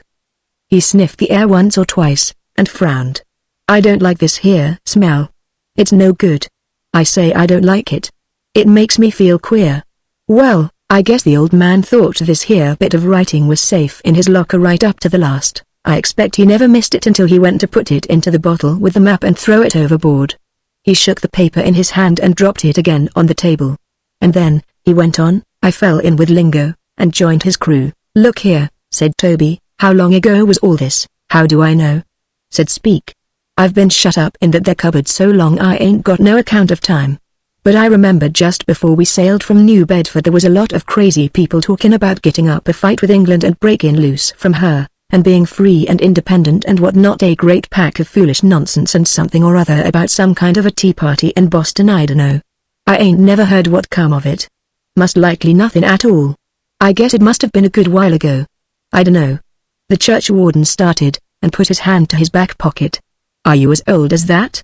Said he. No old nor what you be, old fat chaps, said Speak. You attend to your own age, and I'll attend to mine. Never mind, said the third vice president, hastily. Pray tell us how you came to be locked up in that closet. Gimme a chunked, said Speak. I tell you if you gimme a chunked. I joined Lingo. I served him true and faithful, and many a prize we've taken together, and watched many a smart lad walk the plank, that's a fact. Well, 13 of his men laid a plan to go to his treasure cave where all his treasure was hid, and make off with it, steal it, steal it, mind you, as bad as that. Now me, I ain't got no patience with dishonesty, I'm all for being honest, I am, so, being as I had learned about this here plan, I went and told the captain. He never winked an eye, not him. But off he sent his other 6 men, out of the way, and made a fine supper here for them 13 and sat down with them to it, that he did. But first he gets a little white powder out of a silver box and takes it to Mother Ketch and orders her to put it in their food, and she won't, not she, and nothing he can do can make her, so he comes to me, and being as I hates dishonesty, I puts the powder in their food, and they eats it. Only, being kind of nervous, as you might say, I spills about 2/3 of it on my way upstairs in the dark, and there ain't enough left to do the work complete. What was left I put in the food on the table, and at that minute up the stairs comes the whole 13 with the captain at their head, and I whips into their cupboard and shuts the door, trembling in my boots for fear of what the captain's going to do to me when he finds out the powder won't work only partly. I can hear 'em all set down to the table laughin' hearty, and the captain's voice crackin' jokes and makin' 'em feel at home. But after a bit I don't hear nobody's voice but only the captain's, because of the white powder actin' on the others as far as it could, and them probably settin' up stiff and tongue-tied in their chairs, unable to move a hand, because of the might of powder, GC, and me settin' quiet in the dark cupboard, quakin' all over and wonderin' what the captain was goin' to do to me. And after a bit I don't hear the captain's voice no more, and there ain't no sound at all. And I guess the party is over. And in another minute I hears a key turn in the lock of my cupboard door, very soft and easy, and there I am shut up and locked in as tight as pitch, and there I've been ever since, and serve you jolly well right, too, if you ask me, said Mr. Punch, with great disgust. It's the wickedest piece of business all round I ever heard of in my life, said Aunt Amanda, indignantly. It's my opinion you're as bad as any of them, worse, if anything, said the church warden, whose hand was still on his back pocket. It's a pity the captain didn't knife you in the back with the rest of 'em, said Toby, angrily. Speak's little eyes flashed fire. He drew his knife and held it out threateningly in his hand, and started to rise. But he did not rise. He remained fixed in his chair, though it was easy to see that he was trying to get up. He sniffed the air, and his head remained fixed in the act of sniffing. The hand which held the knife continued to hold it out, without moving. A look of alarm came into his eyes. It was evident that he had smelled the odor of sanctity, which yet lingered faintly in the room. His outline began to waver, his face became vague, his features ran together. He took on the appearance of vapor, and there in the chair by the table, in place of the thick and solid sailorman, was an almost transparent form of mist or smoke, remotely in the shape of a man. Everyone waited to see him vanish. The form still lingered, it did not disappear, it continued to sit in its chair with its hand extended, holding out a shadowy knife. The odor of sanctity had lost its full power, and what remained of it was insufficient to make him disappear. The church warden pulled out his bottle, and commenced to uncork it. "Stay," said the third vice president, holding up his hand. "I pray you stay. Do not spill any more of that deadly fluid. There has been enough destruction here tonight. I propose that we leave the late Matthew speak as he is. He belongs to the Society for Piratical Research. He is the last of the pirates, and I beg leave to claim him for the society. As an exhibit, he will be highly valued. We shall from time to time conduct hither parties of the learned or the curious to view the last of the pirates. Nothing could be better. Our society is now revived. I am immensely gratified. Low Dudgeon shall be known as the only museum in the world with but a single exhibit. Let the late Matthew Speak repose here in his chair as a permanent relic of a bygone age, the sole exhibit in a museum all his own. The interest of such an exhibit will doubtless warrant a small charge at the door." The committee murmured in earnest approval. The church warden looked at his companions, and put the bottle back into his pocket with a sigh. "I thank you," said the third vice president. "We will now proceed to consider our next step." "I simply can't stay in this room," exclaimed Aunt Amanda, "with that thing sitting in that chair. It is nothing." "Madame, I assure you," said the third vice president. "See." He leaned over and passed his hand directly through the body in the chair, in at the breast and out at the back. "Oh!" cried Aunt Amanda, and her friends all gasped, but the committee only nodded their heads in token of their interest. "You see it is nothing," said the third vice president. "We will now look at the paper which our departed friend has left." He picked up the paper from the table where Speak had left it, adjusted his spectacles, turned his back to the candles so as to get a good light, and read the paper through to himself. He then glanced at the company and read aloud. "Shiraz the rug merchant, outside the gate of Wanderers, 600 paces to the right, along the wall, thee shall know his shop by certain numbers, to wit, 3,101,310. If he hide himself, say these words, Shakely Jamshid Shahraman, thee shall buy of his wares, not that which he shall offer first, nor second, but that which he shall offer third, that thee shall buy, and for that thee shall pay whatever he shall demand. Thereafter thee shall do whatever he shall direct. But enter not into the city but by the shop of Shiraz the rug merchant." There was silence for a moment, then Aunt Amanda said, "That's the way we are to get those wonderful things the map speaks of. It doesn't seem to tell us much, though. Where do you suppose is this gate of Wanderers?" "That, dear madam," said the third vice president, "is one of the gates of our city of towers. We know it very well, of course." "Then," said Aunt Amanda, "as captain of my party, my orders is that we go there at once." "Much good would that do," said Toby. "We've got to buy something of this here Shiraz, if that's his name, and pay anything he asks, too. And there ain't a penny amongst us. How could we buy anything?" "The pirate's treasure," cried Freddy. "The pirate's treasure in the cave, by cracky," said Toby. "I clean forgot all about it. Good for you, Freddy. Talk about money to buy things with. We'll buy out that old Shiraz's whole shop. The treasure belongs to us, as sure as you're born. By crickets, we're in luck." "If you will pardon me," said the third vice president, "we know nothing of any treasure, and if you would be so good as to—" "I will," said Aunt Amanda, and she quickly explained the whole matter. The daft committee, including its chairman, was much impressed. "We do not wish to intrude," said the chairman, "but if we could be of any service, of course," cried Toby. "You've got to help us get the treasure out of the cave, and then help us to find the City of Towers. And if you'll help us, why what I say is, the committee ought to have a share of the treasure. Is that right?" Toby's friends willingly agreed, and the committee gladly consented to go with them to the treasure cave and then to the City of Towers. "The Society for Piratical Research," said the third vice president, "is coming back to life.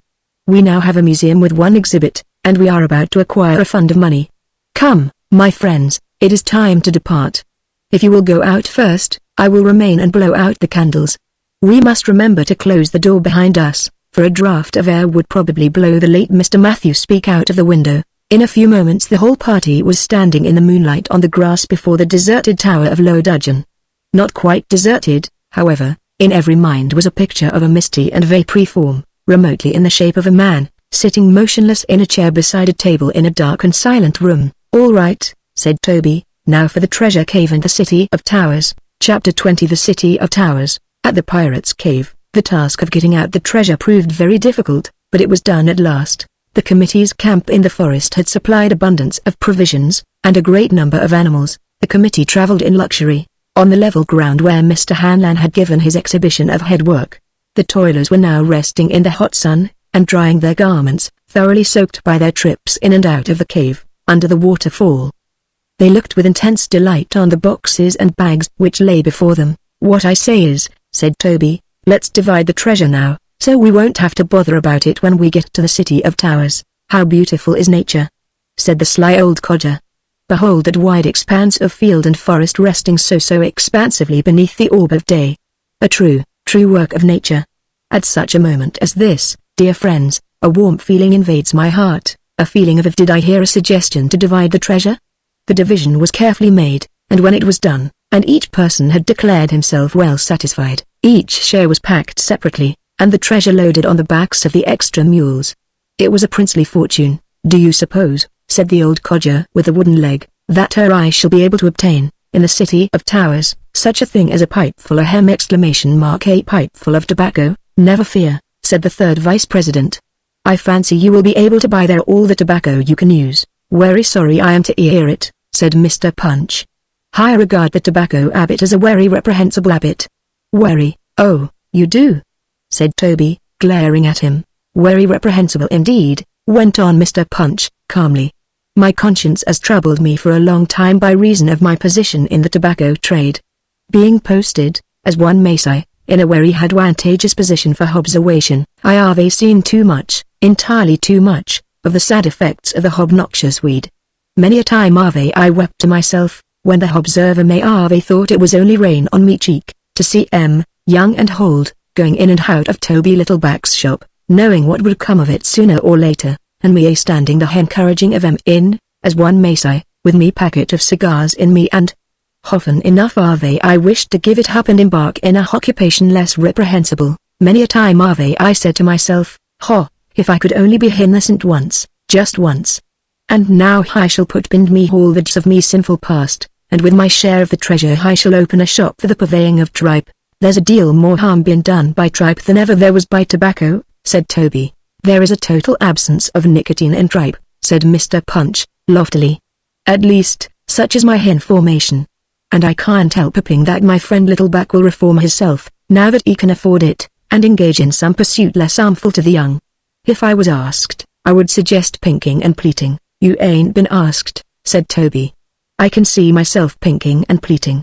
Well, I want advice what to do with my money. I'll ask you. Tobacco is my line, and tobacco is going to be my line to the end of the chapter, and that's flat. Pinking and pleating. Humphrey, it's my belief," said the church warden, after listening to what's been said, pro and con, backwards and forwards, up and down, "that if we don't start for the City of Towers, we'll never get there. And what's more," said Toby, "when I get back I'm going to have an Indian outside my door, instead of a tripe seller." "Excuse me," said the third vice president. "I am sorry to interrupt this interesting discussion, but we really ought to be going. Gentlemen, to the committee, our steeds are waiting. To the City of Towers." The journey which now commenced proved to be a very long one. Day after day the pilgrims plodded through a wilderness of forest and field, over streams, across mountains, down into deep valleys and up again, camping at night wherever they happened to find water and wood, and sleeping under the stars in blankets on beds of boughs. The moon was gone before their journey was over. One morning the trail brought them down on a mountainside to a well-paved road. This road they followed for some hours, and it brought them finally to the top of a gentle hill, covered with trees. From the top of this hill they saw a striking scene. Stretching away from the foot of the hill lay a great rolling valley, up which the road ran as straight as a ribbon. Far away, at the end of the road, against a dark wooded mountain, stood a great city, walled around with a high wall, and shining in the sun with white and gold domes and turrets and towers. The rear of the city rose along the lower slope of the mountain, and on the top of the mountain, concealing its peak, lay a cloud, black below, and glittering with sunlight at the edges. It hung there motionless during the time when the watchers sat watching the scene. Directly under the cloud, on the slope where the farthest portion of the city lay, was an open space among the buildings, like a great garden or park, and in the midst of it a vast white building with a flat roof, great enough for the palace of a king.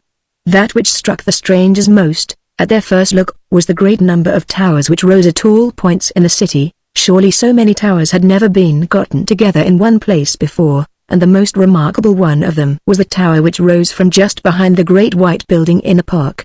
It was dull in color, and doubtless of brick. It was round in shape, tapering gradually upwards. It rose to a height which none of the strangers would have thought possible, had they not seen it with their own eyes. It rose straight to the cloud which hung motionless upon the mountain. It pierced the cloud, and its top was lost to view in the cloud or above it, the city of towers. Said the third vice president, waving his arm in that direction. The gate of wanderers is before us, at the end of the road. The party urged their animals forward down the hillside, and pressed on until noon, when they halted for rest and refreshment in a wood beside the road. That they sat at their ease on the grass, and the third vice president looked from one to another, and spoke as follows. My friends, I must tell you the story of the towers. Our king, you must know, is a handsome and amiable man, in appearance about 30 years of age. When I tell you that he has been our king for more than 40 years, you will be surprised. His wife was a princess of some few years less than his own, and of a beauty unequaled in the kingdom. Her wedding ring, the gift of her husband, was a single ruby in a plain gold band, and this ring she was never known to remove from her wedding finger for a single moment. She was blessed with 3 beautiful children, 2 boys and a girl, the oldest of whom was nearly 9 years of age. When the prince, our present king, was 30 years old, his father the king, who was then alive, gave a great ball at the palace, and at this ball the old king declared to the assembled court that he desired to build a tower, a mighty tower, higher than any other in the world, where he might seek repose from time to time, a tower so tall that it would reach the cloud that hangs perpetually on the mountain. To him who should build such a tower in the shortest time the king would give any reward which the fortunate bidder might ask. The old king laughed as he made his offer, and it was plain that he was only half serious, but many of the richest of his nobility desired the prize, and contended for it earnestly. One proposed to erect the tower in 10 years, another in 8, and one was found who was willing to promise it in 6 years and a half, but these terms were all too long. The king was old, and he would not wait so long. Is there no one, said the old king at last, who will build me my tower in less than 6 years and a half? I will build it in one night, said a voice from the rear of the ballroom. An old man came forward and stood before the king, an old man, dressed in a short gown tied in with a cord about the middle, with sandals on his feet, a lantern with a lighted candle in one hand, and a staff in the other. No one in that place had ever seen him before, and no one knew how he had gotten in amongst that glittering company. I will build your tower in one night, said the old man. The old king laughed outright, but he accepted the offer then and there. In the morning, said he, if we find the tower finished, you shall have any gift which may be in my power to give. The old man bowed, and made his way slowly out of the palace. A great shout of laughter went up from the company, and in this the king himself joined heartily. But the joke was, as I must tell you, my friends, that in the morning when the king rose, there stood the tower in fact, behind the palace, so tall that its top could not be seen in the cloud that hung upon the mountain, and there, my friends, the tower stands to this day. That evening the old man returned for his reward. He stood before the king, and on the king's right and left stood the prince and the prince's wife and children. The king asked the old man what reward he desired. I ask nothing, replied the other, with a sly smile, except the ruby ring upon the finger of the princess. The princess turned pale, and hid her hand behind her. She would not give up her wedding ring. Nothing the king could say could move her. He offered the old man anything else he might demand, a dozen ruby rings, a box of ruby rings, anything, but the old man would have nothing but the ring upon the princess's finger. The princess grew paler still, as if with fear, but she would not give up the ring. The old man smiled his sly smile again, and went away. The next morning the princess and her 3 children were gone. Search was made everywhere, but they were not to be found. The king and the prince, mounting the winding stair of the tower, stopped at last when they were all but exhausted, and at that moment heard a sound of weeping from above. They climbed higher, and on the stair they found the children sitting, huddled together and weeping bitterly. Their mother was gone, they knew not where, and they did not know how they came to be in the tower. The strongest climbers in the city mounted as far as they could ascend, but the top of the tower was far beyond their reach. They found no princess. She has never been seen from that day. Soon after, the old king died, and his son came to the throne. As for him, our present king, and his 3 children, time stopped for them from the day on which the princess disappeared. They are no older now than when she left them. It is supposed that they are awaiting her return unchanged, in order that she may not find them old on her return, if she should still be young. There are those who say that she has lived all these years, and still lives, somewhere, in some strange form, perhaps far from here, bewitched by the old man, and waiting for release from her enchantment. I do not know. And what was her name? Said Aunt Amanda. She was named, said the 3rd vice president, the Princess Miranda. And what are all those other towers in the city? Said Aunt Amanda. It was the fashion, after the king's tower was built, to build towers. The king, as you may suppose, sets the fashion in all things. But no more pleasure towers are built nowadays. The thing had its day, and died out.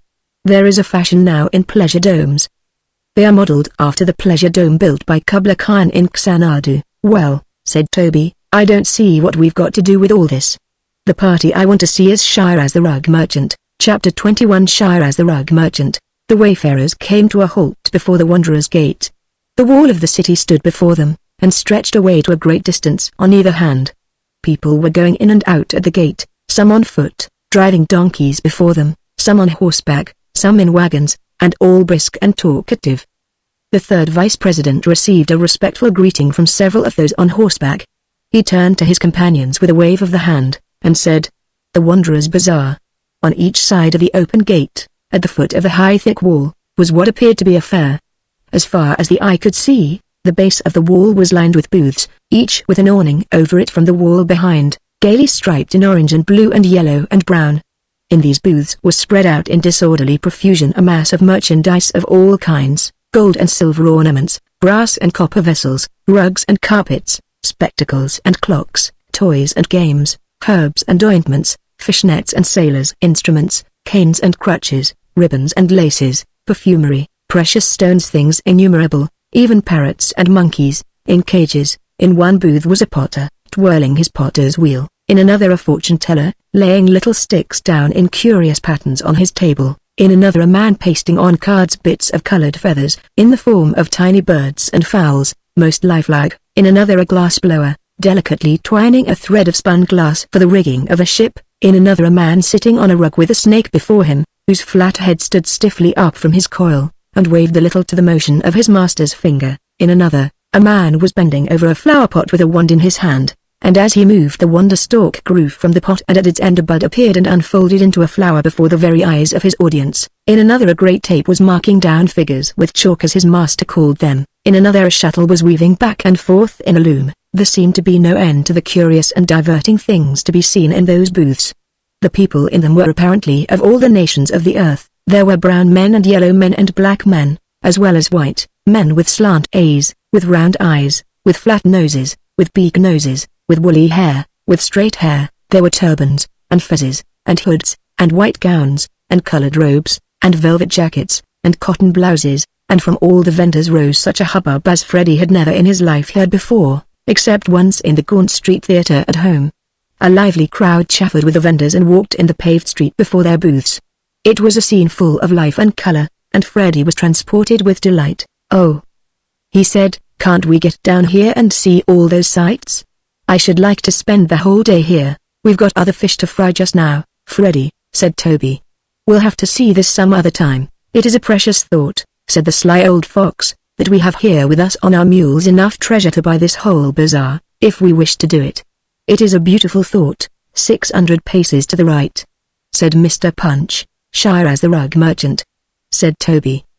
"By the looks of it, there must be about 500 rug merchants along there."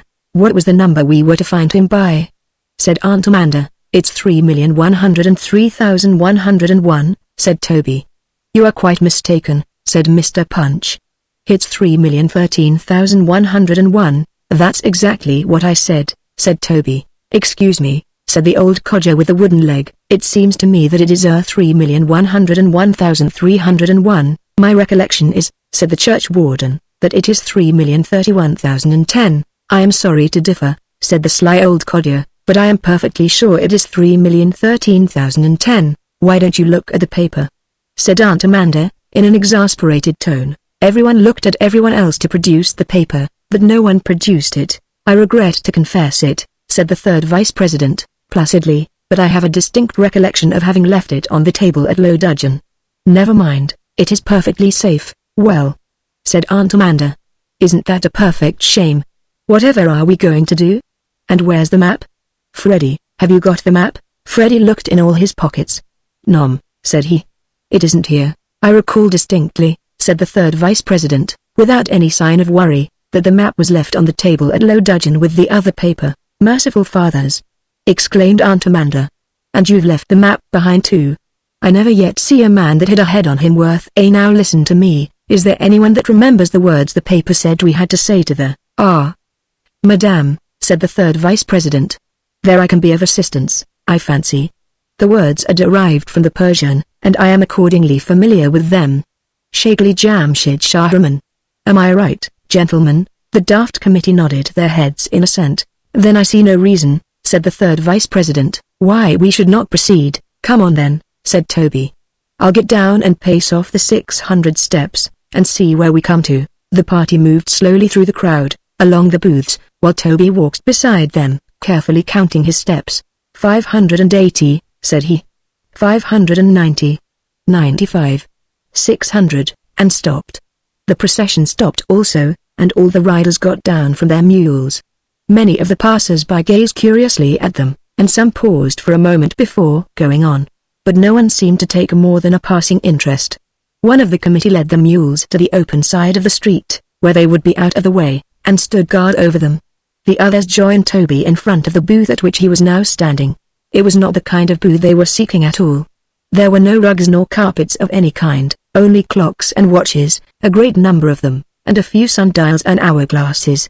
Behind the counter stood a lad of about 20, very dark of skin, with snapping black eyes and shining white teeth which showed as he now bowed and smiled. A white turban on his head, and a loose white robe hanging from his shoulders. He was slim and sleek, and his fingers were very long and delicate. He rubbed his hands together as the riders dismounted, and commenced to chatter to them in an unknown tongue, bowing and smiling the while. His wares were displayed about him on shelves and boxes and tables, as well as on the counter, and the clocks and watches, as usual in such places, showed all hours of the 12. A striped awning of orange and blue, fastened at the rear to the side of the city wall, shielded him and his booth from the sun.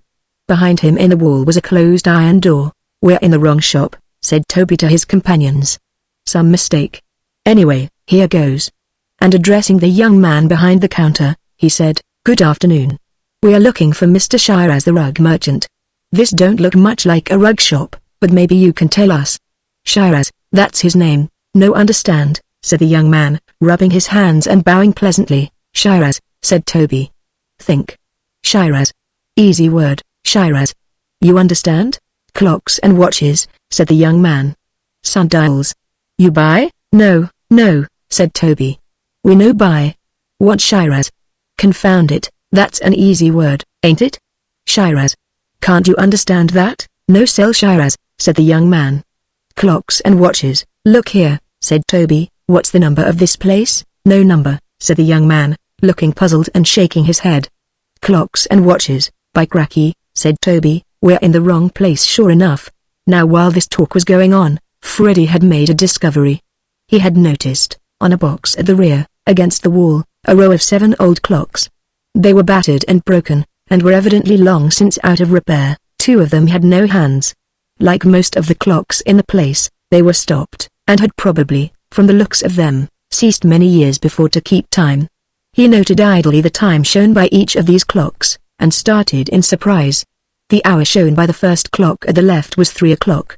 That shown by the next was 1 o'clock. The next had no hands, and showed no time at all.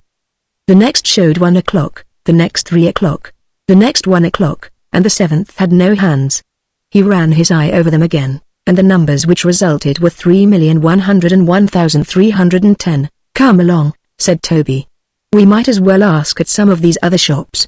There ain't no use wasting time here. He moved away, and the others followed him towards the adjoining booth. The teeth of the dark young man shone white, and he bowed politely to the departing strangers. Freddy pulled at Toby's coat, and whispered in his ear. Toby listened, and without a word led the party back to the booth. "Now see here, young fella," said he, "I've got your number, and I don't want no nonsense. I reckon you can understand numbers, if you can't understand anything else." He fixed his eyes on the row of old clocks at the rear. "Listen to this, my young friend, 3101310. The smile left the young man's face. He seemed a trifle uneasy. His long fingers rested on the counter, and he leaned forward intently. "No understand," said he. "By cracky," said Toby, "this beats all. Where's Shiraz? We're in the right place, and we want Shiraz. Out with him." "Clocks and watches," said the young man, but this time somewhat nervously. "You buy nothing," cried Toby. "We want to see Shiraz the rug merchant." "Professor," said he, turning round, "what's the words to bring out Shiraz the rug merchant?" "Shakily Jamshid Shahraman," said the third vice president, in a loud voice. Instantly the manner of the young man changed. Crossing his arms upon his breast, he made a low salaam, and spoke with the utmost deference. "I trust you will pardon," said he, "my seeming lack of courtesy. It is necessary to exercise a certain caution. There are wicked spirits, assuming from time to time the most unlikely forms, who seek to gain access to my great-great-grandfather. His life is continually in danger, for he possesses secrets which enable him constantly to interfere with their designs. By reason of this danger, he was obliged many years ago to retire from the rug business, and he has lived ever since in deep seclusion. It is your wish to see Shiraz the Persian? You seem to speak English pretty good," said Toby. "Perfectly, my lord. And 12 other tongues as well. You desire to see my great-great-grandfather? That's the exact idea," said Toby. "Then I will beg your indulgence for a few moments." The young man bowed again, and disappeared through the doorway in the wall, closing the door behind him. After a considerable absence he returned. "If you will follow me," said he, "I will conduct you to my great-great-grandfather." "We will await your return here," said the third vice president to Toby and his companions. "It is unnecessary for us to pursue this adventure further." The third vice president and his friends returned to the mules, and the others followed the young man to the door behind him in the wall. The door was closed and locked behind them, and they found themselves in darkness. "If you will come to me here," said the voice of the young man, a little in advance, "I will show you the way down." When they felt themselves near him, they heard his voice again. "Be good enough to step carefully forward, until you feel the first step of a descending stair. Then descend cautiously, if you please." Each one put out a foot, and in a moment they were all going down a stairway, of which the treads were evidently of stone, much worn. When they had gone down some 30 steps, they were aware that the stair had ended, and that they were on a landing. "You will now cross the bridge, one by one, holding on to the railing," said the voice of the young man. One by one the party stepped forward, feeling the way cautiously, and as each in turn found with his hand a slight wooden railing, a breath of fresh air blew upon his face and the sound of rushing water came from below. Instead of the firm stone they had just been treading, they were conscious of wooden planking under their feet, and it gave beneath their pressure most uneasily. The bridge was a long one, and the sound of rushing water followed them its entire length. They walked again, however, on firm ground, and heard the young man's voice before them. "Be good enough to follow the right-hand wall," it said, "and turn with the wall." Each right hand touched the surface of a wall, and in a moment the wall made a turning to the right. In another moment their progress was barred by a wall in advance, and the voice of the young man spoke from their midst. "You will kindly stoop as you go in," said he, and at the same moment a round opening appeared before them, dimly lit from within. It was only large enough to admit a single person, stooping. The young man entered first, and the others followed, one by one. When they were all on the other side of the door, the young man swung it noiselessly on its hinges, and it was seen that it fitted accurately, so that it was impossible to distinguish it from the wall. They were in a small room, unfurnished except for a table in the center, on which burned an oil lamp of silver, in shape like a boat. The walls were bare, except for certain shelves containing bottles of colored liquids, other bottles of colored powders, mortars, retorts, gas burners, and huge dusty books. There appeared to be no outlet from the room, but the young man pressed his finger on a spot behind one of the bottles on a shelf, and a circular door, like the one by which they had entered, swung slowly open in the opposite wall. "We have arrived," said the young man. "Please to follow." He stooped and entered the circular doorway, and the others, one by one, followed. They found themselves in a rich and luxurious apartment, softly lighted by a hanging lamp. In the center was a table, littered with open books and scrolls of paper, and bearing notably a great round globe of solid crystal. Beside the table, on a divan, reclined what appeared to be a dry and shriveled mummy. Chapter 22 6 Enchanted Souls. "This is my great-great-grandfather," said the young man. The room in which they stood was hung about on all the walls with rare and beautiful rugs, and similar rugs covered the floor. Richly embroidered cushions and delicate silk and cashmere shawls lay on the few easy chairs that were disposed about the room. The bowl of the hanging lamp, above the table, was of bits of amber and orange and ruby glass, through which shone a subdued and mellow light. Near the ceiling were 3 or 4 small openings, covered with iron gratings, and the air in the apartment was pure, except for the odor of tobacco. The figure on the divan was smoking a pipe, a water pipe, whose long flexible stem reached to the floor, where its bowl rested. Shiraz the rug merchant looked at his visitors with little beady black eyes. His skin was very dark, and shriveled and wrinkled like the skin of a dried apple. His cheekbones seemed as if about to break through his cheeks, and his lips were stretched back from his teeth, which were black and broken. His hands were like the claws of a bird. Thin white hair straggled over his tight dark scalp. He wore a robe of some soft material, harmoniously mottled upon a ground of maroon, and on his feet were slippers of red morocco, pointed upwards at the toes. His turban lay upon the table beside him. He was the smallest man the strangers had ever seen. After a searching look at them with his beady eyes, he rose from the divan, laid down the stem of his pipe, and stood up. He was not taller than Freddy. As he stood by the divan, looking up at his visitors, he seemed indeed a mere mummy of a man, likely to fall to pieces at a breath of air. "You are welcome," he said, in a voice surprisingly strong. "I perceive that you have come from a great distance. Permit me to inquire what errand has brought you to your servant's poor habitation." "I reckon we want to buy something," said Toby. "I don't know what, exactly. But a chap by the name of Higginson, Captain Reuben Higginson, he give us the direction, as you might say." "Ah, yes," said Shiraz the Persian. "I remember him very well. I was sorry to learn of his misfortune." "An excellent man, a member of some strange sect, a Quaker," said Toby.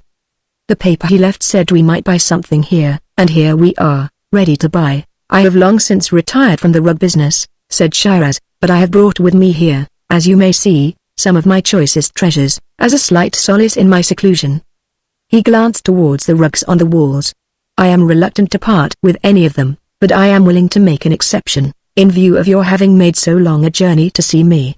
My son," said he to the young man, "bring hither the Omar prayer rug." The young man took from one of the walls a small rug, and laid it at the feet of Shiraz. "You will immediately perceive," said the Persian, "the extreme beauty of this rug. It is one of my rarest treasures. It is a prayer rug from the Mosque of Omar at Isfahan, a calage of cut pile fabric, with the Sayyidina knot, as I need not tell you, made in Kurdistan 300 years ago. Observe, if you please, the delicacy of the design and the harmony of the coloring. Its possession is as a spring of water to the desert Bedouin, as a palm with dates on the road to Mecca, as a word to the believer from the mouth of the Prophet. Its price, to those who have journeyed across the sea to buy it, is 12 copper pennies." The sly old fox stooped down and examined it.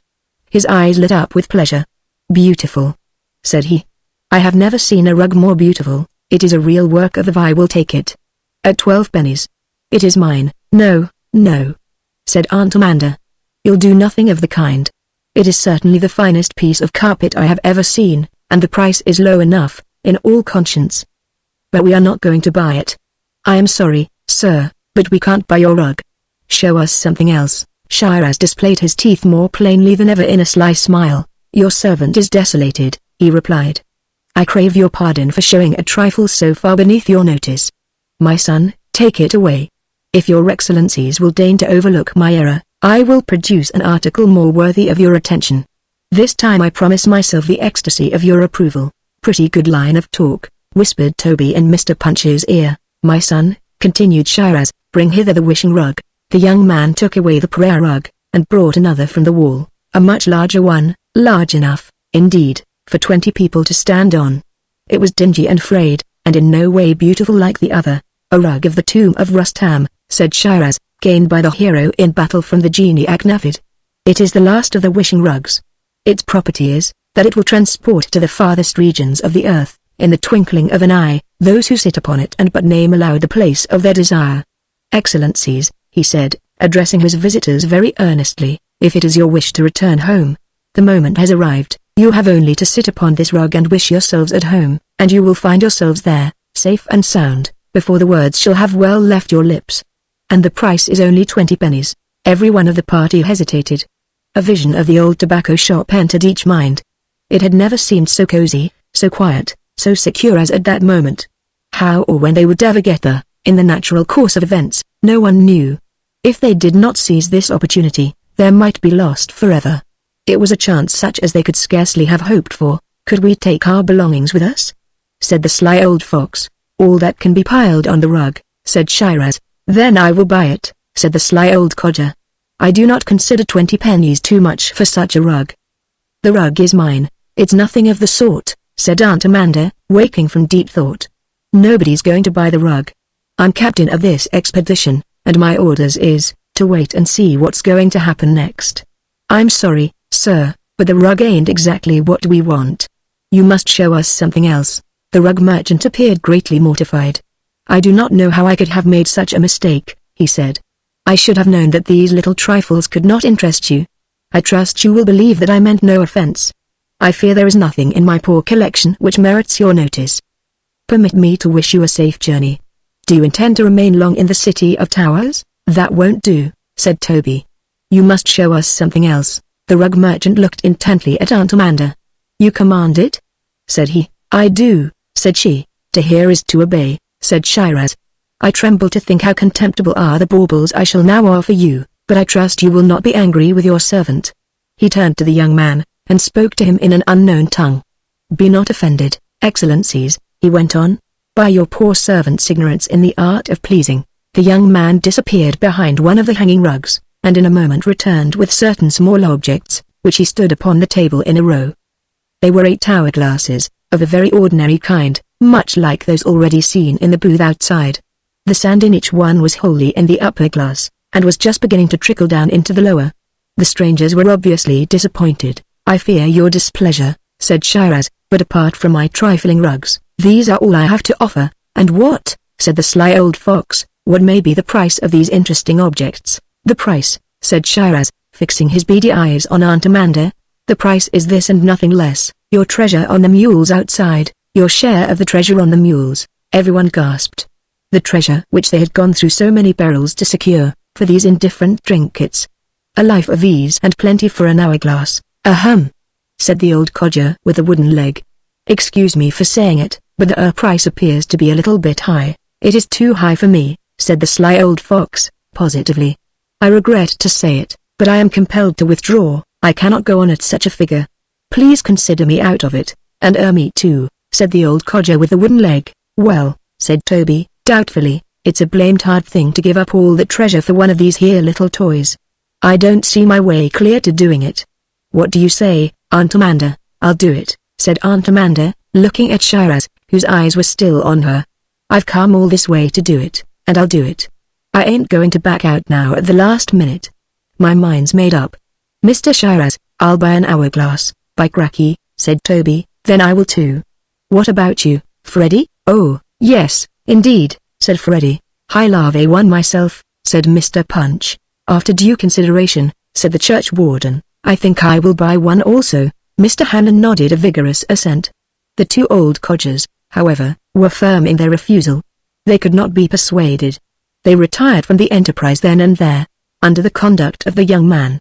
The 2 old codgers left the room, and returned to the committee who were waiting with the mules outside, and with them went Toby and Mr. Punch and Mr. Hanlon, to bring back that portion of the treasure which was to pay for the 6 hourglasses. This was a work of much difficulty, and occupied a great deal of time.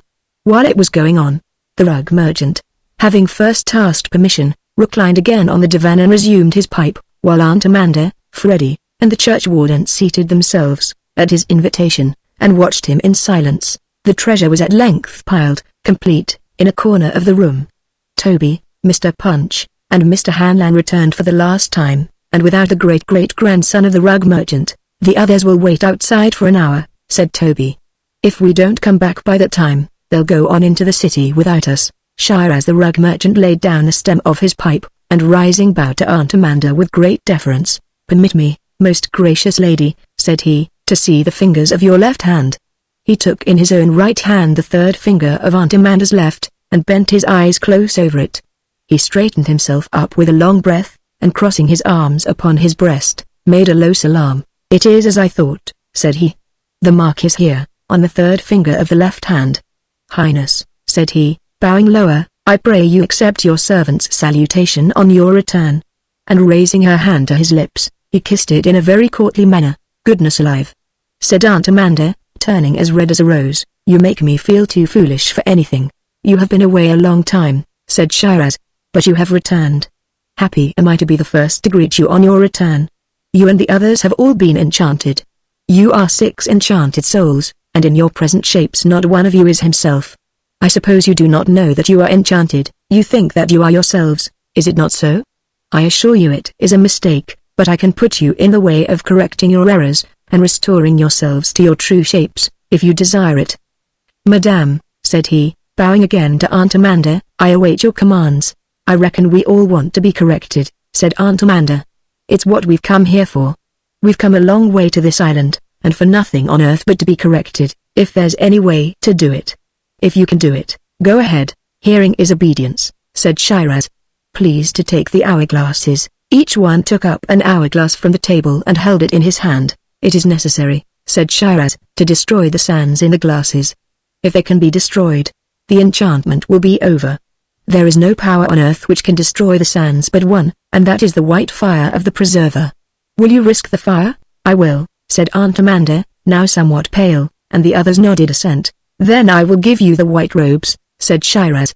"Without them you cannot withstand the fire." He went to a wall and drew from behind the hangings a box, which he opened on the table. From this box he took 6 white linen gowns, and at his direction each put on one of the gowns. Freddy's was much too long, and he was obliged to hold it up. "Well," said Toby, "I always did look ridiculous in a nightgown, but this beats." "Peace," said Shiraz. "The fire will not harm you now. 2 things only are necessary, to fear nothing, and to hold tight to the hourglasses." With these words he clapped his hands, and from behind the hangings on the rear wall stepped a black man, clad in a robe similar to the others. To this man the Persian spoke in some strange tongue, and the man bowed. "Now," said Shiraz, "you will follow my servant.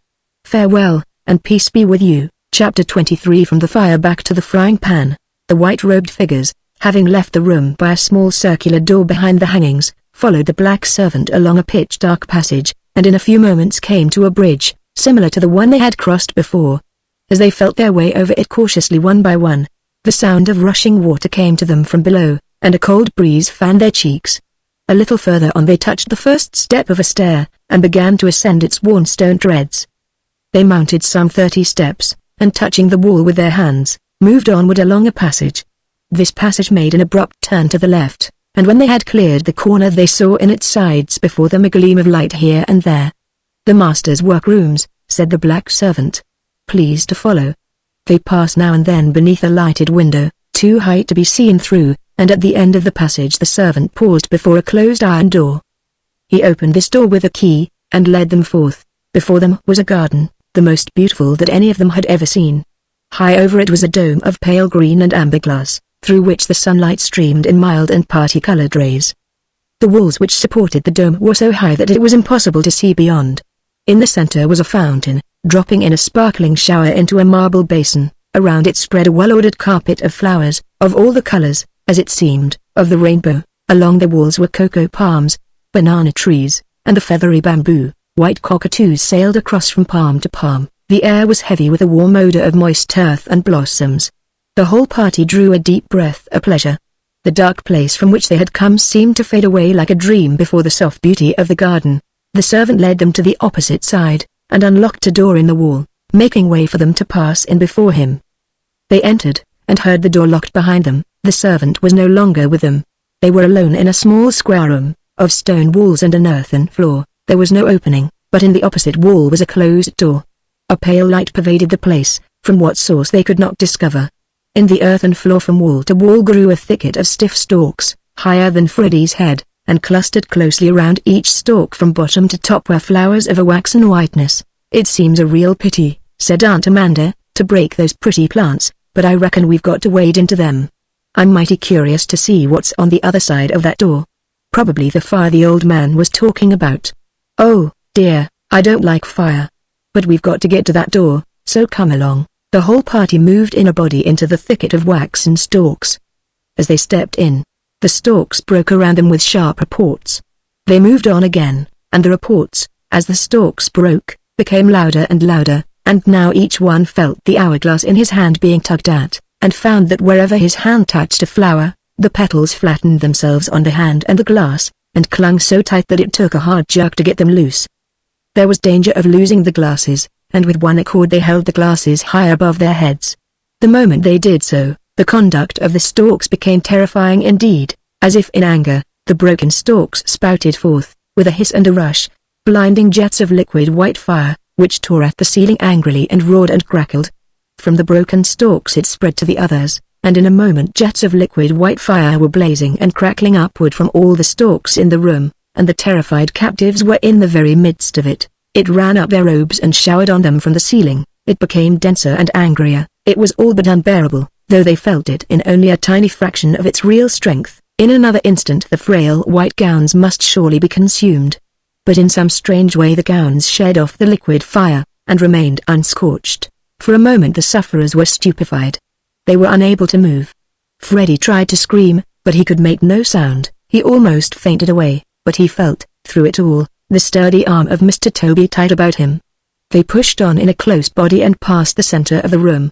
The white glare became more blinding, the roar and crackle more deafening. They were surrounded, cut off, in the midst of destruction. They were bewildered. They stopped again. There was no use in going back. They must get forward through the furnace at any cost. They made a new start, and in a frenzy of terror, their hands before their eyes, with a rush they gained the door.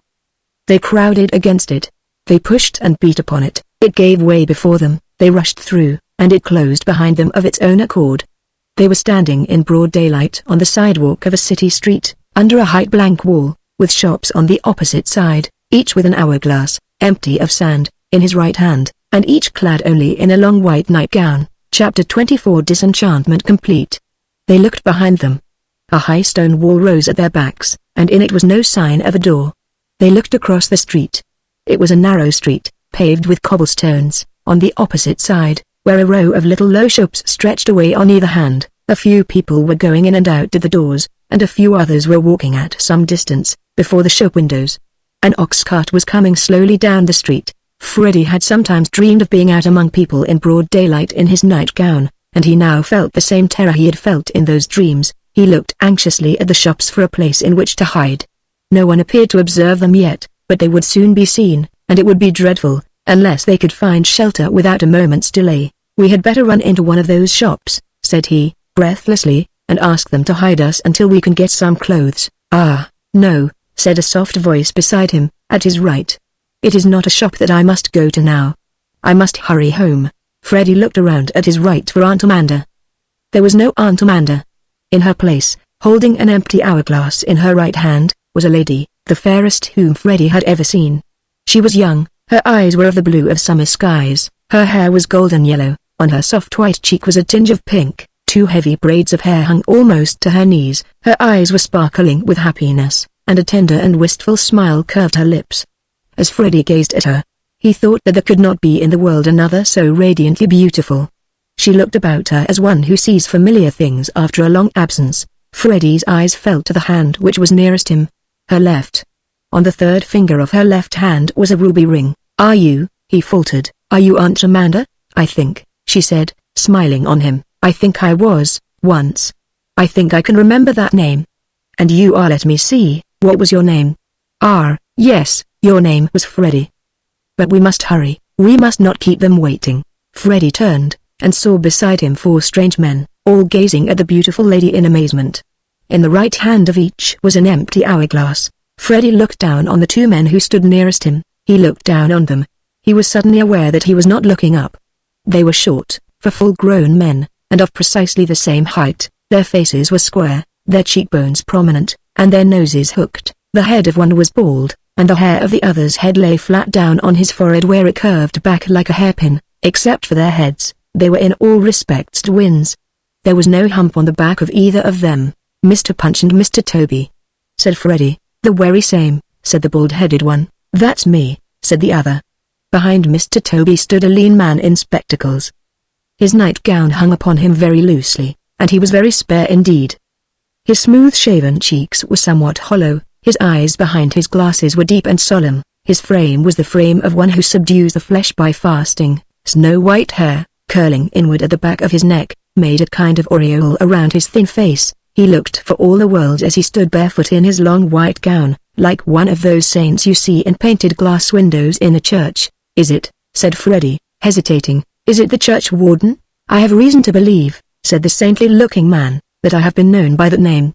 But I am in reality, and always have been, in reality, something far more lowly than a church warden. I am, and always have been, at heart, a meek and humble follower of the holy Thomas A. Kempis, whose life of serene and cloistered sanctity I have always wished to imitate. Now that I am myself, it is my ambition to be known, if it is not too presumptuous to say so, as Thomas the Inferior. Pax vobiscum. I ain't got the least idea what that means," said Toby, "but anyway it's the church warden's voice, whether he calls himself Thomas the Inferior or Daniel the Deleterious. You're heartily welcome, warden, and I hope you won't mind my saying that a good meal wouldn't do you any harm, from the looks of you. I'm pretty near starved to death myself. Mr. Punch, we've got rid of our humps, as sure as you're born. We're as straight in our bodies as we've always been in our minds, and that's as straight as a string. By cracky, I never felt so fine in my life, blamed if I couldn't lick my weight in wildcats. I've no wish to do so," said Mr. Punch. "I do not desire to engage in any conflict whatever. I should regard such conduct as very reprehensible, very. But one cannot but admit, after one's back has been so long out of correct proportion, as one may say, that one enjoys a very pronounced satisfaction when one feels oneself restored to one's rightful position as a upright person, in common with one's fellow." "What about Mr. Hanlon?" said Toby, turning around. "Michael Hanlon, present," said a cheerful voice. Behind the inferior Thomas stood a tall and handsome man, the picture of an athlete in the prime of condition. Short curling black hair clustered on his head, his eyes were of a humorous dark blue, his cheeks were like red apples, his shoulders were muscular, his back was straight, his figure slim, and he wore his nightgown as a Greek runner in ancient times might have worn his robe after the games. "What?" said Freddie. "Can you talk?" "Faith," said Mr. Hanlon, "I've a tongue in me head that can wag with any that I've come off the Blarney Stone, and it's no lies I'm tellin' ye. For an Irish gentleman to have to listen, and keep his tongue still in his head and say neither a word at all, 'tis a hard life, me frines, a hard life, and it's placed I am to be meself at last, and the nate bit of tongue doing his duty like a through son of Erin. I could tell ye a swate little story that comes to me mind, of a dumb Irishman that could not spake at all, and the deaf wife of him that could not hear, and their 12 pigs all lying down in the mud with one of them standing up and crying out that the wolf was coming in through the gate, and the good wife unable to hear and the good man unable to speak. I reckon you've got your tongue, all right," said Toby. "I wish we had time to hear that story, but we haven't. Now, Freddie, what do you think we'd better?" "Why, Freddie, what's that you've got on your lip?" Freddie put his hand to his upper lip. What he felt there was a tiny silken moustache. He blushed, "And he's taller than any of us except Mr. Hanlon," exclaimed Mr. Punch. "My word." Freddie looked down at Mr. Punch, and realized his own height. He looked at his hands, and they were almost as large as Mr. Hanlon's. His nightgown came to his ankles, and he realized that he was no longer holding it up. "Why," he said, "I must be grown up." "Grown up is the word," said Toby, "but I'd 'a known you anywhere. 21 years old, I should say." 22, said Mr. Punch. Everyone now fell silent. The young and lovely lady, who had said nothing during their talk, was smiling from one to another. She seemed to feel no embarrassment nor concern, nor anything indeed but happiness. She looked at Toby with a smile, and all the men looked at her. "Do you know me?" she said to Toby. "You are changed," said he, "that's a fact. But I always knew that Aunt Amanda was like that, down deep inside of her.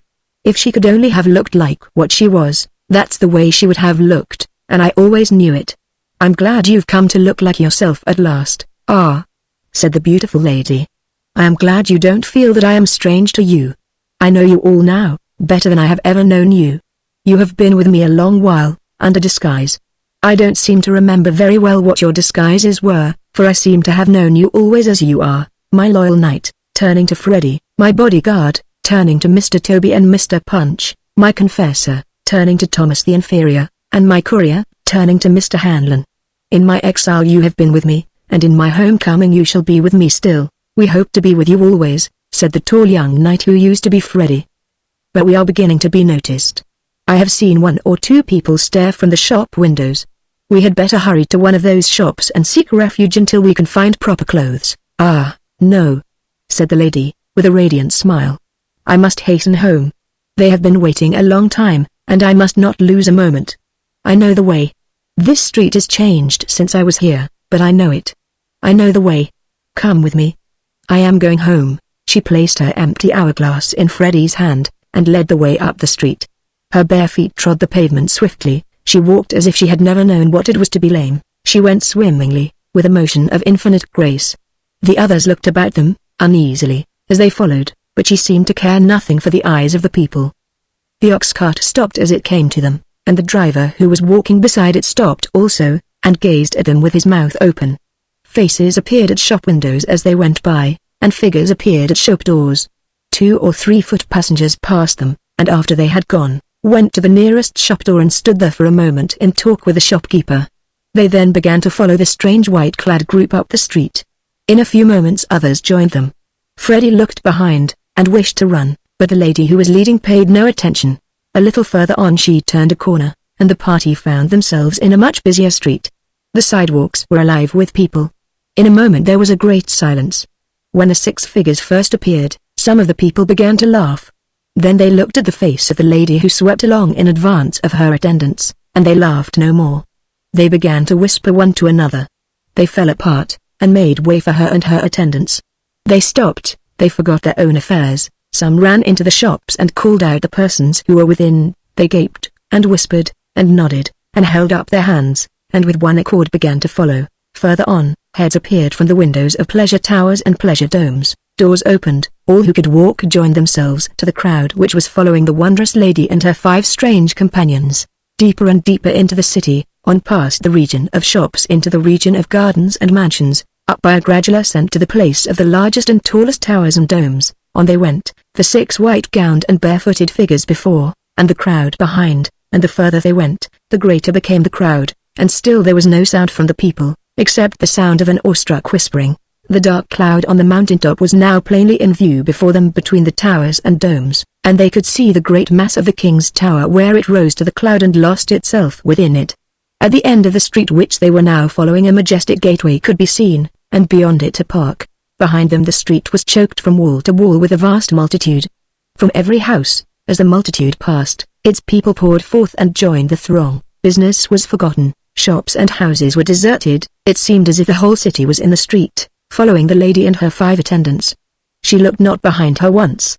She seemed to be unaware of anything in the world about her. Her eyes shone like stars. She had forgotten even her companions. She spoke not a word, but looked forward to the stately gateway and the park beyond.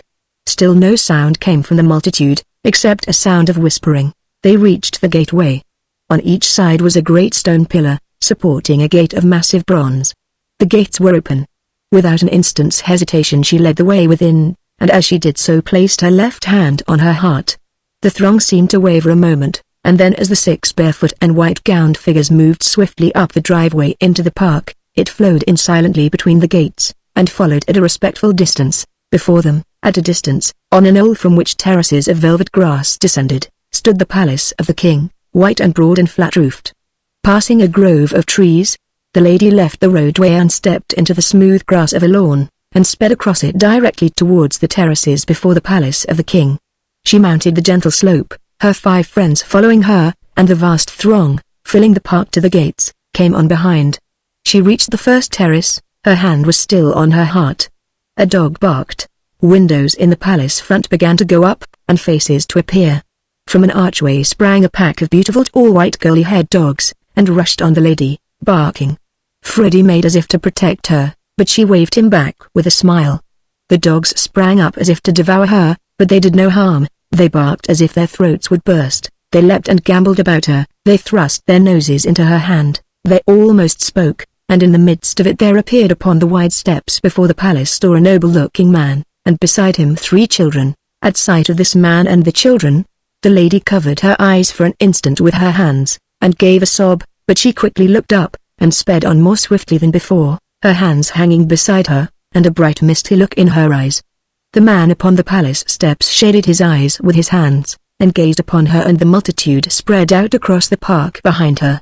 One of the children, a tiny boy, he took by the hand, and another, a girl a little older, he grasped with his other hand, and with the third, a boy of something over 9, beside them. They all 4 came down the steps and crossed the terrace to meet the radiant lady. On the next terrace they met.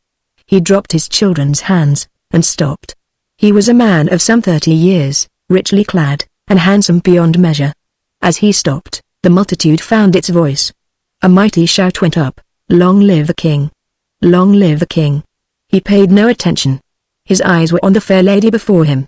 A cry from the oldest boy rang out clear and sharp in the silence, "Mother!" The king held out his arms. "My darling!" he cried. "At last! At last, beloved!"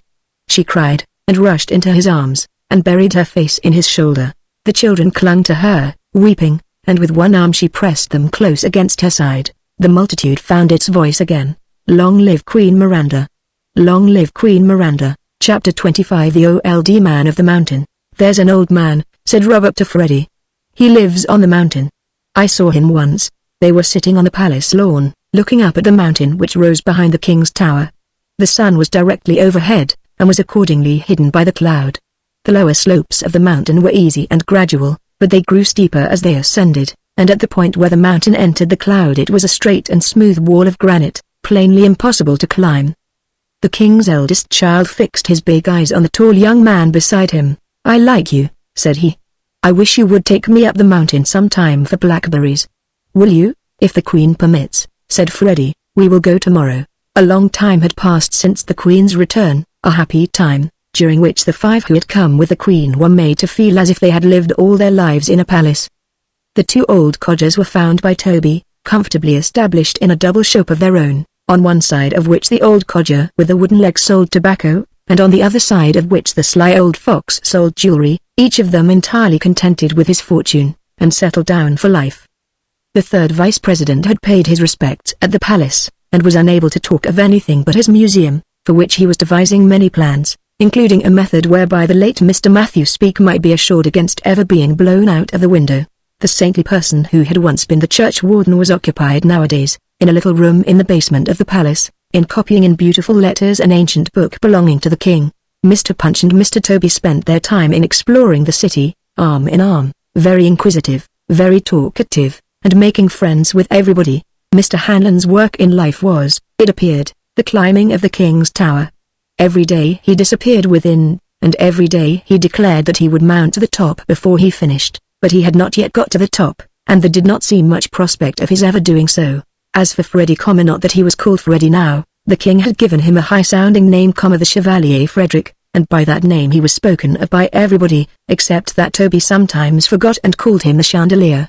As for the Chevalier Frederick, his interest was mainly in the Queen's 3 children, Robert, Genevieve, and James, and at the present moment the oldest, Robert, was sitting with the Chevalier on the palace lawn, gossiping. "We will go tomorrow," the Chevalier was saying, and then the little boy Robert went on about the old man he had seen on the mountain.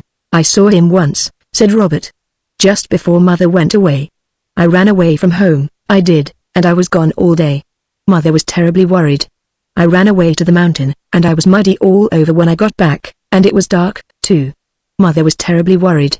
I was gone all day, I was, and I didn't get back until after dark. I didn't, and I was muddy all over. Oh, but it was dark. Mother, she was terribly worried." He stopped to think it over, and then went on again. "There wasn't any tower then. It was just before the old chap came and built the tower in a night. You know about that, don't you? I ran away and didn't come home until after dark. I didn't.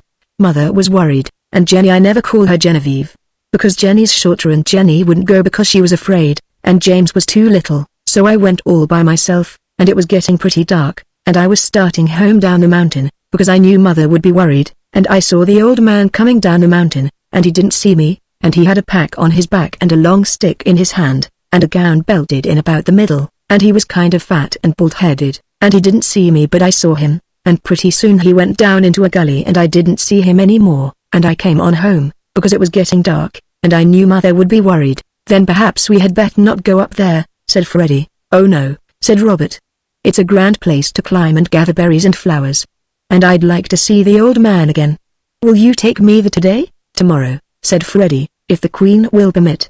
At this moment Mr. Hanlon appeared, somewhat out of breath, and he and Freddy went into the palace together. He was quite jubilant. Faith, said he, 'tis a tower indeed, that tower, and a sweet little bit of a journey to the top of it, if there's ever a top at all. But it's Michael Hanlon will do it, by the bones of St. Patrick, and don't ye forget what I'm tellin' ye, maybe. I've been up there this day, so high, so high. I'll never tell ye how high. It's comin' better, me wind and me legs are better, in a wake, or 2 wakes, 'tis myself will be fit for the grand ascent, and then there'll be news from the top, and a proud look in the eye of Michael Hanlon, Esquire. Wait and see, maybe. The next morning, Queen Miranda having given her consent, Freddy and Robert left the palace for their day on the mountain. All day they wandered up the trails, and in the afternoon, when their luncheon was all gone and they were tired, they began to descend. It was growing dark, they had had a glorious day, and they were sorry it would soon be over. They stretched themselves on the ground beneath a mountain oak, and looked below them, past the tower, across the roof of the palace to the city. There was no living thing in sight, except a bird which sailed across their view and disappeared. Well, Robert, said Freddy, I suppose the old man who used to be here is gone. Come, we must go, your mother will be worried. They got to their feet. As they did so, a kind of groan startled them. They listened. It came again, from some point nearby. Freddy thought he could make out a weak human voice, trying to call for help.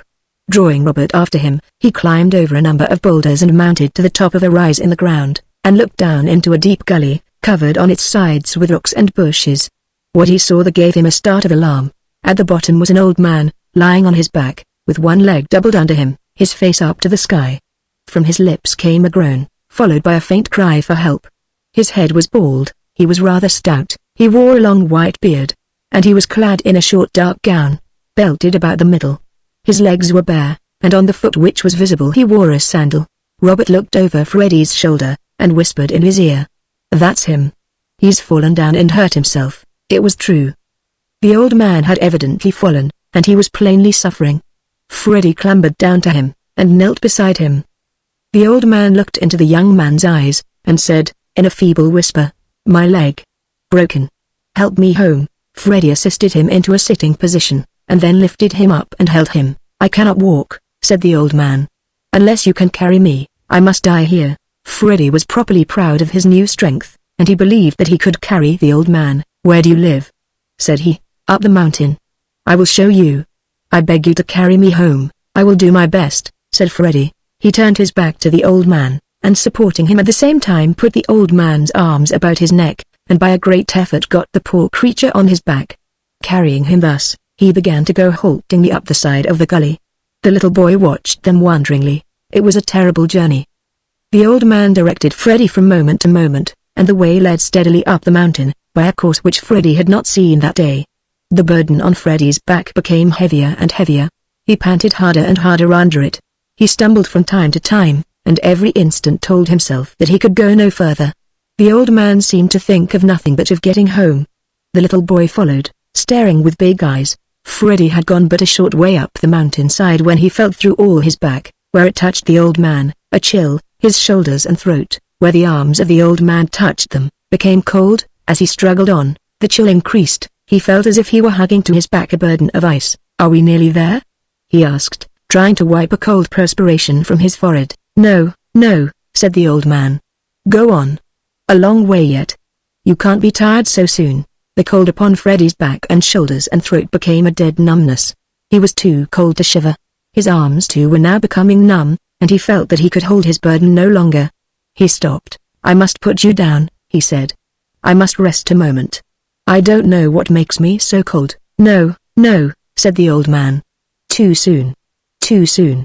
Keep on. I cannot, said Freddy. I am freezing. My strength is gone. I must rest. With these words he let the old man carefully down, and laid him on the ground. He stood there panting and rubbing his frozen hands together. Stupid weakling, said the old man, staring up at him. Go and search upon the mountainside and bring me hither seeds of the fennel which you will there find. and be quick, for I perish." Freddy and the little boy hastened away together, and at a distance on the mountainside found, after a long search, a few plants of the fennel, with which they hurried back to the old man. He was gone. They looked far and near, they examined every nook and cranny. The mountain was steep at this point, and difficult for any sound man. For an old man, crippled, it seemed impossible, but he was nowhere to be found. He was gone. Freddy and Robert turned homeward, and made hard work of it. The little boy became extremely heated with his labor, but Freddy remained as cold as ever. It is true that he perspired, but the beads upon his forehead were like the beads upon ice-cold glass. His hands were so numb that when he cut them slightly on a rock he felt no pain. His back, where the old man had clung to it with his body, was coldest of all. He was so stiff that he could scarcely bend his arms or body. Many times the little boy had to help him down. The chill spread. At the foot of the mountain his legs were nearly as cold as his arms. When they passed the tower, his knees were as if frozen, and would not bend. The little boy put his arm about him and tried to help him walk. He began to lose knowledge of his whereabouts. He held out a stiff arm before him, like a blind man, and dragged one foot after the other like a man whose legs are made of stone. The little boy, weeping to himself, took his icy outstretched hand, and led him home. The palace door was thrown open. The little boy rushed in with a cry, and turned around to his companion. The white-faced rigid creature which was Freddy stood in the doorway, staring vacantly, and fell slowly forward on its face upon the floor. Chapter 26 The King's Tower. Freddy was very ill. He was so ill that after a week the king gave up all hope, and believed he would die. The queen wept bitterly. She scarcely left his side. At night she did not sleep for weeping, and by day she sat by his bed and watched his cold white face. His friends were not allowed to see him, and of these it appeared that Mr. Hanlan had been gone for some days up the tower. All that the best doctors in the city could do had been done, but the chevalier was no better. He lay under the blankets, cold as ice and motionless as stone, and his eyes, big round eyes like the eyes of a child, stared up strangely out of deep sockets. They looked up at the king, who was bending down over the bed and smiling encouragingly. The queen and her 3 children, Robert, Genevieve, and James, were standing close by, but they could not smile. "Come, chevalier," said the king, "you will be well soon, I am sure." A faint voice came from the pale lips, not the voice of a grown man, but the voice of a child. "That isn't my name," it said. "My name is Freddy." The king went away, and took his children with him, and after they had gone the queen heard the childish voice again from the bed. "I want to see Aunt Amanda." The queen went to him, and stood beside the bed. He looked up at her. "You aren't Aunt Amanda," he said. "I want to see Aunt Amanda." "I think that was my name once," said the queen. "Will you talk to me?" He looked at her again, and she saw that he did not know her. "My father sent me," he said. "Mr. Toby has gone to the barber shop, and my father he wants a pound of cage roach michna. Mr. Toby is here in the palace now, and I'm sure I don't know about any palace. I can't wait long. My father told me to hurry." The queen said no more, and Freddy appeared to go to sleep. The night came on, and the queen still sat by his side. It grew very late. Her children had long since gone to bed, and even the king was asleep in his own apartments. The palace was silent, and there was scarcely a light anywhere in the great place except the light of a taper on a table in Freddy's room. The queen was bending forward, watching the face on the pillow. The eyes were closed, the lips were together, and there was no sign of breathing. She knew that it could not be much longer. She buried her face in her hands and wept bitterly. A gentle tap upon the door aroused her. She rose and admitted Mr. Toby and Mr. Punch, Thomas the Inferior, and Mr. Hanlan. "Quick, ma'am," said Mr. Hanlan.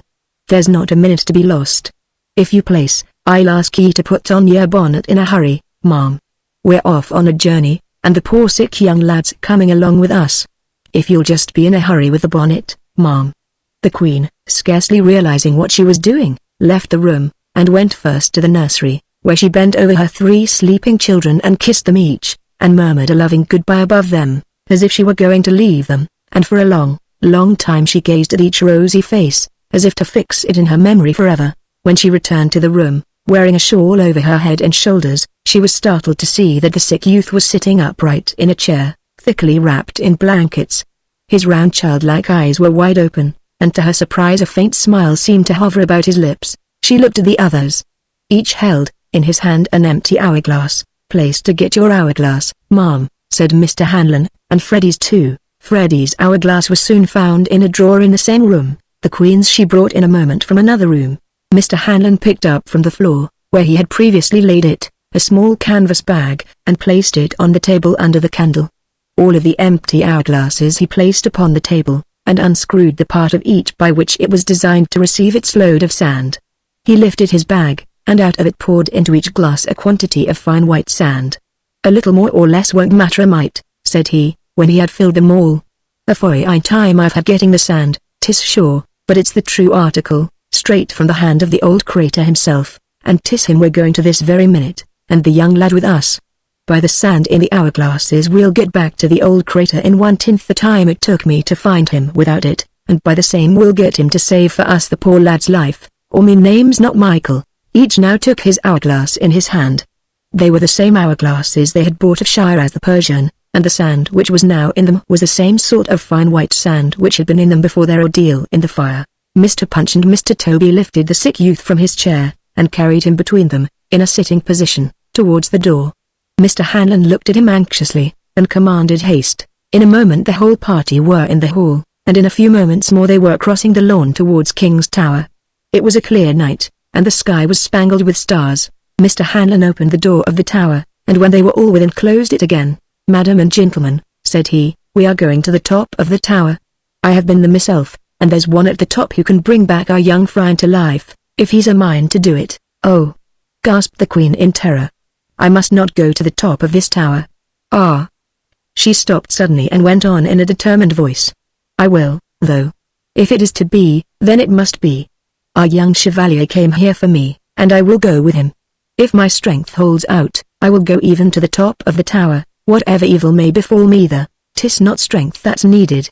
"Madame," said Mr. Hanlon, "for the old crater that give me the sand was willing to help us up to him, and the sand will make the travelling easy, or else the old heathen has much deceived me. 'Twas all I could do to get to the top, believe me, and he'd neither do it without the sand in the glasses, let alone carry up the young lad in your arms besides. Now we'll be going up the stairs, and if the old crater didn't deceive me, you're to hold your hourglasses in your hands, and see what happens." Mr. Hanlon went up first, then came the Queen, and after her Mr. Punch and Mr. Toby, bearing between them in an upright position the stiff cold form of the young chevalier, and last of all came Thomas the inferior, in his long brown gown and sandals. Each climbed slowly, but the steps appeared to flow downward under their feet with great rapidity. They were not conscious of selecting any particular tread to step on. But while a foot was rising from one step to the next, it seemed as if 1,000 steps were passing downward, until the foot came down and found itself on a perfectly motionless tread. Undoubtedly they were mounting, without unusual exertion, 1,000 steps at a time. Even at that rate of progress, the journey upward seemed an endless one.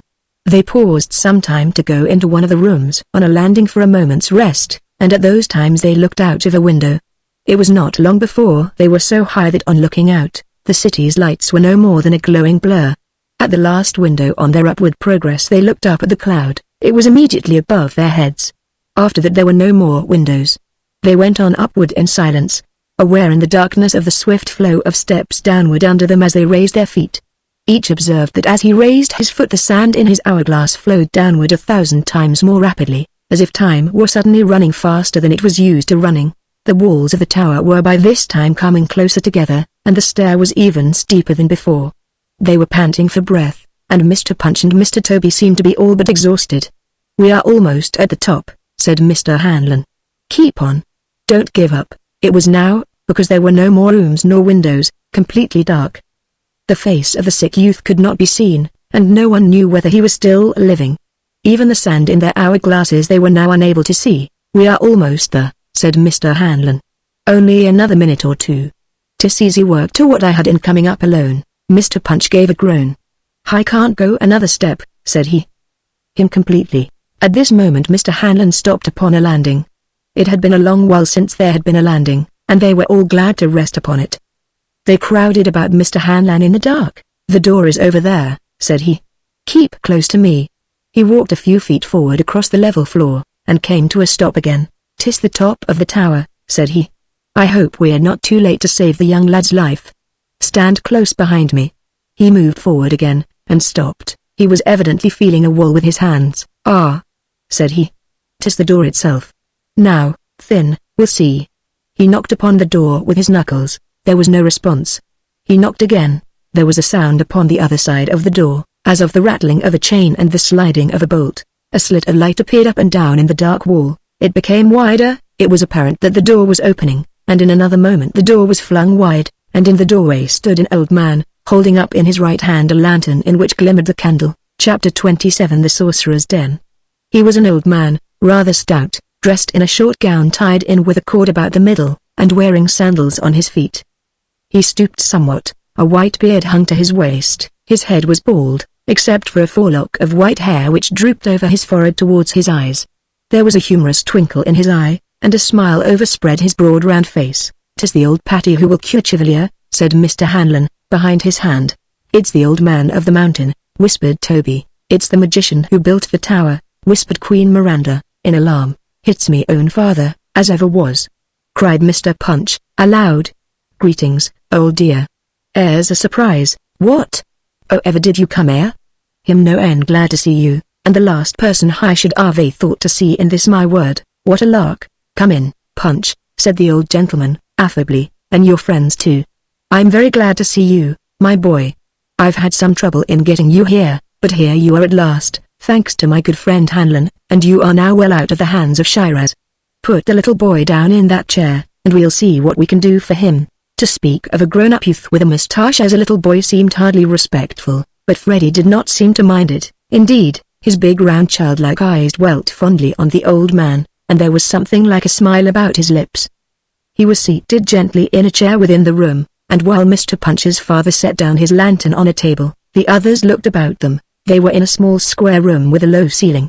By the dim light of a candle they could see that it was bare and dusty. Cobwebs hung in all the corners. There seemed to be no windows, but set upright in one wall was what looked like the back of a clock, as tall as a man. Opposite the door by which they had entered was another door. Around the walls were shelves, from floor to ceiling, crowded with hourglasses of all sizes. The old gentleman observed the look which Toby cast at the shelves. "One of my storerooms," said he. "I've got a good many of them, all told, and in fact you'll find a storeroom of mine in the top of nearly every clock tower in the world. It takes a deal of space to keep all the hourglasses in, I can tell you. If you'll give me yours, I'll put 'em away for you. Shiraz got 'em away from me once, but he won't do it again. He manages to steal one now and then, when I'm away, but I usually get 'em back, sooner or later." He collected the hourglasses from his visitors, and put them away on a shelf. "Look here, parent," said Mr. Punch, "if I didn't know better, I'd say as I'd seen this room before. There's the back of the clock, and the door over the looks like. You've a sharp eye, Punch, my boy," said the old gentleman. "Quite a detective you are, my son. Now, then, we'd better get busy. Aunt Amanda, do you want me to cast off your enchantment?" "Why do you call me that?" asked Queen Miranda. "Because that's your name.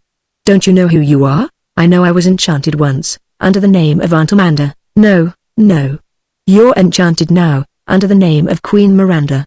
But Shiraz the Persian told us he would disenchant us, and he did." "No, no. You were yourselves before, and now you are enchanted." "My brain is in a whirl," said Queen Miranda. "Are we ourselves now, or were we ourselves before?" "By cracky," said Toby, "it's too much for me, and I give it up.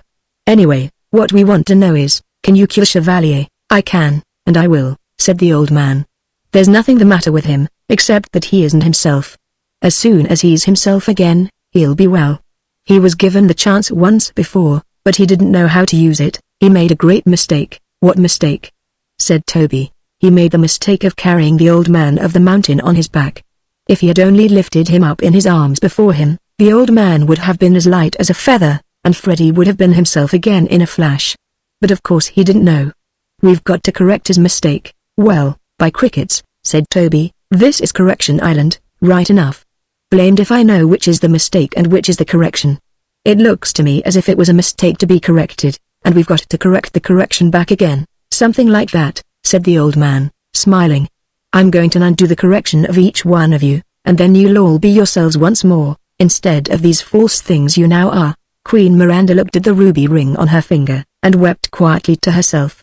As for Freddie, his eyes never left the face of the old man. The old man stooped over Freddie, and laid his cheek against the young chevalier's pale forehead, and then against the young man's cheeks. He then threw aside the blankets and sat himself down on Freddie's knees. His body pressed the young man's breast, and his cheek touched the young man's cheeks one after the other. It was some moments before there was any change. The others watched anxiously.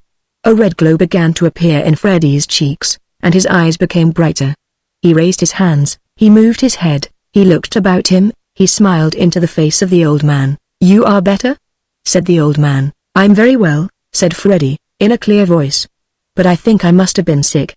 "Have I been sick?" "Rather," said the old man. "But you are going to be yourself again in another minute. Now, then, put your arms around me and lift me off." "Can you do that?" "Easily," said Freddy, and he lifted the old man in his arms, and rising to his feet at the same time, tossed the old man off with an easy gesture. As the old man touched the floor, there was no longer any chevalier.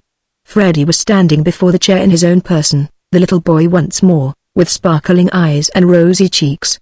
He looked around in surprise. "Where are Aunt Amanda and the others?" said the little boy. "Wait just a minute, Freddy," said the old man. "Now, Madame," he said to Queen Miranda, "if you will be kind enough to lift me up and toss me away." Queen Miranda looked at him doubtfully. He was a solid-looking person, and it seemed absurd to think of lifting him. But she did as he directed, and placing her hands under his arms she found that he weighed no more than a baby.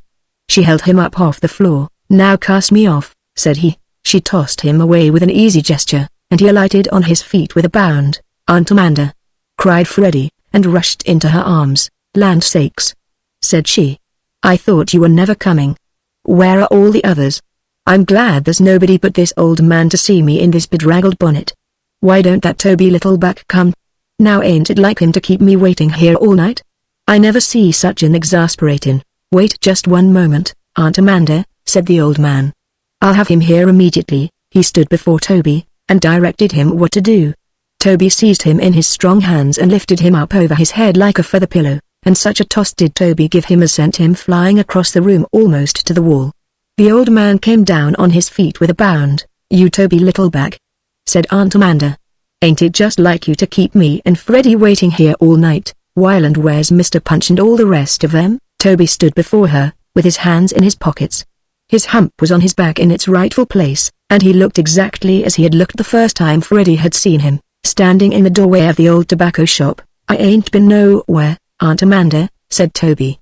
"And I don't know where Mr. Punch is." "Neither. I ain't his guardian, anyway. The last I seen of him, as far as I remember, was in Shiraz's garden, looking round at the flowers. By cracky, if he can't take care of himself, I ain't a-going to do it for him. Maybe the old gentleman here can tell you, if you want to know." "Wait just a moment," said the old man. "I'll have him here immediately." Mr. Punch laughed immoderately as he picked up his own father and tossed him in the air and hurled him across the room. The old man did not seem to mind it a bit, but joined in the laugh as he came down on his feet with a bounce. Mr. Punch was immediately himself again. His hump was on his back, his breast stuck out.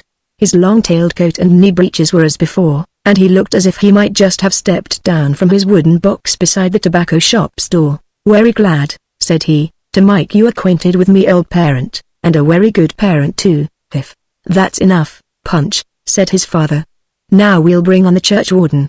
In another moment the thin and saintly-looking Thomas the Inferior was gone, and in his place was the fat and comfortable churchwarden, blinking at his friends through his round spectacles. "I have been considering," said he, "that it would be highly desirable, after all I have passed through lately, to sit in my chair on the pavement against the wall of my church with a pipe and a newspaper, and I have concluded that—" "We will now call Mr. Hanlon," said the old man. From the time Mr. Hanlon placed his hands under the old man's arms his tongue was rattling on at a prodigious speed, and as he tossed the old man lightly away like a doll he was saying, "And neither once did the speechless man and the deaf wife have any words except once, and 'twas then that—" But he spoke no more.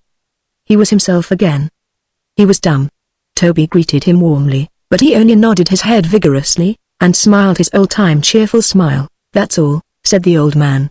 But the two old codgers began. "Toby." "They will not be here," said the old man. "No use waiting. They made their choice some time ago.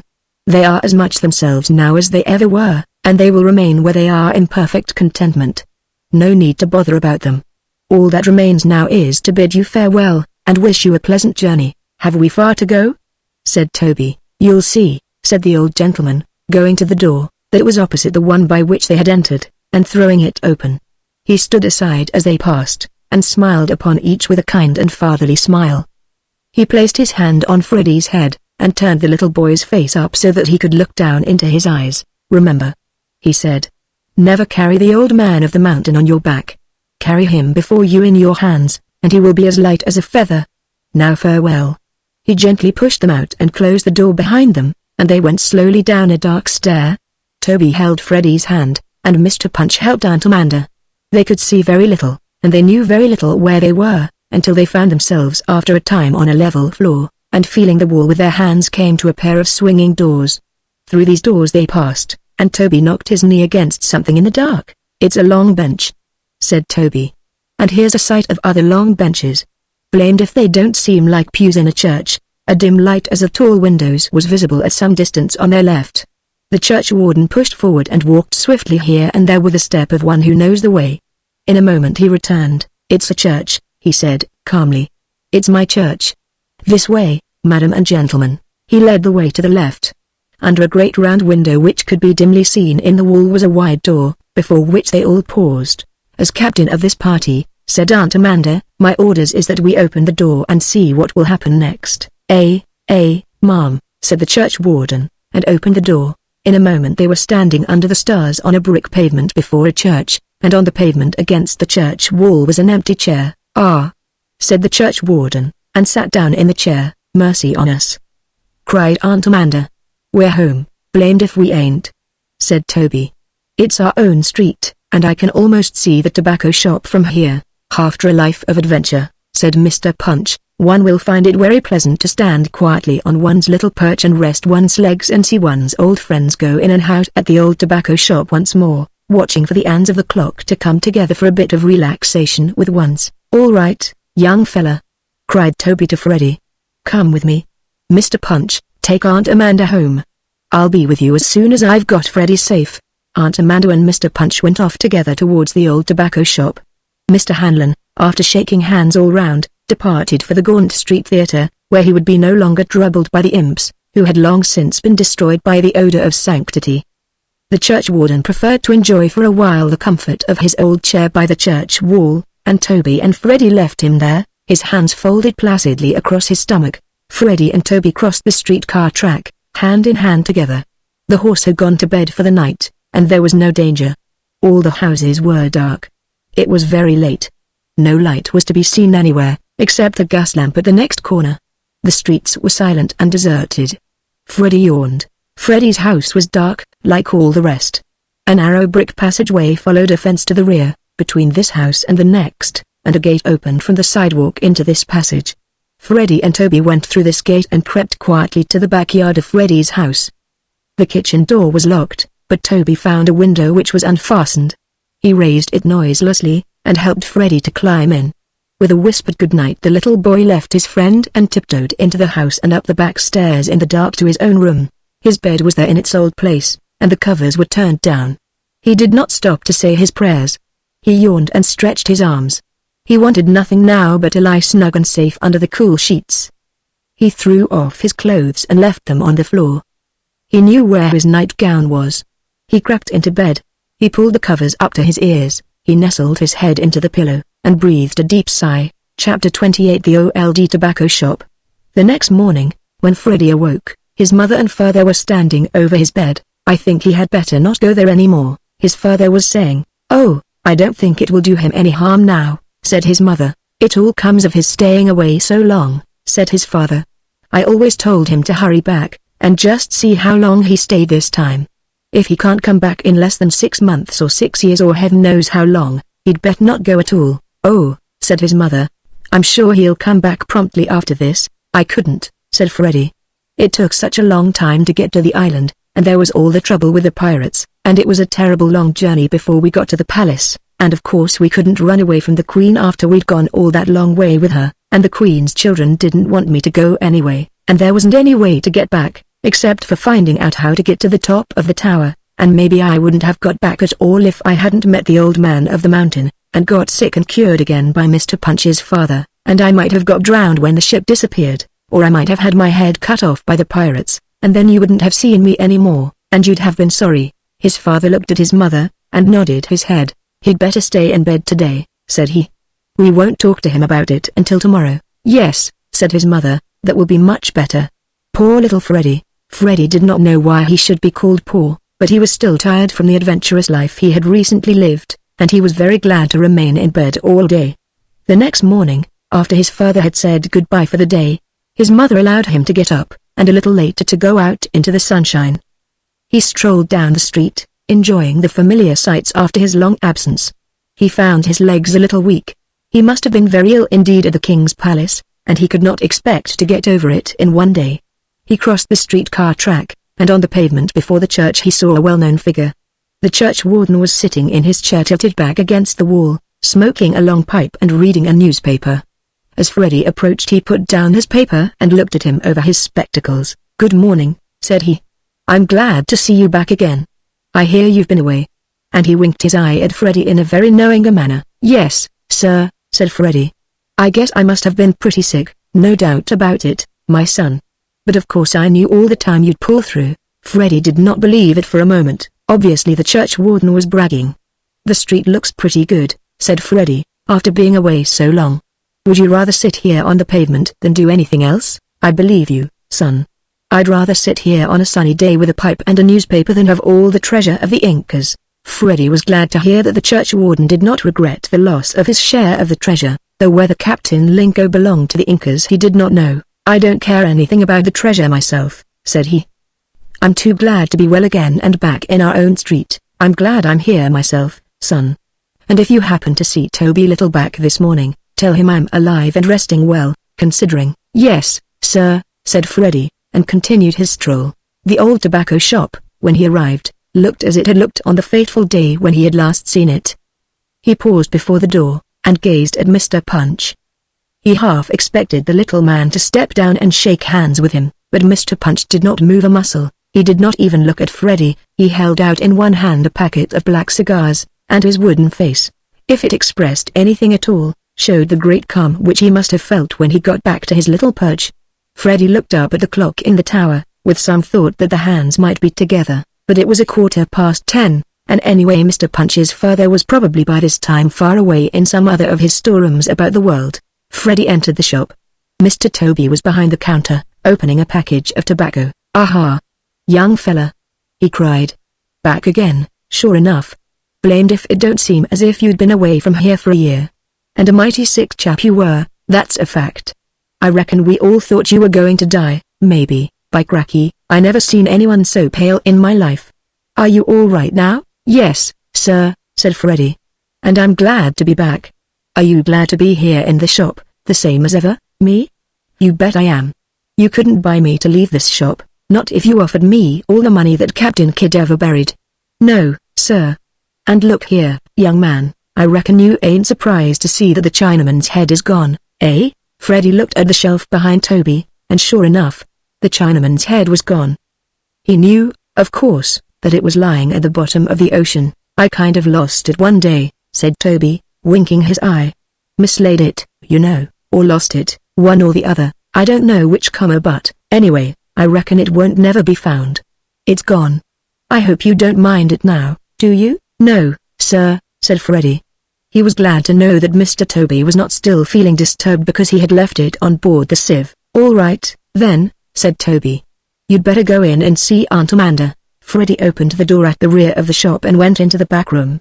Aunt Amanda was sitting by the table, sewing. On the table were the wax flowers and the album and the double glasses through which you looked at the twin pictures. The room was just as if they had never left it. "Eshirlet," said Aunt Amanda, taking a handful of pins from her mouth. "Bless your dear little heart, I'm glad you're back again. Are you well? Sit down on the hassock." Freddy took his customary place on the hassock at her feet. He looked up at her and wondered if she was sorry she had been a queen once and was a queen no more. "Yes'm," said he. "I'm all well now, and glad to be back here in the shop again." "Yes'm, I certain I am." Yes," said Aunt Amanda, "there's no place like the old tobacco shop, after all. I wouldn't exchange it for a palace if you'd give it to me, wouldn't you?" said Freddy, a little surprised at this. "I should say not. I wouldn't be myself in a palace. I'm pretty well satisfied here." "But what about the children?" said Freddy. "The children?" asked Aunt Amanda. "Yes. Robert and Jenny and James. You know, Aunt Amanda looked at him for a moment, and then nodded her head and sighed. Yes, she said. You know about them, don't you? I forgot that you knew. Yes, I miss them a good deal, and I suppose I even cry sometimes because I haven't got them. But I love to think about them. I'm happy thinking about them, even if I can't have them. James was the littlest, said Freddie. Yes, said Aunt Amanda, nodding her head to herself as if at a gentle memory. He was too little to go out much with the others, said Freddie. Yes, said Aunt Amanda, he was too little. And Jenny, said Freddie, she wouldn't go with Robert the day he ran away. He wanted her to, but she wouldn't. No, said Aunt Amanda, she wouldn't. He was gone all day, said Freddie. Yes, said Aunt Amanda, he was gone all day, and he didn't get back until after dark. I didn't know where he was. When he got back it was dark, and he was muddy all over. I was terribly worried.